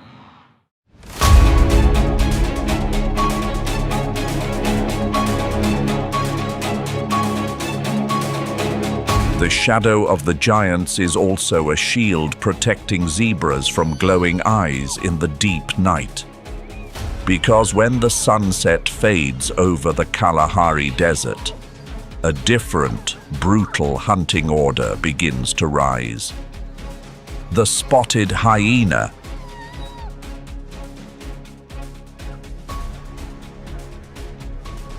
Not the cowardly scavenger of prejudice. This is the predator with one of the highest success rates on the African savanna. They can maintain a speed of 60 kilometers per hour over a distance of 5 kilometers without exhaustion. The hyena's heart is massive, accounting for 1% of its body weight, allowing for rapid oxygen transport to sustain endurance chases.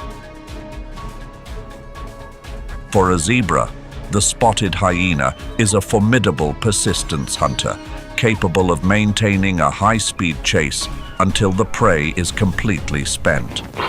Therefore, the tactic of following elephant herds is not just to find water, but also a way for zebras to borrow the authority of the giant gods. Hyenas, though fierce, are often cautious and avoid areas with adult elephants. A stomp or a low-frequency rumble from an elephant is enough to demoralize even the largest hyena clans.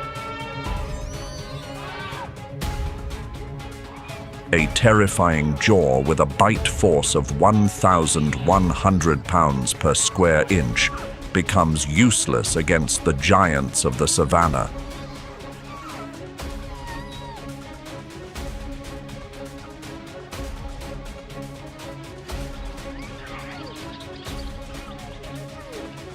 Spotted hyenas live in a strict matriarchal social structure, where females are larger and have higher androgen levels than males.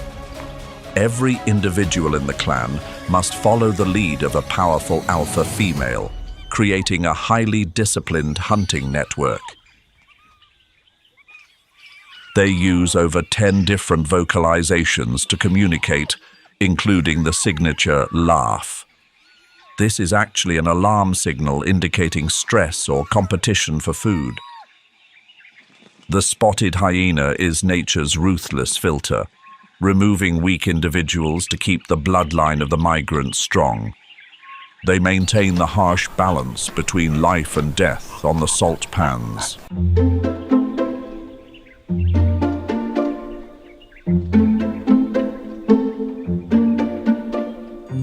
When the phantom of the hyena retreats into the shadows, the mounds on the Makadikgadi salt pans begin to stir to welcome the dawn. And on those mounds, the meerkat transforms into a diligent sentry. Their biological structure is optimized for guard duty under the harsh sun. The black rings around their eyes act as natural anti-glare sunglasses, allowing them to look directly into the sky to spot enemies. Standing upright on termite mounds or bushes, meerkat bodyguards continuously sweep the radar with sharp eyes.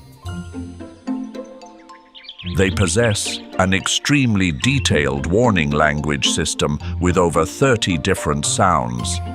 They can accurately distinguish between ground threats like wild dogs and aerial threats like the martial eagle. When a meerkat emits an alarm call, this specific frequency immediately triggers the self-defense instinct of the zebra herd. Thanks to acute hearing, zebras instantly gather in defensive formation or retreat. Conversely, zebras can scare away smaller predators or disturb the soil to reveal insects for the meerkats. The strength of the meerkat also lies in absolute unity within clans that can reach up to 50 members. Every member is ready to sacrifice foraging time to assume the role of guard, ensuring safety for the whole community. Their stomachs cannot store fat, forcing them to hunt continuously to maintain energy for a super-fast metabolism. Even more amazingly, meerkats have the ability to resist many types of scorpion and snake venom thanks to mutations in their nicotinic acetylcholine receptors. The invisible coordination between zebras and meerkats is a testament to the wisdom of the Makadikgadi ecosystem, where a tiny creature can become the eyes for giants, and life is protected by the most unexpected alliances.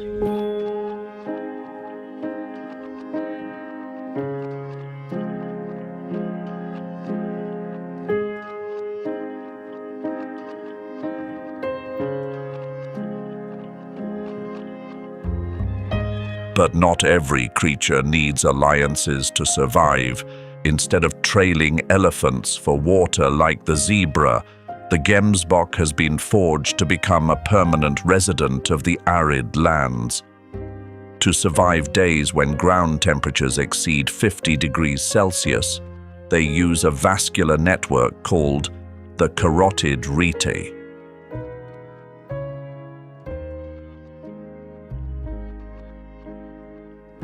This is a countercurrent heat exchange system located right beneath the brain. Hot blood from the body is cooled by air in the nasal cavity before entering the brain. This allows their body temperature to rise to 45 degrees Celsius without causing neurological damage.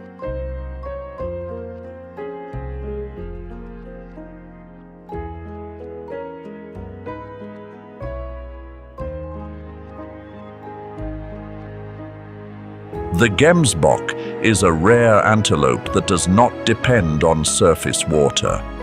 They can survive for weeks or even months without drinking a single drop. They extract moisture from tubers, roots, and wild melons hidden deep beneath the desert sand.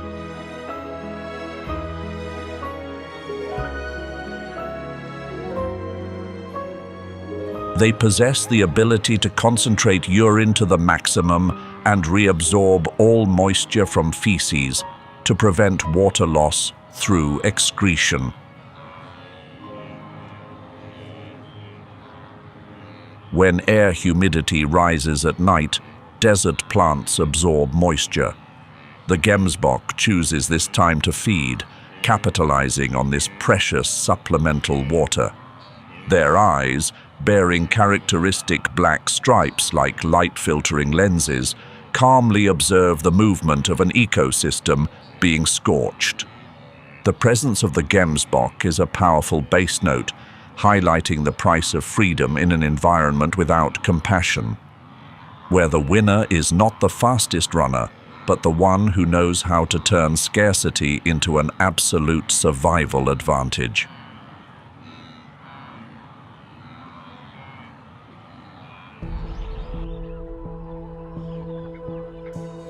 When the southern salt pans fall into silence, another colossal pulse begins to shake the Serengeti. The Great Migration, the largest overland migration of mammals. An eternal cycle of survival stretching across 30,000 square kilometers between Tanzania and Kenya. Music licensing reimagined. Leading the Serengeti's giant pulse is the wildebeest.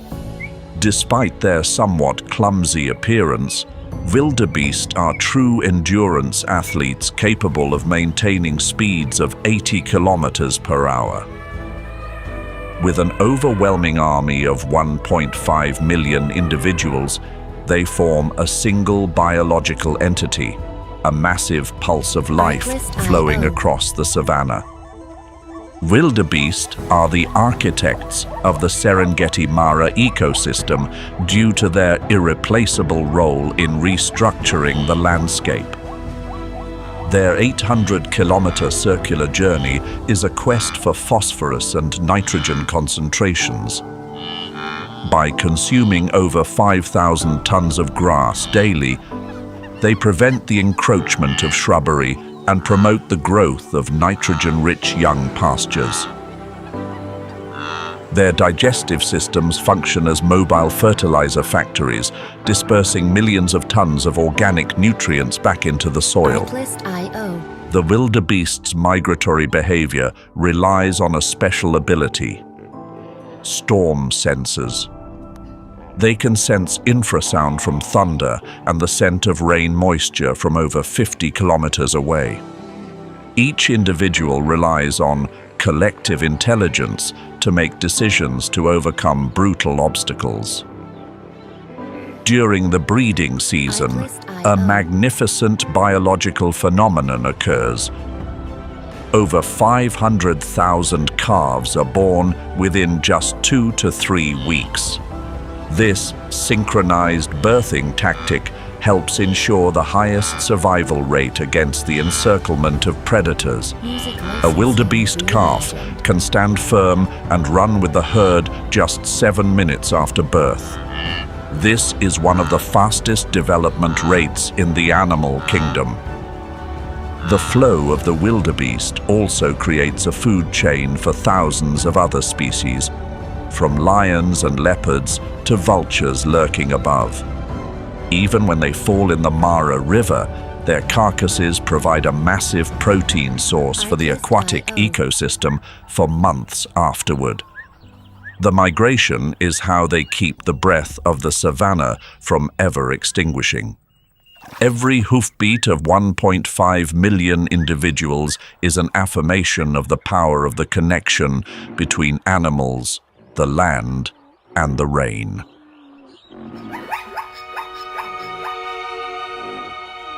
Marching alongside the wildebeest are over 200,000 plains zebras. They are the vanguard force of the Serengeti expedition. They possess a durable biological configuration with a single hoof system and extremely strong incisors to process the coarsest vegetation. Unlike food sources become unpredictable. Lion numbers have dropped 43% in the last 2 decades, making their role in controlling the ecosystem more fragile than ever.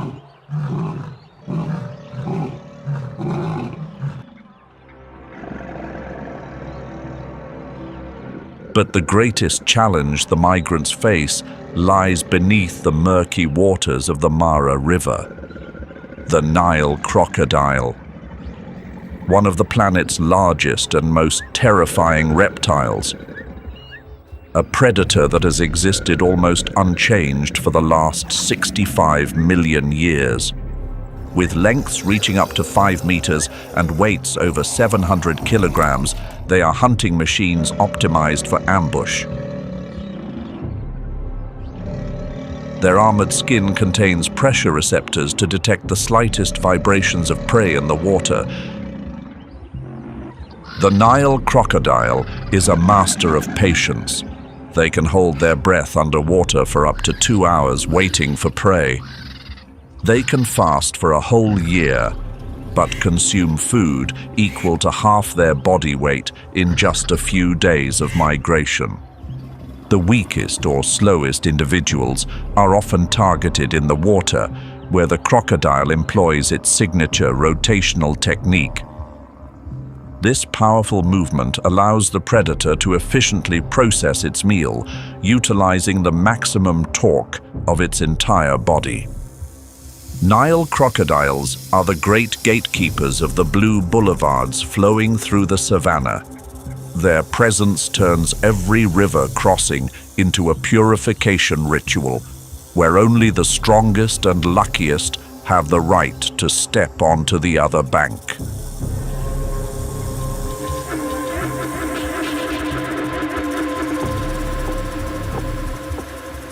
When the brutal purge of crocodiles and lions ends, the remnants of life are not wasted under the scorching sun.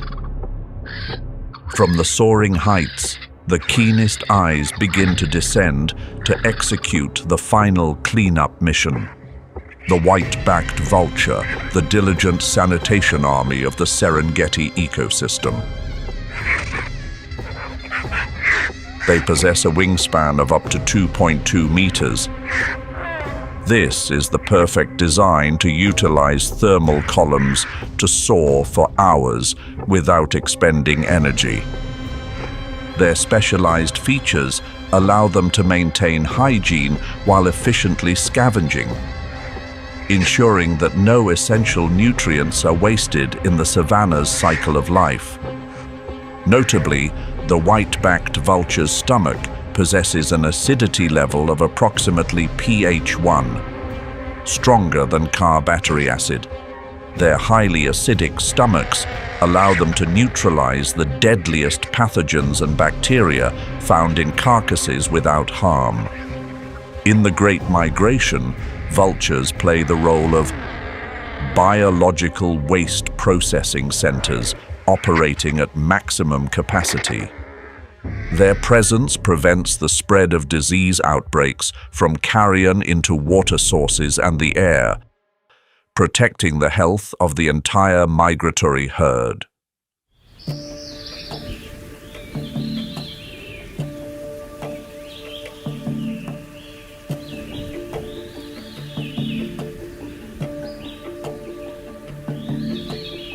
The greatness of voyages is not merely measured by thundering footsteps or wingspans that eclipse the sun.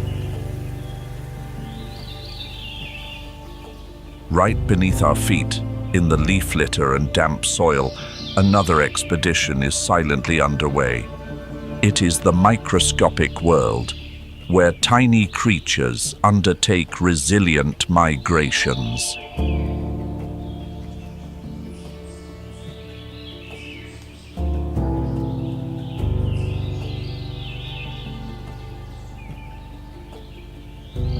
The monarch butterfly is perhaps the most iconic representative of these journeys. a creature weighing less than a gram, but carrying within it the genetic map of a transcontinental traveler. They possess a sophisticated navigation system using a sun compass and a biological clock located in their antennae to adjust flight direction based on the changing angle of light. The monarch butterfly's migration is a parade lasting over 4,800 kilometers from southern Canada and the US to the Oyamel fir forests on Mexican volcanoes.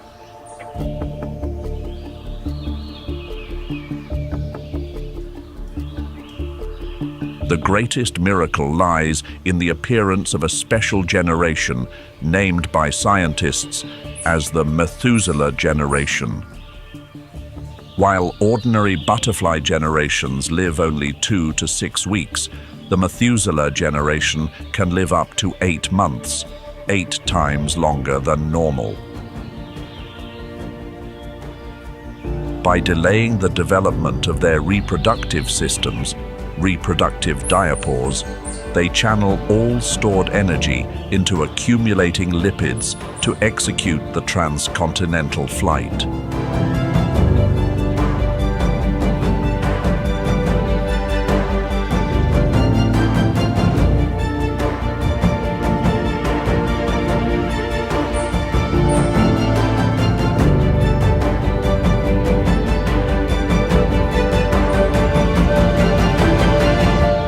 Their journey is a biological miracle connecting lands with a fragile thread of the will to survive. But in the Oyamel forests, the peace of millions of butterfly wings is not an impenetrable shield. Even though the monarch butterfly possesses a potent biological defense, nature still creates rule breakers. The black-headed grosbeak. The monarch butterfly's body accumulates high concentrations of cardinalide glycosides.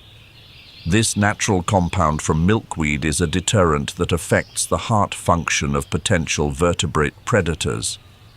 However, the black-headed grosbeak possesses a tolerance for cardinalides hundreds of times higher than other birds of similar size. Instead of eating the whole insect, they skillfully use their specialized beaks to target the lipid-rich abdomen, carefully avoiding the most toxic parts of the butterfly.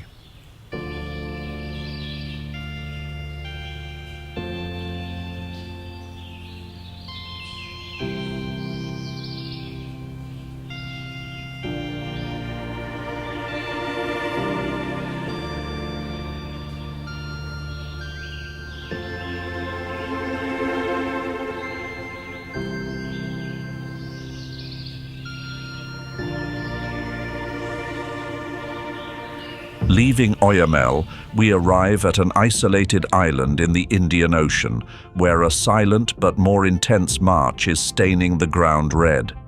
This is the army of the Christmas Island red crab. When the first rains of the wet season fall, a biological signal is simultaneously triggered inside the bodies of over 50 million individuals. Tens of millions of crabs abandon the safety of their rainforest burrows to head toward the ocean.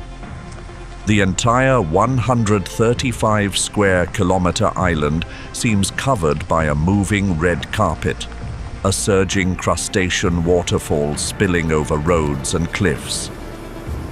The sole purpose of this expedition is the reproductive cycle.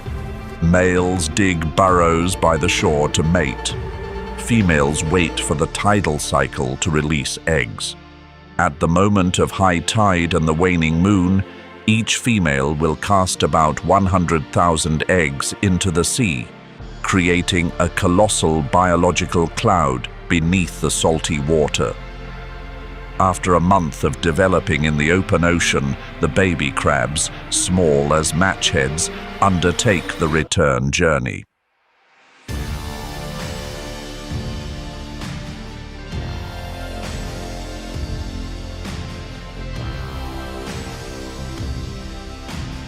They crawl from the sea back to the green forest to continue the eternal loop.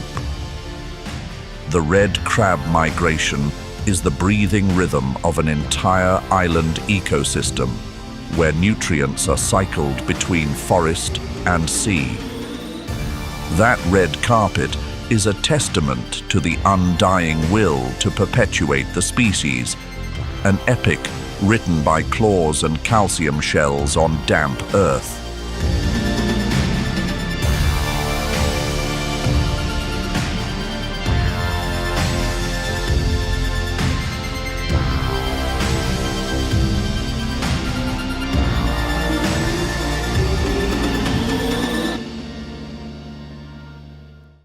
However, this vibrant red carpet faces a significant threat from an aggressive invasive species, the yellow crazy ant. When migrating crab herds cross their territory, these ants deploy high-concentration formic acid onto the crab's weakest points. This acid quickly overwhelms the sensory systems of the red crabs, leaving them disoriented and completely immobilized. Supercolonies, with densities reaching thousands of individuals per square meter, have leading to a loss of over 15 million crabs and disrupting the island's ecological balance. The disappearance of this engineer crab species has led to a chain reaction disaster. The forest structure changes. Seedlings are choked by leaf litter that is no longer being cleared. This is a stark warning about the fragility of isolated ecosystems against the intrusion of invasive species.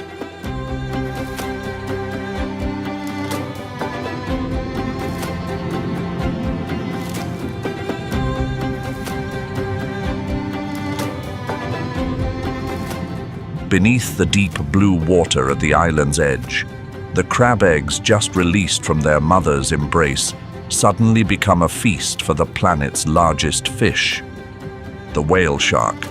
They can reach lengths of up to 12 meters and weigh over 20 tons. Though they are sharks, they hunt using a sophisticated filtration system comprising over 20 filter pads inside a massive mouth cavity.